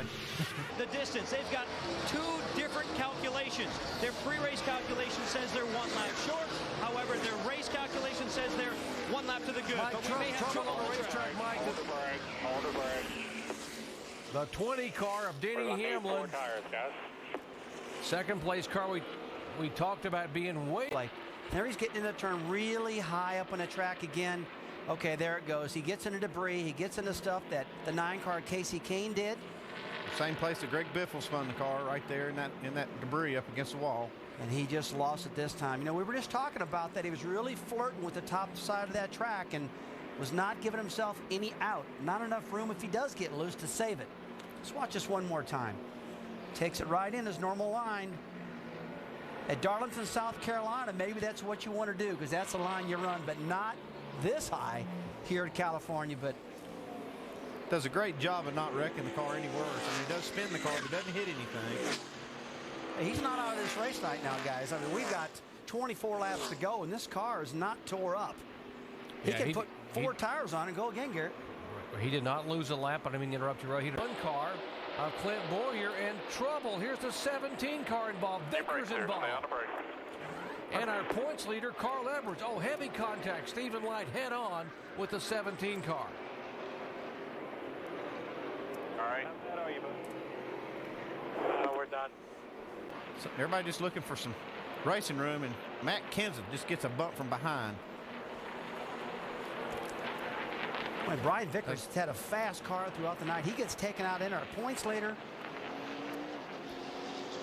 And nowhere for these guys to go. And then Stephen Light comes in there in the 90 car, makes contact with Matt Kenseth. Boy, Andy, when you're behind there as a driver and you're seeing all that smoke and debris and stuff flying, I mean, you take a calculated guess. Should I go high? Should I go low? And sometimes, man, you just miss it. And right now, with so much debris, these guys can't see where they're going. And that happened. 4 wide. That's Kelly Byers, the 47 car, as the 17 came across. That was the initial contact, and then the 17 collects the 60 and the 10. The guys, it looked like Matt Kenseth really thought he was clear, and he just wasn't clear. And come across the hood of Kelly Byers, and they were swapping back and forth so fast that he just didn't clear them. Watch from Jamie McMurray's onboard camera here in the 26 cars. Let's take a look at Kenseth. There he is. He comes over. See, just barely clips him, but just didn't have enough room, and that was a pretty nervy move. Dave, you got more? Yeah, Rusty, he talked to his crew right after that, and he confessed, hey, my bad, Bob, and he was talking to Bob Jeffrey, his spotter, about that move. He said, I thought the 47, he implied that the 47 might have given a little bit more, but Matt took responsibility for that because he had not been cleared by his spotter. Yeah, I mean, that's good that Matt did that because it's clear that, you know, Kelly Byers didn't do anything wrong whatsoever. In fact, Matt had more speed going and just miscalculated. These guys were going for it. They were 4 wide. Pandemonium breaking loose on the back straightaway, and the big one happened. Looks like it took out about 4 cars here. There's 20 laps to go. These guys are trying to get in position for a good finish. Carl Edwards was just sailing by on the high side, just minding his own business, and suddenly with the contact, he ends up getting the 17 car in his left front fender. And right now, if anything is going to happen, Denny's going to have to commit to the top of the track again where he's been so strong if he's going to get around Kyle Busch. I don't believe Kyle's going to give him that top lane. Second, third, and fourth entering turn 1. The leader who has taken the white flag, Jeff Burton. There he is sailing up the back straightaway. This is Burton's 8th start at California Speedway. He has never won here, finished second twice. He pulls away now by some 4 seconds over this battle for second, third, and fourth. Here comes Jeff Burton out of turn 4, and he will pick up his 3rd win of 2007, his 25th career NASCAR book. Welcome back to Richmond International Raceway. Under caution for the 2nd time tonight, the 18 car had some pretty heavy contact. Our in-race reporter, Kevin Conway. Here's what happened. It's like Mike Wallace got into the back of Kevin here and just turned him the wrong way into the wall. Just about took out Mike Wallace's teammate there, J.J. Yaley. I got to bet that Dale Jr.'s got there going, come on, let's get going, man. And look at this. This was almost real big right here. He's not driving like a man that's thinking about that wreck last week. The race, the racetrack, and the competition are coming to Kyle Busch, and he's going right by him. Trouble on the racetrack. The 37 car has contact with the wall up high, and that will bring out the caution. Contact with the wall. Well, they were all together, all three wide, going at the corner. You can see he drives down low. The 37 comes across his bow, almost takes out Steve Wallace. Steve gets past him. The 37 gets backed up in the wall. A.J. Allmendinger's had a great run tonight. He's currently in 10th, and he was really trying to get past these lap cars. And Jason Lumpf, a great job out of him getting by that. This kind of thing happens when you've got a car that's not up to speed, trying to stay out of the way, but you got these guys racing hard for position. You see here, Allmendinger gets into the back of you. Jason Leffler just barely misses this wreck. This caution flag was a huge break for Jason Keller and David Reagan and Casey Kane. They were the He's still lacking his forward bite. Trouble on the track. Trouble on the racetrack. The 17 car of Matt Kenseth, our leader, spinning up Menard. Now the same thing happens here with Menard, which just happened to Allmendinger earlier. He got arrow loose, getting at the corner, laying the right side up against the car. He get a latest side against Stephen Wallace. He got himself loose and spun. Same thing had happened before. You just got to be careful doing that. If you sail it down in there too quick and you don't have enough air, you're going to get loose like that. 17, Andy did a heck of a job just to get that car turned down across and avoid the back of the 15 on the race. Now watch the 6 car bottom of your screen. Gets squeezed into the wall by the 21 car, Tim McCready. McCready's coming up. The 6 cars approaching from behind. You know, that's kind of whose fault is it? Is it McCready's or is it the 6 car? That's just hard racing. It is hard racing, Andy. The pedal gets soft, gets spongy, goes away. No brakes here at Richmond, Virginia is not a very good feeling towards the end of this event. Thank you, Tim. For more information on brakes, log on to ESPN.com. Search word safety. And the air dam's knocked off. He looks like he got really driver's side first in the wall. Really. 88 car. 3 wide entering the corner. Looks like the 35 car of Bobby Hamilton Jr. got in the back of Brad. Looks like they were all slowing down pretty quickly. Bobby didn't have any room to go. He got sandwiched in the middle of the 38 of Jason Leffler and the 88 at Brad Keselowski, and it just caused this crash. I mean, that hole started closing up. It's kind of like a funnel effect, get in the corner, just wasn't enough room. Racing the 20 car, Denny Hamlin. 15 laps to go right now. These guys are running out of time because you can get 15 laps done around this racetrack pretty quick. 42 car of A.J. Allmendinger has spun, and that will bring out the caution flag for the 7th time and set up one heck of a shootout here in what could be less than about 7 or 8 laps to go. And that happens again. They can catch these guys. Here's the reason for the yellow. Watch the 42 car, top of your screen. Might have gotten a little tap from behind, may have hard. NASCAR flagman Kevin Moss waves the green flag. Here comes Newman on the inside of Edwards in turn 1. Kyle Busch gets a great jump again. Edwards has got the preferred line on top of the track. He's got that momentum built up. Now he clears Newman by about 3 car lengths. Here comes the 17 car on the high side, and right behind him is Hamlin. They got 1 lap to get there. White flag was given to the leader that time by. Here comes the 17 car up high, goes sailing by the 22. That's 4th spot. Final lap down the back straightaway. And Matt Kenseth is going to run out of time. Here comes Kyle Busch out of turn 4 at Richmond International Raceway, and Kyle Busch dominates and takes his 2nd win of 2007. All you, baby. Right on. Good job. He was better than Okay, I got you. Right now, he's got a good handling car, guys. He's early in the run right now. He's took the lead. He doesn't feel bad, like you said. No, big wreck. And leading Rookie of the Year contender, another car sliding backwards. A 54 car has slid by. Far along, it looks like got a little sideways there and got it mixed up with David Reagan. Tough break for both of those guys. Both, trying to get some positionings and run well. This track just like these guys ended practice. Watch the top of the screen here. Watch what happens with the 6 car. Boy, just what Rusty's talking about. David Reagan goes in the corner. green racetrack, not a lot of grip, and that car just slides right out from underneath him. That was a great point that Rusty made. Absolutely what happened. See, there's nobody around him right now, and when you just not enough rubber on the track right now, the tire pressure's not built up. This happened at lap 5, so really early for this to happen. Tough break for Stanton Barrett, who had a great qualifying run in the top 15 in the 30 car. Big news for Stanton with regard to remainder of 2007 and 08. We'll share with you a little later on, but let's show you again onboard camera with David Reagan entering the corner. I'll tell you what, he didn't even touch the apron, though. I was waiting to see if he got down on the apron and made the car loose, but it wasn't that. He just flat spun it out. You know, Rusty, you talk about this racetrack, and last time we came by here, it was really a green racetrack with a hard tire. Now it's a super green with all the rubber washed off. These guys are going to have a tough day today. Number 1, which came out on lap number 6 for a contact with David Reagan in the wall. And Denny Hamlin is the leader. Shuffles all throughout the pack, including, whoa, the 5 car. And contact with the 18 of Brad Coleman. Yeah, it just looks like that. He just got clipped right in the right rear quarter panel, sent him head on in the wall with Brad Coleman, and that's a tough deal, man, right off the bat. Hold your brakes. Once again, we're talking about this self-cleaning racetrack. You see Brad Coleman get turned. Incident happens aboard in front of everyone. And they take 2 or 3 guys. Going to create a bit of a problem. When you take a look at him getting off the corner here, exiting turn 4.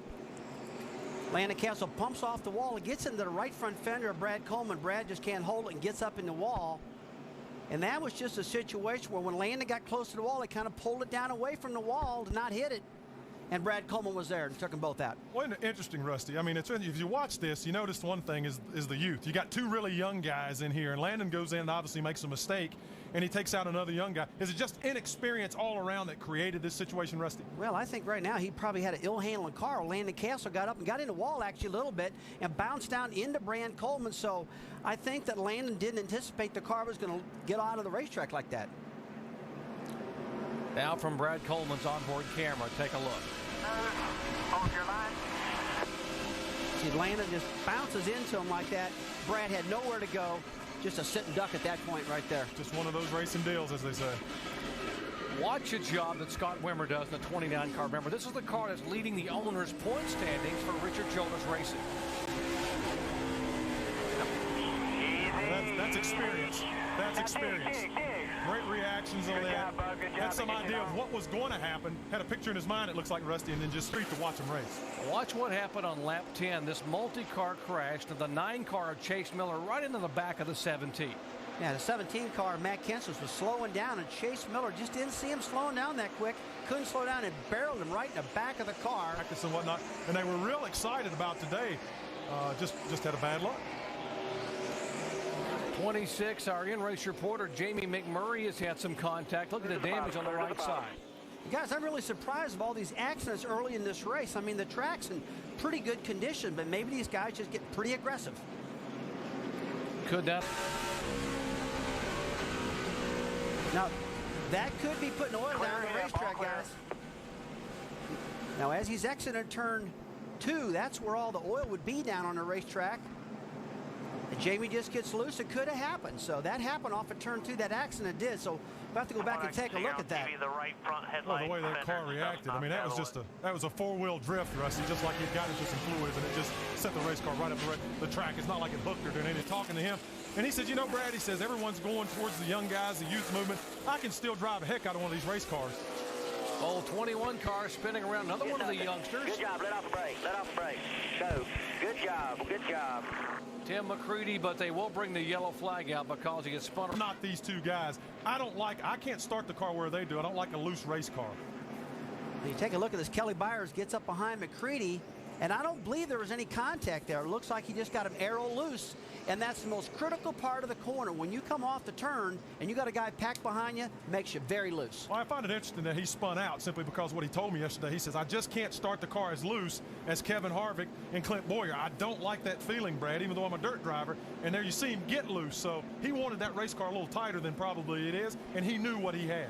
Yeah, there was no contact at all. Good call, Rusty, between Byers behind him, the youngster driving the 47. As the tires start to wear and the rubber starts to get on the track, can you tell the difference? Can you feel the grip? Oh, accident. Trouble of the 0-1 car. That's another youngster, 18-year-old Danny Eflin. has come into contact with the concrete here at Dover, and it will bring out the 5th yellow flag of the afternoon. Danny come off the corner hard. That shot. Danny Eflin, the 18-year-old, driving the 0-1 for Johnny Davis Motorsports, up across the racetrack. Hard hit for Eflin. Now, Rusty, was that a tire going down? It looked like that car just went straight up the racetrack. No turn, no chance, no opportunity. Well, it looked like he lost a tire on that one, but he had another car packed right on his bumper going at the corner, and that could have been anything. I don't see any damage on the back of the car, so it doesn't look like he got tapped. And I'm surprised that car didn't get more damage than what it's got right now, because that was a hard hit, guys. It's just another typical rookie mistake. Trouble again at Dover. The 33 car of Tony Raines has had contact. He comes down across the racetrack. Heavy right side damage. And that is some serious. He did that on purpose. He did that on purpose. Dover, we're going to see one here in the 33 car. Oh, man. See Robbie Gordon. Oh, man. He got into the 33 car. You know, he says he did it on purpose. I really don't believe that, guys. That was a racing accident coming off of turn 4. And those corners, I mean, it's tight quarters going in the start-finish line. When you come off at turn 4, you get that loose. But look at that hit. Thank gosh for the soft wall. Absolutely. And you really hate to see anyone get clipped in that right rear in a race car, Rusty. That is going to be a dangerous impact. And I don't think Tony's very happy. Have a little discussion here, watching for the 27 car of Robbie Gordon to come by. Well, don't throw that helmet. That thing cost about $2,500. Don't do that. Oh, man, you don't do that. You don't do that. A lot of money in the helmet. Frustrations, I know, but go kick the side of your house or something. Don't throw your helmet, man. Well, then you might break your foot. Then what do you do? Down, but it looked like Robbie Gordon was trying to hold the 41 car that was behind him back. Yeah, I believe you're right. It looks like he and Reed Sorensen were racing really hard, and I think he thought that Tony Raines was not even a factor there. He may not have even seen him. It looks like he looked up the mirror, Rusty, and just came across him.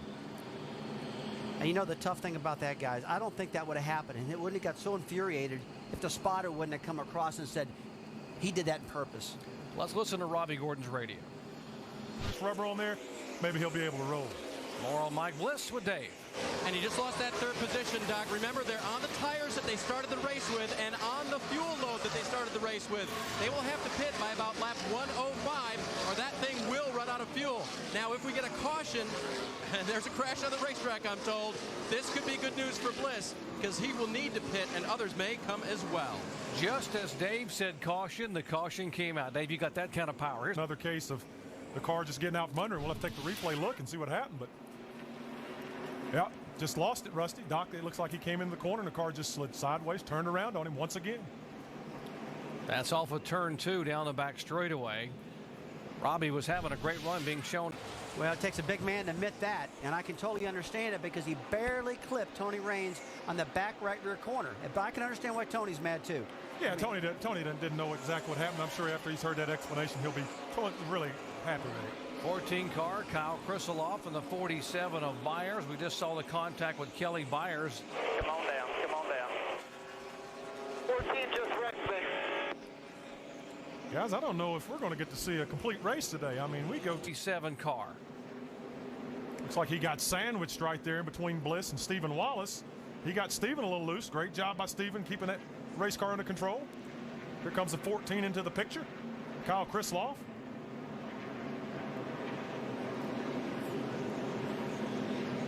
Different angle. Now watch the 14 trying to make the pass inside of the 47. You can see the Kyle's car just gets caught up in the left front corner of Kelly Byers and just can't get away from him. This track has got so much bank in the front straightaway, it drives the nose up at the track. We're talking 9 degrees of banking in the straightaways, 24 in the corners, and at 5, and that's good.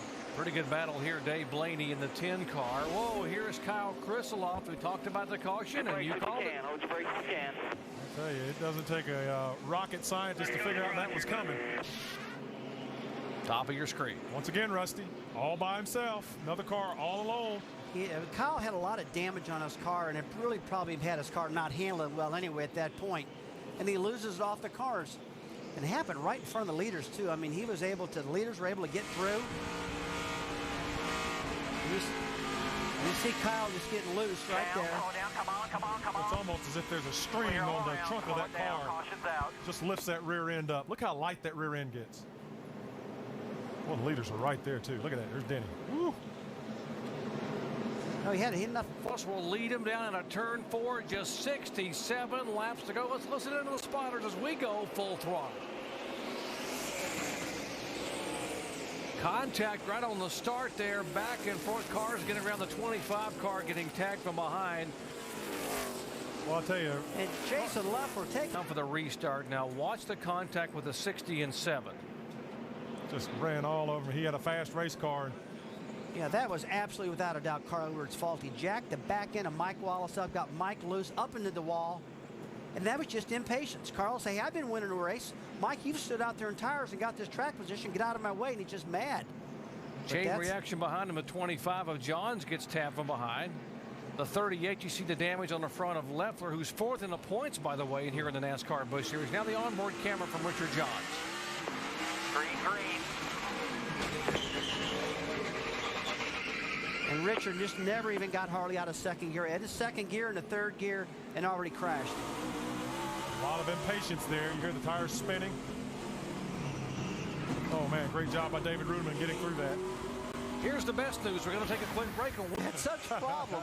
They just need to be a little bit calmer and they get this thing to the end.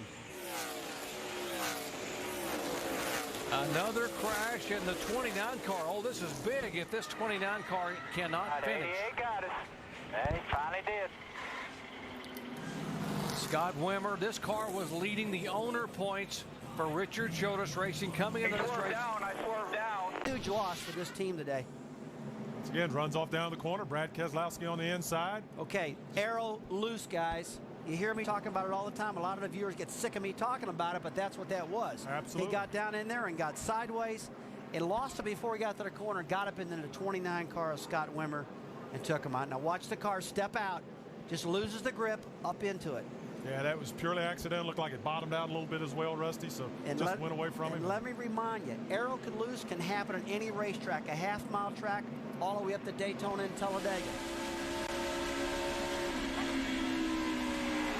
Inside. Boy, that's just so Caution's out. 88 got it. He finally did. Well, Brad Keselowski was on the rear bumper with the 29 throughout the day. And those two, sometimes drivers just find each other. And these two could not get away from each other throughout the day. And Brad just tried to get around Wimmer. Tried a little too hard. Yeah, he did. And Brad's had a good run going all day. You know, I spoke with Brad, and he says, I really want to earn my way up through this Busch Series and gain the respect. 10 cars, it begins to move in behind the 42. You'll see the turbulent air begin to pull up that right front of the hood. There it is right there. If they can keep 3 hood pins in, that's fine. NASCAR's going to be looking at this. Back it down. Caution the 52 car, Donnie New. I mean, there just wasn't a whole lot of room there. I mean, Donnie was in the almost at the bottom of the racetrack, and Carl came in, and it just, well, I tell you, I don't want to second guess a driver, but it seemed like Carl could have went high and got around Donnie Neuenberg. I know he wanted him to give up the spot, but he was there. It just seemed like you want to avoid that, Rusty. Well, the other guys don't have fresh tires. You got to take your advantage and go for it. The other thing that plays into this, I know he's feeling a little bit better out. Here we go. Oh, AJ Allmendinger. Hold on up there. Hold on up there. You got 4 more coming. Yellow's out. You got 1 more coming. Blue tire or something, Brian. Yeah, 10-4. I saw Sparks get in one. He's going to be back in the game. He's not out of it right now.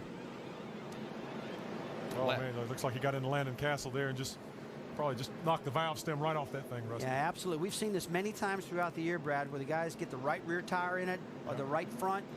And we've been seeing this problem a lot with the car tomorrow. The splitter has actually been tearing some tires up. They are going to hold Allmendinger a lap for intentionally bringing out the caution flag. NASCAR does not like that. See the official standing in front of him. 36 laps and finds himself 2 laps away from the checkered flag. Hamlin, an incredible effort. White flag, 1 to go, still inside. 26-year-old driver coming down for his 3rd win of 2007. It'll be his 5th NASCAR Busch Series victory in 88 career starts. What an incredible effort for Denny Hamlin here at the Monster Mile in Dover, Delaware. job, Denny. Awesome car, Dave.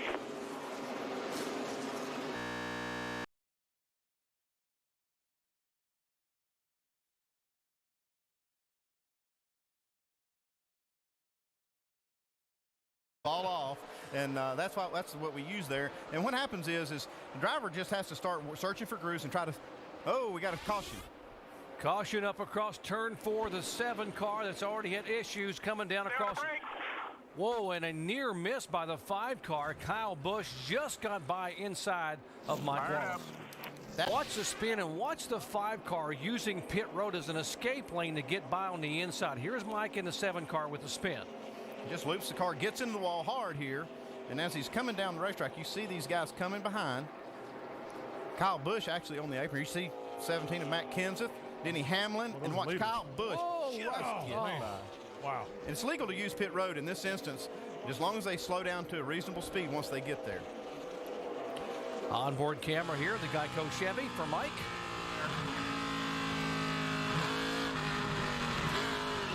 Car just got out from under Mike. You can hear the throttle. He gets in it, starts spinning the wheels. Andy, I don't think what most people realize with these race cars is if you're a casual fan watching this, how out on the edge these guys drive these cars. I mean, they're borderline out of control all the time. They are driving it to the speed that the car is just before spinning out. And if you just make a little mistake and drive it just. Stand on your bumper, step over to the outside. Get up there. Stand back on your bumper now, on your bumper. Look how you beat them. No pressure, man. No pressure. Still in? Got the back. Pull car lane back out. Still there.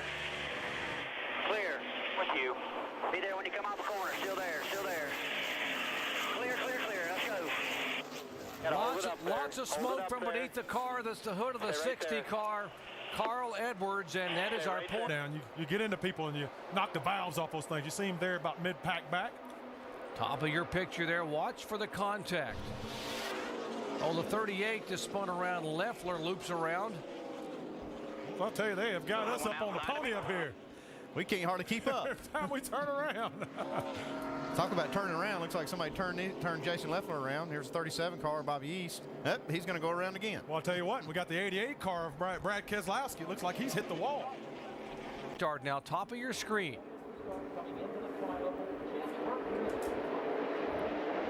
He's sneaking up on the outside of the 17 car. Matt Kenseth. It's a good restart. It's like Biffle comes up, slides right in front of him, closes the spot off, and boy, all right there. Oh, it looks like Matt Kenseth didn't know he was on his outside and just went up high, yeah, and just scraped that fender, blew the tire out. Clear high, clear all around. This will be a break for Carl Edwards because watch the 88 and the 38. Well, he gets that little wobble, Andy, and you can see Jason just lost it just a little bit. He just needed a little bit more room, and the 88 car, Brad Keselowski, was just on the outside of him. Very unfortunate for Keselowski. He gets a lot of damage out of this. See these other guys doing a good job getting by. There goes Kyle Busch.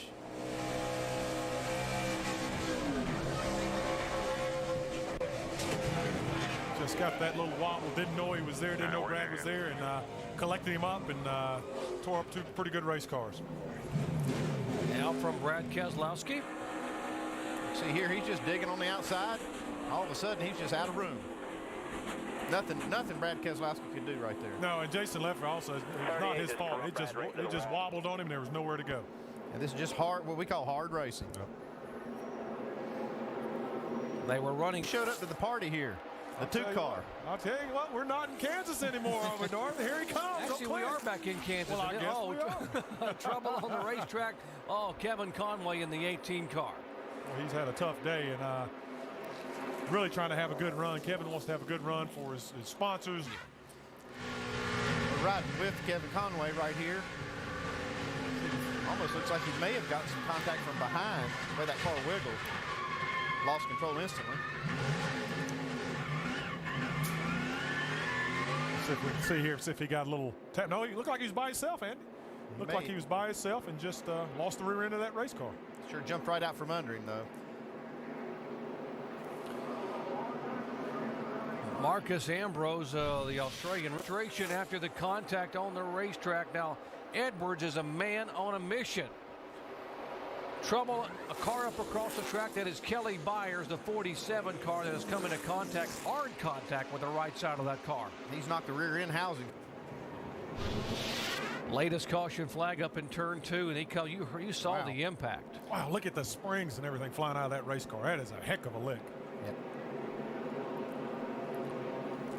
On the restart a moment ago, we told you how fired up Carl Edwards was. Now watch him get pinched here.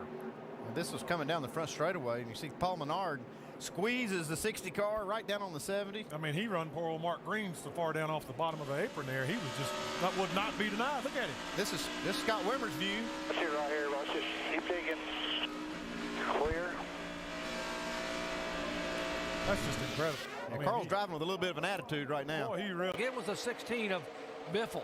He's flirted with that wall the whole race, and now he's into it again. At least the third time I've seen him. At least, I was going to say, that's how he started the race, and we were bragging on him about getting off it. Now he's back into the wall. Smoke out of Marcus Ambrose's car. He's had some. Back at Kansas Speedway under caution for the 9th time today. Hard impact by our points leader, Carl Edwards. Brings out caution on lap 151, and this car hit a ton for Busch Series race today. Now watch how hard he hits. Once again, just running along, that rear end gets light and it hooks. And that is a heck of an impact. Look at the rear end come off that racetrack, man. You talk about the risk versus the reward of running in the NASCAR Busch Series. The reward is how much you learn about the racetrack. The risk is possibly taking a lick like that and knowing that you could possibly get banged up and then try to run in the Cup and be in the chase for the next L Cup. Well, absolutely, and obviously winning that Cup championship is a huge pinnacle and part of this sport. He's running for a championship in the Busch Series as well. But this is a young man who also is coming off of a broken wrist from earlier in the season. So he is beaten, banged up, and I know he probably thinks there is a fuel. He's got a fast race car. He could be in the mix here in about 5-6 laps. Casey Mears in the 24 car. Remember, he finished second in the Cup race here last year. Oh, the 88 car of Brad Keselowski has contact and will bring out caution. I think I blew a tire. Get off the racetrack. Watch what happened here to the 88 car. Oh, yeah, he lost grip big time getting in the corner. There. Hold the brake. That's on Gwen. Hold the brake, Brad. Just amazes me. Could have had a tire going down. Yeah, if they go into the corner, these rear ends get so light. And you have a tire going down, that rear end lifts up, and you can hear the RPM come up, and he's just pedaling that thing and backs it in the wall. 9th caution flag today. The record here is 10 set a year ago. That's what he was looking for right there. He wanted to hear that one word clear. Whoa, trouble in turn 4, the 41 car, the 18-year-old of Clausen. Come on down pit road. Come right on down pit road. We talked about Brian Clausen and having trouble getting going on cold tires. That's tying 10th caution, right side of your screen. Brian Clausen just dives under Todd Bodine in a 0-3 car and loses the car. Slides up into the safer barrier. Yep, nose tucked toward the apron. The rear end got a little light and came right around on him. Like I was saying, Brad said it takes him 6, 8, 9 laps to get those tires good and warm. And he gets real comfortable once he's got a lot of grip. But until he gets there, he's a little bit left rear at all. I think Matt wants that outside. Do you? I think he does. Okay. You heard Dave say this is the car that got passed on the last lap at Las Vegas when Kyle Busch lost the race and smacked the wall. He said it ain't going to happen again, folks. Here comes Kent on the high side. Right. He's on the outside. That's right. He wants that outside now. No lap traffic whatsoever. No one to be able to use the pit. Here he comes. Oh, here we go, Doc. Kyle's not going to let him have that outside. Kenseth pedaling on the bottom of the racetrack. Chevy up high. Ford on the bottom. Fans on their feet. Watch this finish coming down. And Kyle Busch, he just hangs on.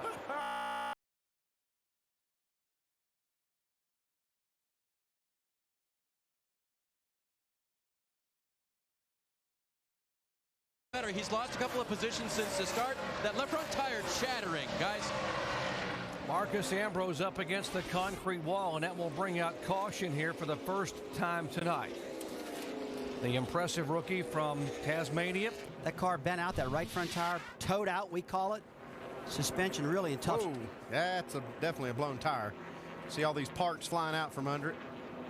Brake rotors, all these sparks you see flying out from under it. In front of you. Yellow be out when you get here. No yellow yet. No yellow yet. That's no fun right there hitting the wall like that. Andy, Blaine working for him. Here we go, Dave Blaney up under the 41 car. Oh, we got a problem here with the 25 car in the wall. That's Richard Johns, and he'll bring out. Rear contact. So they don't drag the racetrack and clearance these fenders, but he can probably keep going. He just loses the car, looks like, here between 3 and 4. So he just got up high in the racetrack, Andy. Just got up in that turdy part of the racetrack off at turn 2 and just spun that car out. And, man, he's tore that thing up big time. The whole back of the car's mashed up on it. And happened to Dale Earnhardt Jr. He was making his way into the top 10 and driving this car aggressively until right there, that contact with the wall. Now, he had run up to 8th position. Now he is being shown all the way back in 12th spot. Now, to understand what's going on with the 8 car and Dale Earnhardt Jr., why don't we go down to our Chevy Cutaway car in our ESPN Dish Tech Center. Road, they wanted to pull the fender away to make sure it wasn't rubbing against the tire.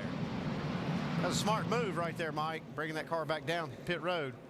And we are under caution. Speaking of having tires rubbed, there is the 92 car has contacted out of your screen way up front here from Jason Keller's onboard camera. Watch Santos.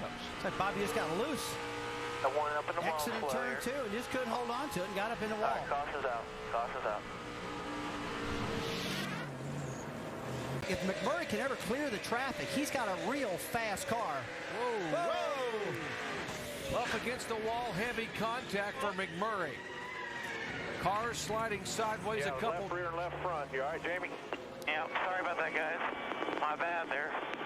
They just all stopped. I don't know. I screwed up. I'm sorry. It's a tough problem. Watch in front of him there, the 5 car, Kyle Busch, the 7 of Mike Wallace. Mike gets a little tap by the 5 car. 5 car comes down, and Jamie tries to get down underneath the 38 car, just no room. Spins it out. Byers misses him. Rudeman misses him.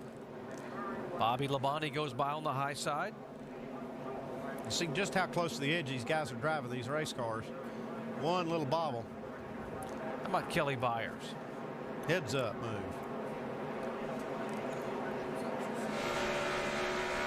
Take a look one more time. Underneath Jason Luffler. Gets down the corner. Got to check up a little bit. Moves up. And goes to pull the front end down and just spins the car out. Boys, we just got spun. He went in hard with the right rear and the left, or the left rear and left front.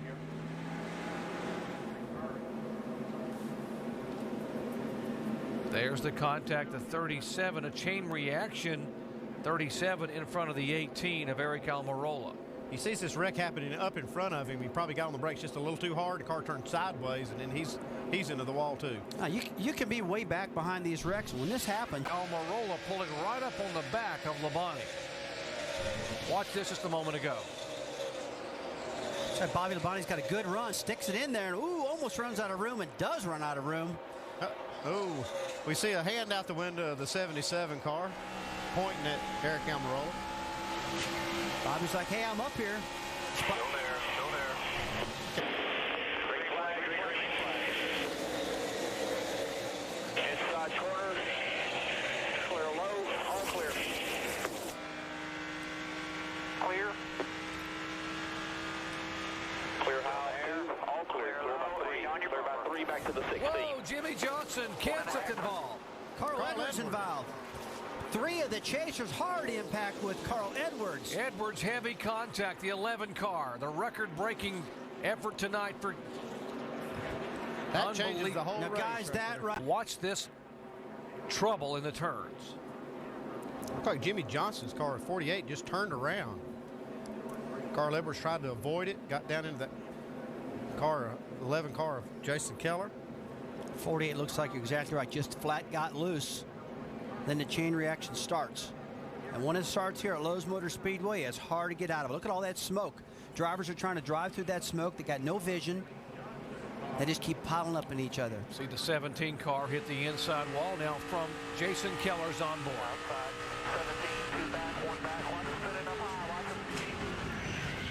Like that 48 car just turned sideways. No warning. Gotta hate this for Jason Keller. Had such a good start, breaking the record, Tommy Houston's record. Then it ends in a big crash right now. Just in the wrong place, wrong time. Absolutely. Again, top of your screen, 48 goes around, and the 60 trying to wall up. Keller is right there with him. There's contact between the 11 and 60. Kansas spinning. And guys, this is kind of reminiscent of Kansas City a couple weeks ago when we saw the chase contenders all piling up into each other. 6 crashes there. Got 3 of them here. Hard impact by the 60 on the inside wall. 10-4, I'm sorry. I don't know how I got so loose up there. Just kind of lost it, I guess. All right, guys, we're all done here. Let's pack up. And Jimmy did fine, buddy. Gave it all we had. Jimmy Johnson's radio. I spun being on the brake so hard trying to miss them two, or if I got hit from behind or what, but just 48 spun, that was the start of it, and then just kind of collected everybody. We've talked all night about risk reward, especially when it comes to the guys that are in the chase. You're one of them. Obviously this is the risk, but how about the reward? Was there anything you can take from tonight that might help you tomorrow? Well, yeah, I think we learned some things, but... And remember the owner's points title up for grabs, the 29 car. That's Burton driving for Richard Childress, trying to go and get that owner's championship, although Edwards should be able to get the 2-car around. Oh, right in front of the 16. Man, right in the calamity corner like we talked about. 2 of the best drivers. Come on. Outside. 2 of the best drivers lose it right off of turn 4. Tough turn. I was just getting ready to say how impressed I was that Clint Boyer was able to hold the lead with no tires against Greg Biffle with 4. But Andy, and I was just getting ready to say back in this deal. Watch the 2-car now. What happens with him here on the bottom of the racetrack? Remember, no tires. Just loses a car right there on the bottom of the racetrack, and Biffle nowhere to go. Jeff Burton does a great job to miss this. So does Dale Earnhardt Jr. They come down. Rudeman comes down in the grass area above them. Keselowski.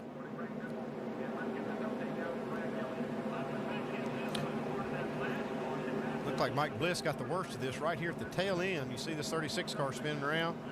Mike Bliss gets right into the side of him. Cautions in succession have really changed the picture of this one. Here's the latest a few minutes ago. I'll tell you what, the unsafe place to be is at the front of this field, and you see hang on. just leading the race and get away from. I mean, that's just incredible. You think this would happen in the back of the field, but it's mayhem in the PM all of a sudden here. There you go. Clint Boyer spins, collects Greg Biffle. Biffle looked like a winner possibly tonight, but now he's got a very torn up race car. I'm sure he was not happy to see that 2-car come across the bow. Let's find out. He's with Mike Massaro now. And you're looking at it. Whoa, That's hold the on. spot. Oh, he just missed catching the back of the 29 car. How big would that have been? Here's the 38 of Leffler now sideways down out of turn 4 in the grass. I think they need to put a sign up there in turn 4. Slow. Take it easy, man. Caution, turn 4 can be hazardous. Yes, it can. In the last 2 wrecks, you see Clint Boyer, Jason Keller we just talked to, Greg Biffle we've spoken with, Matt Kenseth, Mike Bliss involved. He's treated and released. Jeremy Clements, Jimmy Johnson, by the way. And here's the most recent caution, number 9, lap 146, Jason Leffler up high. It looks like Jason Leffler just worked the high line of the racetrack and just got loose on the top side of the racetrack, much like we saw earlier in the race. But take a look at Dale Jr. here, right on that white line, and watch the tail of the car, guys. Wiggling around, he's sawing it, he's holding on to it. There it kicks out, back up, and whoa! Almost hits the 29. Toyota moving forward. We are moving forward toward the finish of this one. Well, wait a minute. Caution, trouble in. That couldn't be turn 4, could it, Doc? You're good.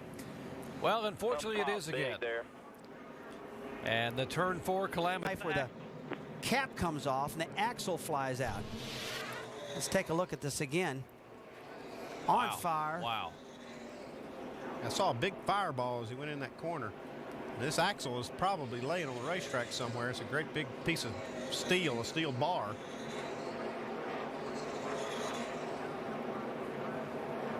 And you know, guys, those things just don't come out all by themselves.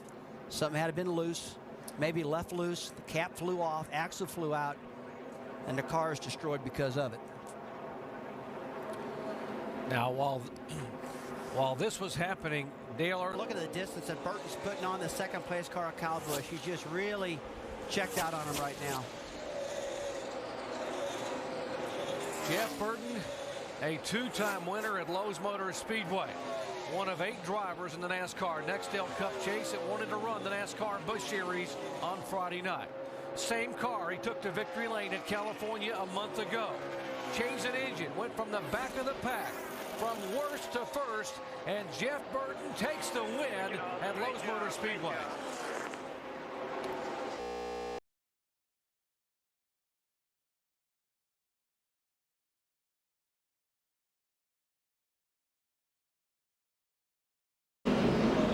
There you see the 26 of Jamie McMurray trying to tuck in behind Carl, take advantage, and pull his way up.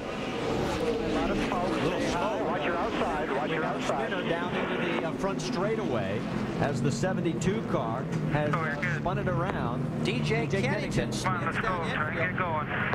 And you know what, Randy? He's stuck in the front, guys. DJ just flat stuck there. Can't get out. Let's take a look at this. Looked like he was all on his own. Yeah, what happens is you come out of four, your car's very light. You're under throttle. You turn the car with the throttle here. And he gave a little bit too much throttle. I'm not sure if he had any help. Maybe. I don't know. From that angle, it looked like it could have been. But you usually do. We go back green, our third caution already here. And this is the reason why. You take a look at Brian Clausen getting on the 25 car. Richard Johns and just got into a little bit and started to slide and slow up. And Jamie McMurray had nowhere to go and got into him when Clausen started to slow. Just a chain reaction, short track racing. If Jamie didn't hit him, he was going to get spun out because there was a guy right on his bumper.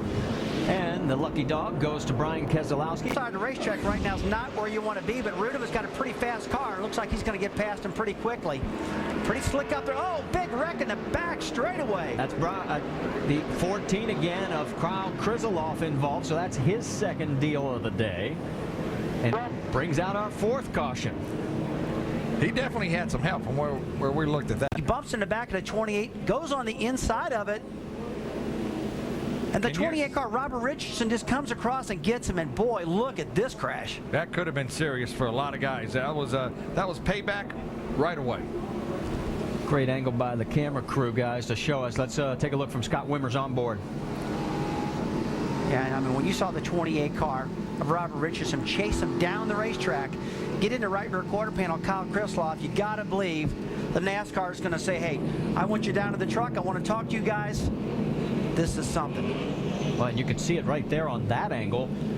He comes all the way over. We're lucky it's only a single car wreck. Now, guys, you got to remember early in the race here, the 28 car and the 14. Top line's going. Down into 3, you can see the 71. He's going to get turned. Here we go. Man, it's all over us. Hold on to it. They're still coming. Yellow's out. Ron Young did a spectacular job, guys, of holding on to it. Man, he's at a short. Let's take another look at this before I go back and let you guys duke it out here. You could see, we could see Ron doesn't have the fastest car, and you just felt that something like this was coming. I just didn't expect it that quickly. Well, right there, that's where you pick the throttle up. He's in the corner, he's coasting, and the 18 picked the throttle up, he hit the throttle, and that's what got that thing to spin around so quick. Boy, and look at that, just by about a car width. Boy, he just got bumped awful hard in the spot on the exit of the turn. Door, Yaley slams the door. Now, light spotter today is his dad, Russ. Normally it's Buddy Parrott, but he's on the 41 with Clausen. But Russ came over the radio and said, well, put him in the wall if you have to. And now we've got another caution. And it has come out right there as it is John Graham in the 37 that has spun it around, coming out of turn number 4. And one of the things put a period on Stephen Light's situation. See for how long? It's Rudiman, Coleman, Keller, Franchitti, and Mike Bliss has moved into the top 5, and forget about it, it isn't going to make it one lap. Holy smokes, what are these guys doing today? Bobby East gets turned around. No yellow yet. There's no yellow. Okay, guys, gas it up. Go. All right. Now, the number is 585. If he has 585 or more, it's his championship. Yellow's out, turn 4. We've got another yellow as it is the 40 car. Short track, and I believe it's a good venue for them, but they got to quit wrecking. It looks like they can learn. Boy, yeah, you're right. Turned. You got to lag laps. And manages to keep it off the wall. So another great job of salvaging the. So move Franchitti up to 3rd. Man, is this guy for real? I'd say so. He's been here for 2 days now, running the top 5, and now he's just passed Jason Keller, a fella. Turn 2. Flat. Knows how to get around here. And we've got another caution, and just as we talked about Chase Austin, he gets it turned around in turn 2. Get back in line. Our 8th caution. Memphis is kind of a D-shaped front stretch, and we got another spin And it is Chase Austin again. He has this time got some serious damage as he has made contact with the turn 3 wall. And it looks like the hole back in. The rear brake's locked up and they come around now. We're just going to see the tail end of it, and he's already into the spin there, and there is the contact. So a tough break for the 18-year-old, but another page of history as he becomes the second African-American to qualify and start. But Paul Wolf has been a great crew chief for this team. Mike Bliss and him get along real well. They've got this car handling. I mean, almost every single race, Randy, this car drives good, handles good, it runs fast. They have done a great job. Another caution.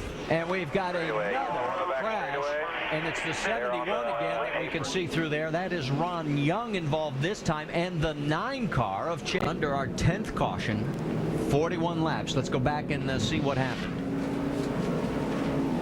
Well, he's already turning right there, guys. He is. He's on the gas. That's why he was loose. And he just come there and he lost some grip, and next thing you know, he's in the grass. And Chase Miller had nowhere to go. Nowhere to go. Yeah, he had nowhere to go, the 9 car at Chase Miller, and that's not much damage on his car, so I believe Chase is going to be okay and get it back out there. Right now we're on board with Jamie McMurray. And Jamie's just threading the needle, and look at that smoke. It looks like a Days of Thunder movie. You weren't getting a 9 car. I mean, I'm not sure how. We got another one in turn 2. The 36 car this time goes around. Jeremy Clements, as he was running very well right up until that moment. Jeremy had ran up to the 16th. That ain't your fault. I mean, hell, you give them all the room they need. Yep, he gets a little help right there, and it's the 77 car. You know, I really don't think Brandon Miller. The ski mogul, and look out, we've got another spinner in turn number 3, and more contact into the wall. And it is the 66 of Stephen Wallace. And Rusty, get your checkbook out, buddy. Take a look at it. The 88, Brad Keselowski. Turn 3 going in there, and just jacked him right up. You're on the brakes hard right there. You're on the brakes, and you're either going to... We go back to green flag racing here on lap 108 of 250. Well, I tell you what, that 99 and David Ruderman, these guys are going. We got another spin. The 5 of Landon Castle goes around. We can't even make turn 1, guys. What is going on out here? Caution's out. Take your time here, Landon. Take your time. Caution's out. Take another look. Everybody's checking up, and he got in there. He checked up, and Jamie did it. That's the second time Jamie spun somebody out. You know, guys, I don't know if this has ever happened before, but I think probably right now, if they had lap down, and now here comes Bliss down into the corner underneath, and again we've got smoke coming out of turn 4 and another spin. Yellow is out. 27 this time of Brad Baker.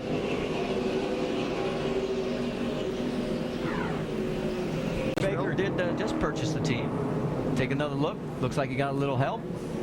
They were kind of 3 wide. You saw Tim McCready right there in the middle of that. They all got sideways and lost, and Brad Coleman got in the side of Brad Baker, and on around they go. Yeah, and how much damage to the 18 car as well, because he got into him pretty good. Gary Beck, give it to Carl Edwards, that's for sure. Carl's going to have to earn this one, and this is close quarter he's in right now. And we've got more smoke and spins going on down the front straightaway. There's the 49 and the 71. You've got Brian Keselowski. Oh, and Carl Edwards is in it. Unbelievable. Our points leader is crashed at the start-finish line.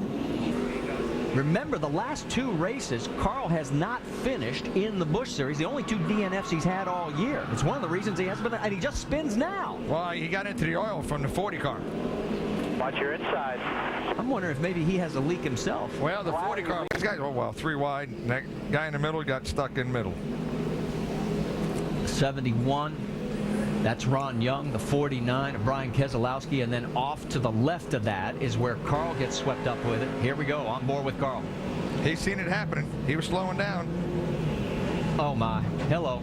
He got hit in the left rear. Yeah, he had nowhere to go. Sterling Marlin got turned. Take another look at it here. Well, they stayed on him, and the whole time Carl slowed down, and then somebody got into his left rear. Yeah, all that happened in front of Carl, and look at the damage on the 60.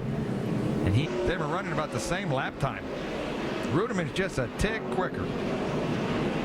Uh-oh. Right here, right here. Get it slow down. Go high. Go high. Go high. All right, we're good. We're good. Yellow is up.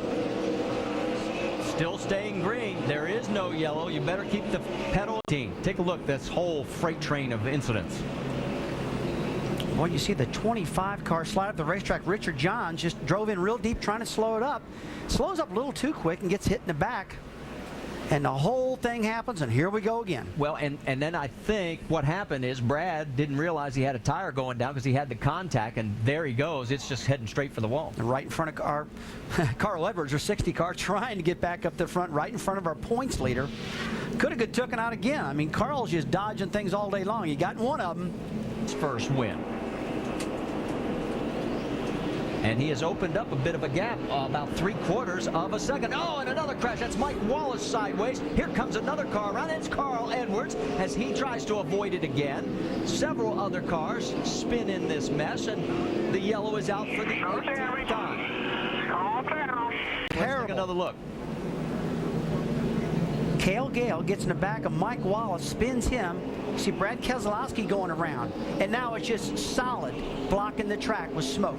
Franchitti made it through, and there is Carl. Carl, I think, just did an evasive move, just trying to keep from getting swept up. Managed to miss everybody. Mike Wallace is on board. Mike's wondering what the heck happened. I don't know. He lost rear grip because his tires are off the ground. Yeah. Wants to know who it was. All right, on board with Cale. Mike's not going to like Cale. Well, you know who's behind you. Take one more look. Well, guys, nobody's just giving anybody any room whatsoever today. There's no patience going on at all. And you saw the 9 car, Chase Miller, get in the back of Carl Edwards and spin him. Just a slight bump, and he doesn't have hardly damage. Carl does. You see the left rear quarter panel. Randy, that's not going to hurt the car. And let's take a look. We've got more problems as another caution flag is out. And unreal. Yeah, I think that's turn 3, and they all start checking up. Look at this run, and he's locking the left front brakes up. The 43 car of Bobby East. He's trying to slow for Franchitti, and then right behind him is Stephen Wallace. Stephen gets into him a little bit because he can't get slowed down. It's that chain reaction, just what you were talking about. Well, that goes back. That goes back to what Dario says. Dario says, hey, I'm tight in the center. Did he cause that? Guy, we got to give a tip of the hat to. Look at the 59 there at the right side of your screen, Marcus Ambrose. Remember when he pitted earlier and we all questioned whether that was a good move? Oh, there we go around again. Stand behind just the left side. Stand behind you. Caution down. You got him. Well, yeah, I'm all right. What in the hell was that? Go down to the fucking 40. Well, we apologize. Hot. Deep in the core and got into the left rear quarter panel of the 77 car, way deep in there, just couldn't get that car stopped. And I can guarantee you, he didn't mean to do that one, but he was driving a little too hard right there, Randy. That car's not going to stop at a speed like that, that's for sure. He was. Remember, he stopped a lot earlier than all these other guys in front of him. Oh, we got another spin, the 21 of McCready.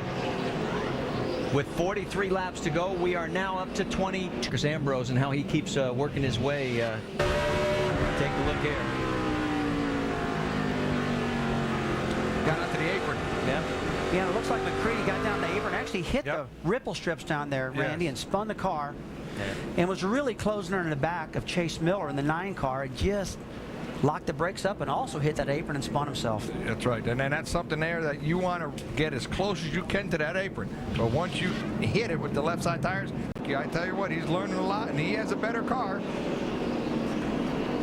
And he's trying to dig. Yellow's out, turn 4. Trying to see who it is. It looks like it's the 43 of Bobby East, the 16. Hey, that's for sure. Well put. Let's take another look. And they're all stacking up, Randy, just like you said, all day long. That's right. Middle of 3 and 4, it's accordion, boy. Yeah, it looked like Ron Young in the 71 was a little slower than East expected, and he just couldn't woe it down, and neither could the 16. He's back in 10th, guys. He just can't seem to gain any ground. In fact, he's about 0.3 of a second slower than the leader. And I can guarantee you, there's going to be another caution. And it is Stephen Wallace that goes around in turn number 4, bringing out our 24th caution. Get it fired up. Caution, or 20 or more laps, or 20 or more cautions, I'm sorry. And it's another case of a car just getting in the corner too deep. You see the 49 car of Brian Keselowski just locked the left front wheel up, couldn't get slowed down, and got in the back of Steven. Take another look at it. See his front brakes glowing red, brakes are on fire. Drivers are having a lot of problems with that. We mentioned the 26 cautions back at Hickory in '92. There were 20 at South Boston in '91. And now this is number 2 on the list, 24. Here's from Mike Wallace's camera. And different perspective, same result. Exactly right. That left front brake locks up. When you lock that left front brake up, you know, all you... Bottom and out. And we have got a spin. Oh, and you hear the frustration in the voice.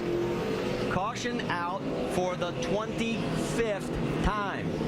Might not want to agree with that. That's just true. And he's going to do everything he can. Let's take a look, see what happened, what brought out this 25th caution. 10 car Brent Sherman goes around. Can't tell from there if he got help. Back bumper was clean. How can you tell? Great start down into 1. Bliss trying all he can to reel him back in.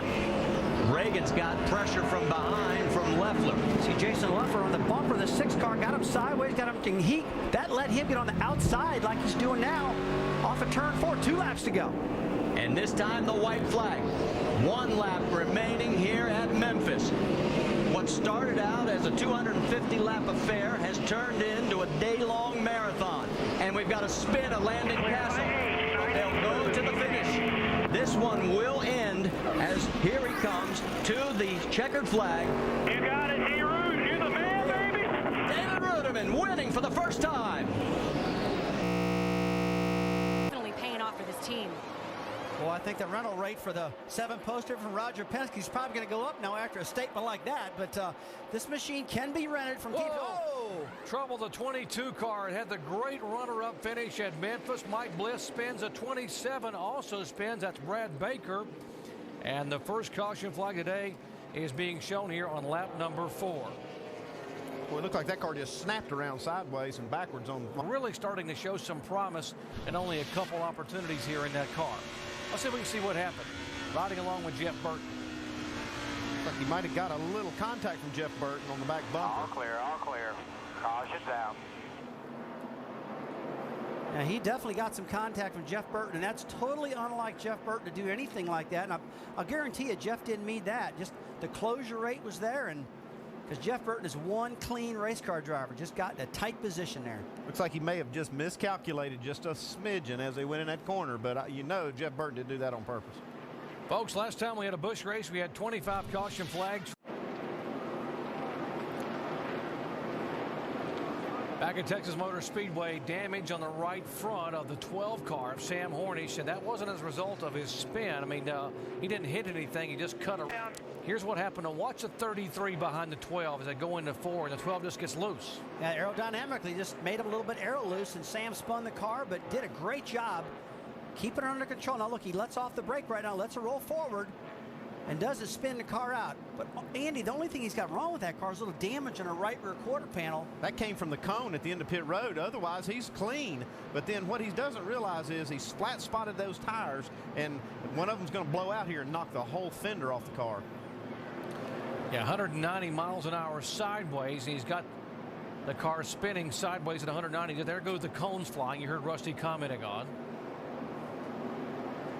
So guys, now he thinks he's fine. Take a look at that. Just blew the right front fender clear off this car.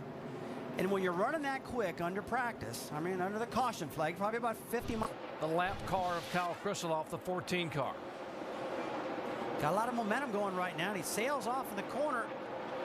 And boy, that was just a racing accident right there. I can't blame that on Kyle or on Tony. They both up in turn 3. You saw flagman Kevin Moss waving it, and now the 18 crew will get a chance to come down pit road and assess. And we've got a fast car, but he's a lap down. There is the 5 of Kyle. Behind him, the 21 of Harvick, and behind him, Harvick's teammate Jeff Burton. Boy, David Ruderman didn't make that very last pit stop. He pitted earlier. He just doesn't have as good tires as the rest of these guys. And they are flat roughing him up a little bit right now with that, because of that lack of grip. Trouble on the racetrack, the 30 car, and having a good run with Stanton Barrett. And his Chevy is coming to pretty hard contact with the wall up high. That will bring out caution for the 4th time. Brad Baker, damage early in the first caution of the day. Also more damage here in this one. Go for it to get that lucky dog position, get that lap back. I mean, these guys are running every lap like it's a qualifying lap under those circumstances. So driver's side first, bam. Thank gosh for that soft wall again. Did you see that wall move? It flexed, and that takes the blow out of the driver. See, it looks like he just lost the car. And in front of you, go low, go low, go low. Come on, come on. You're good, you're good. Hey, Carl Edwards, Rusty Wallace, ESPN. Start in the NASCAR Busch Series for young Stephen Wallace, and did he have a little contact with the wall with his Dodge just off of 4? Yeah, he nudged a little bit coming off. Kisses a little bit right there, right in front of Carl Edwards, we're being told, but it looks like he still got click. Kevin Harvick, reigning NASCAR Busch champion, ran a limited schedule, comes down for the white flag.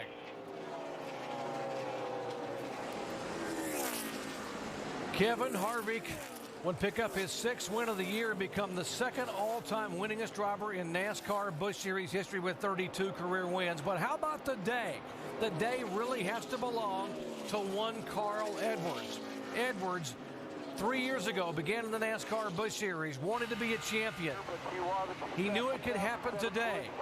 Edwards officially declared as the 2007 Busch champion. I appreciate all our work. Hopefully this wheel stays on.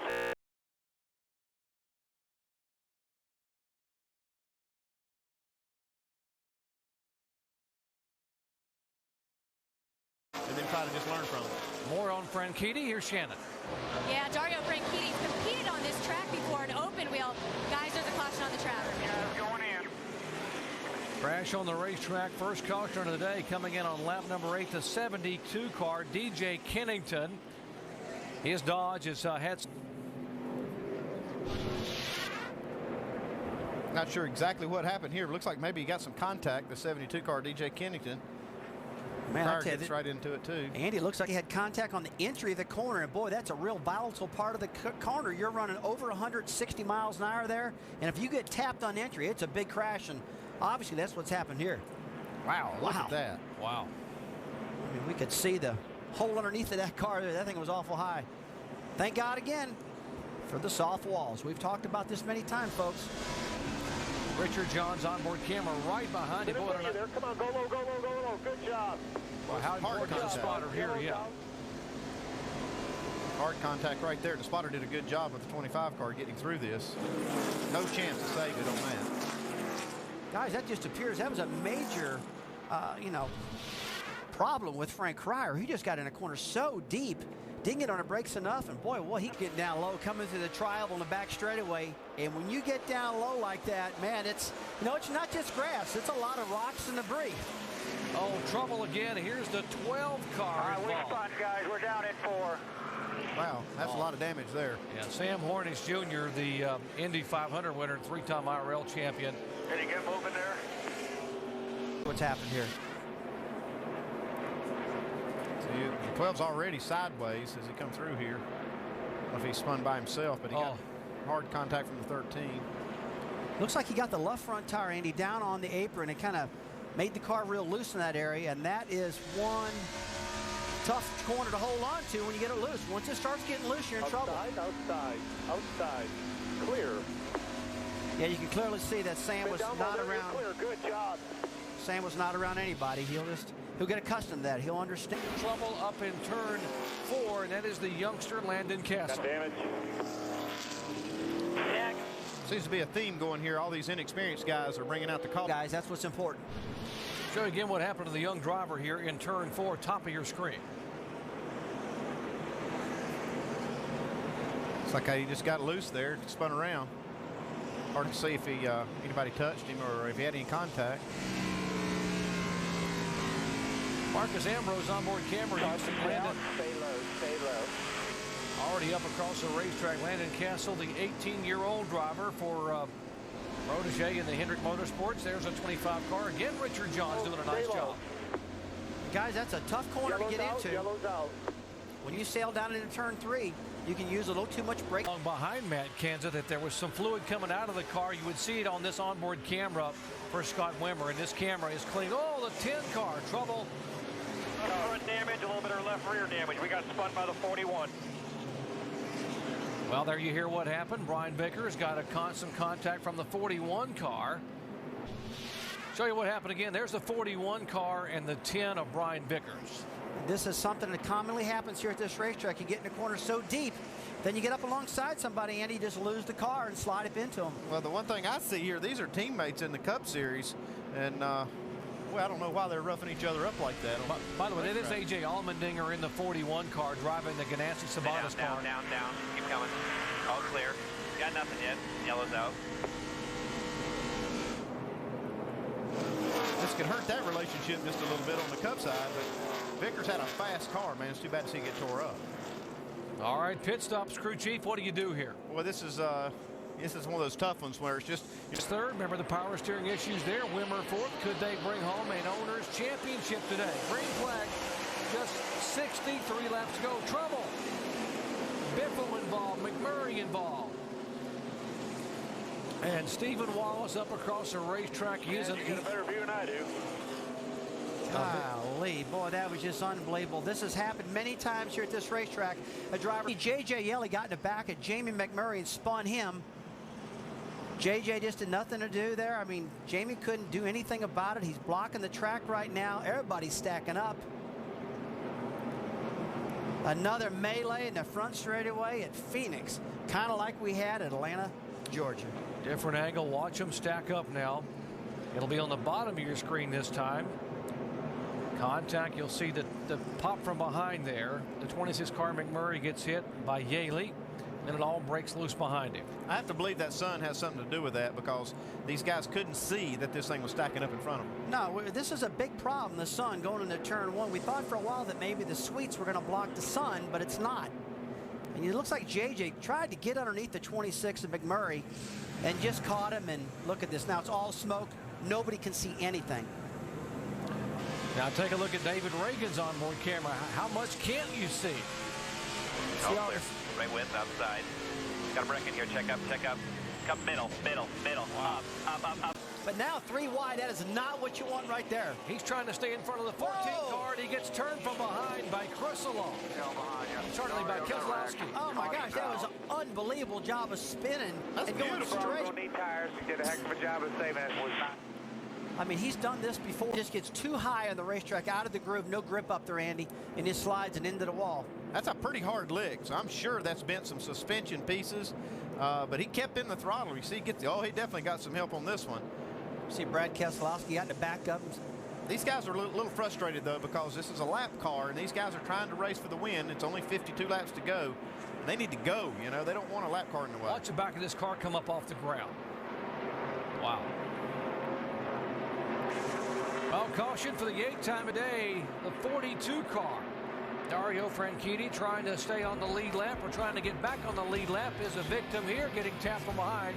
Spins around, does a complete 360, but brings out the yellow flag.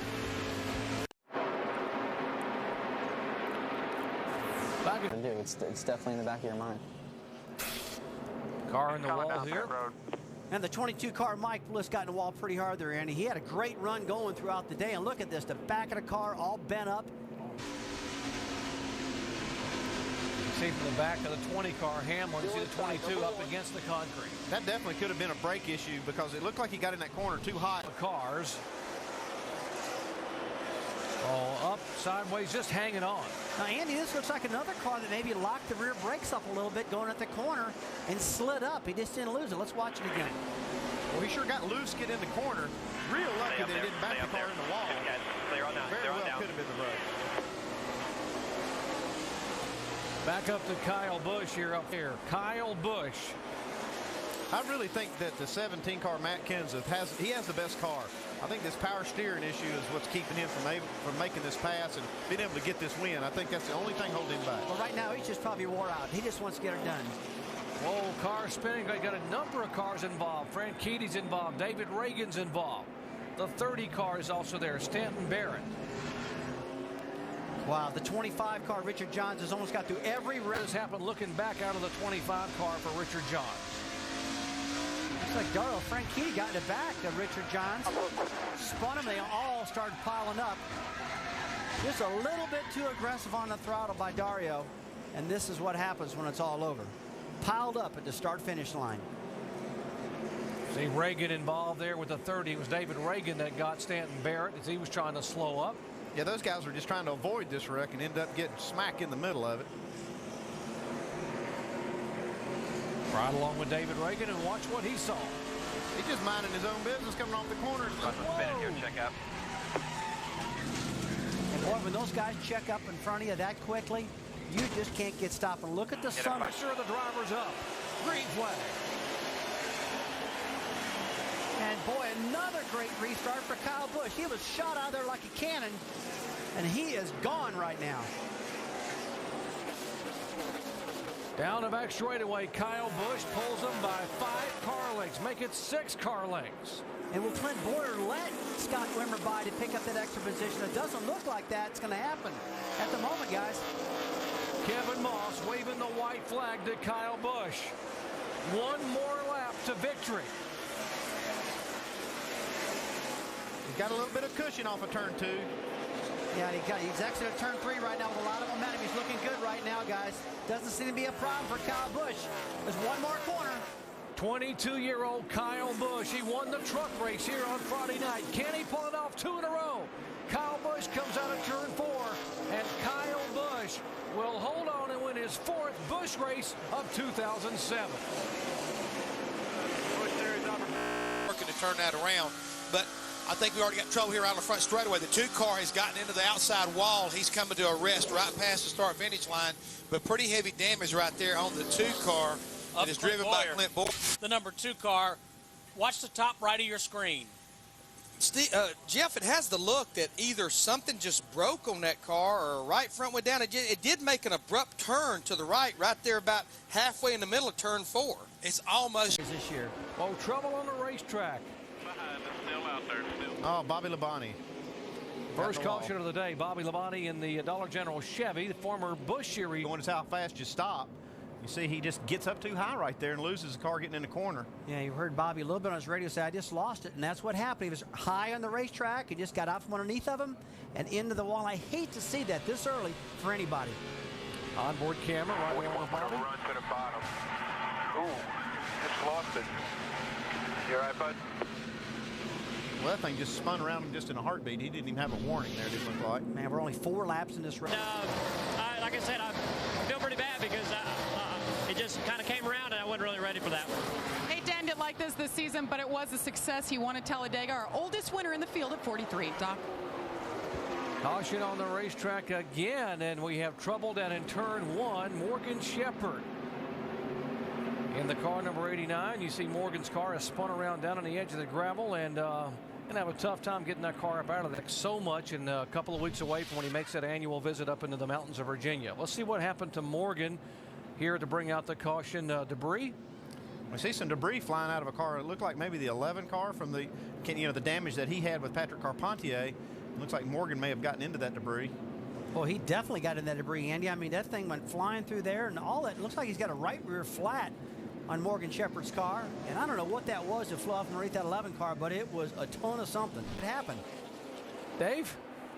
Denny Hamlin racing from the rear of the pack in qualifying. They had tightened up the car just a little bit too much, and we got more action on the track. Doc can't get this thing started. Richard Johns, Dave, in the 25 car and the 1 of J.J. Yaley. That's 25. Let's spin it. Right in the pit road, bud. Impressive here. Let's see what happened. That's Stephen Wallace on the inside, Yaley in the middle, and Johns up high. Boy, it looks like the 1 car just gets up in the left rear quarter panel, the 24 at Johns, and, gets a little tap in the left rear, and that's all it takes when you're running close to 180 miles an hour, and that's what they're running. And look, that's the same spot Bobby Labonte just lost it all by himself, so that track must be a little bit slick on that entry point of getting into turn 3. Well, I really think as this race goes on, it's going to tighten up more. The track's going to get more grip, like Matt Kenseth, our in-race reporter, said earlier. He said, it's going to change, and they're ready for it. Richard Johns so desperately wanted to get a good finish here. They had talked to a couple of sponsors in this week about being on board in 2008 for that 25 car for Renzi, and they thought they were getting close. Green flag racing in. But the caution flag's back out again. That doesn't look good, Doc. It does not at all, Alan. And tough break for Dario Franchitti in the Ganassi Sabatos Dodge. And Dario, who had good qualifying effort. And look, you can do that. Let's see what happened to Dario here in the corner. Up across the racetrack. That thing just took off. Looked like maybe he had a tire go down or something. That was really unusual. I mean, he just shot straight in the wall right in front of Sam Hornish. Well, you can see the spring just bounding out of the back of the car right in front of Sam, and he comes down across and, well, man, watch that spring come out of the car, right behind the car. Watch it hit the track and just bound around back there. Guys, you got to believe something broke in this car because there was a lot of sparks before the thing even hit the wall, Andy. So what a tough crash for Franchitti. He's learning the hard way, that's for sure. What a way to finish the season. All kinds of action on this racetrack right in front of Sam Horni's fifth caution flag tonight in just the first 45 laps. Or log on to ESPN.com, search word safety.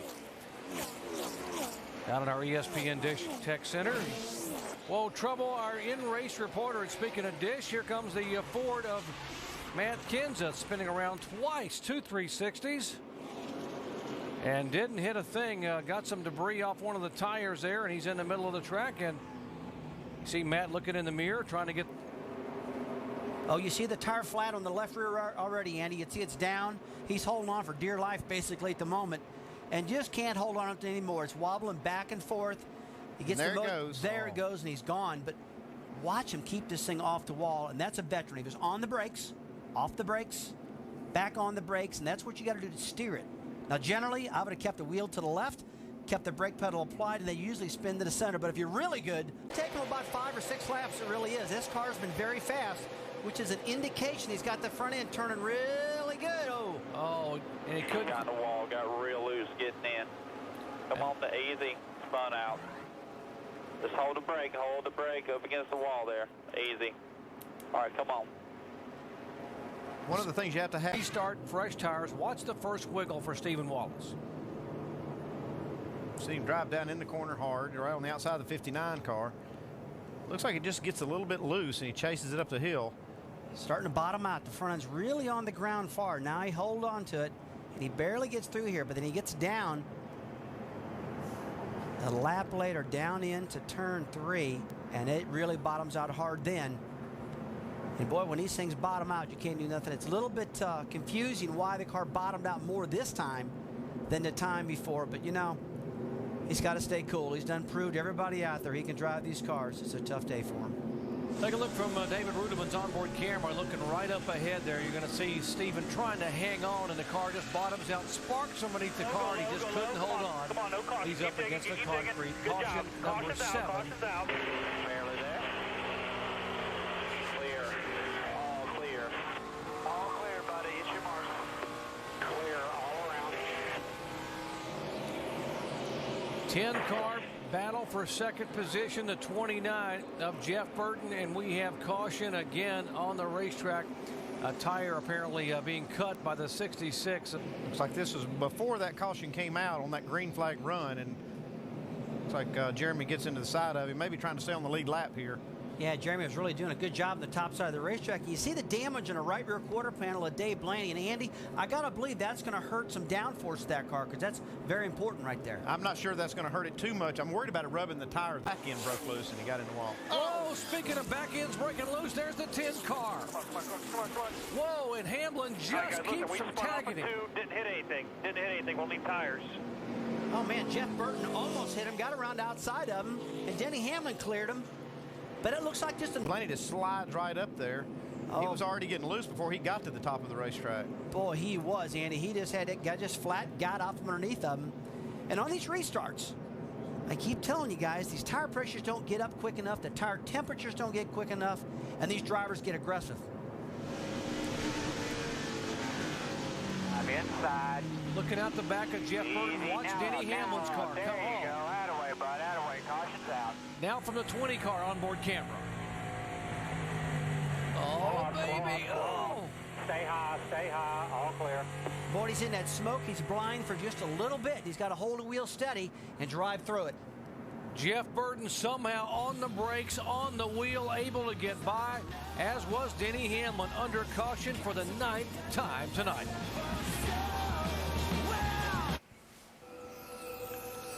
This telecast with a troubled car in the wall, the 03 Todd Bodine, and Hornish is involved with him. Heavy damage on the front of Sam Hornish's Dodge. I'm all right. Well, I'm done for tonight, boys. On Sunday afternoon. Let's show you what happened here. Watch the 03 car. See the 03 way up on the racetrack. Almost the same thing that happened to Dave Blaney. Well, Andy, we've seen this many times, and look at Hornish, nowhere to go. Bam. Oh, yeah, you got to get the worst of that one. It's a sick feeling, you know. You just need more time. Needs a lot of seat time. You can't get to seat time when you're wrecking. Now watch the force of the impact here. Just lift the 03 car. Watch these cars come off the ground. We're talking about 170 miles an hour. Just spins around. Looks like that knocked the breath out of you right there. Oh, yeah, especially if you're Sam Hornish, it's going to knock the breath out of you. How about Mark Bodine? Man, that's a hard lick. Lifts the right side of that car right off the ground because he got hit so hard on the left side. It even lifted the right side because of that. He's down and away. 6 car trouble trying to get on the pit road. David Reagan slides. Get it rolling if you can. Get it rolling. Our pole sitter was the leader. Yellow's out. Yellow's out. We talked about how tricky pit entrance was, and you saw it has bitten the guy. Well, guys, you just hustle on pit road, and this is a very narrow, slick pit road. He goes to turn it and loses it right at the entry of pit road. And we have seen this a lot in different types of racing. The Indy cars have spun out here many times. And, boy, it's a tough way to get into pits here. You got to be very careful, though. He just spun it again on the racetrack. They're eating each other's rear bumpers off. White flag. One more lap. White flag. See why this 29 car is the owner's champion. They've had a great car all year long. Richard Childress Racing trying to win their 13th race in 2007. He is the owner's champion. The NASCAR Busch Series owner's champion. Jeff Burton, 4 wins in 2007. He has 26 career victories. 3 of his 4 wins have come on mile-and-a-half tracks. And for the season finale at Homestead, Miami, Jeff Burton takes the win.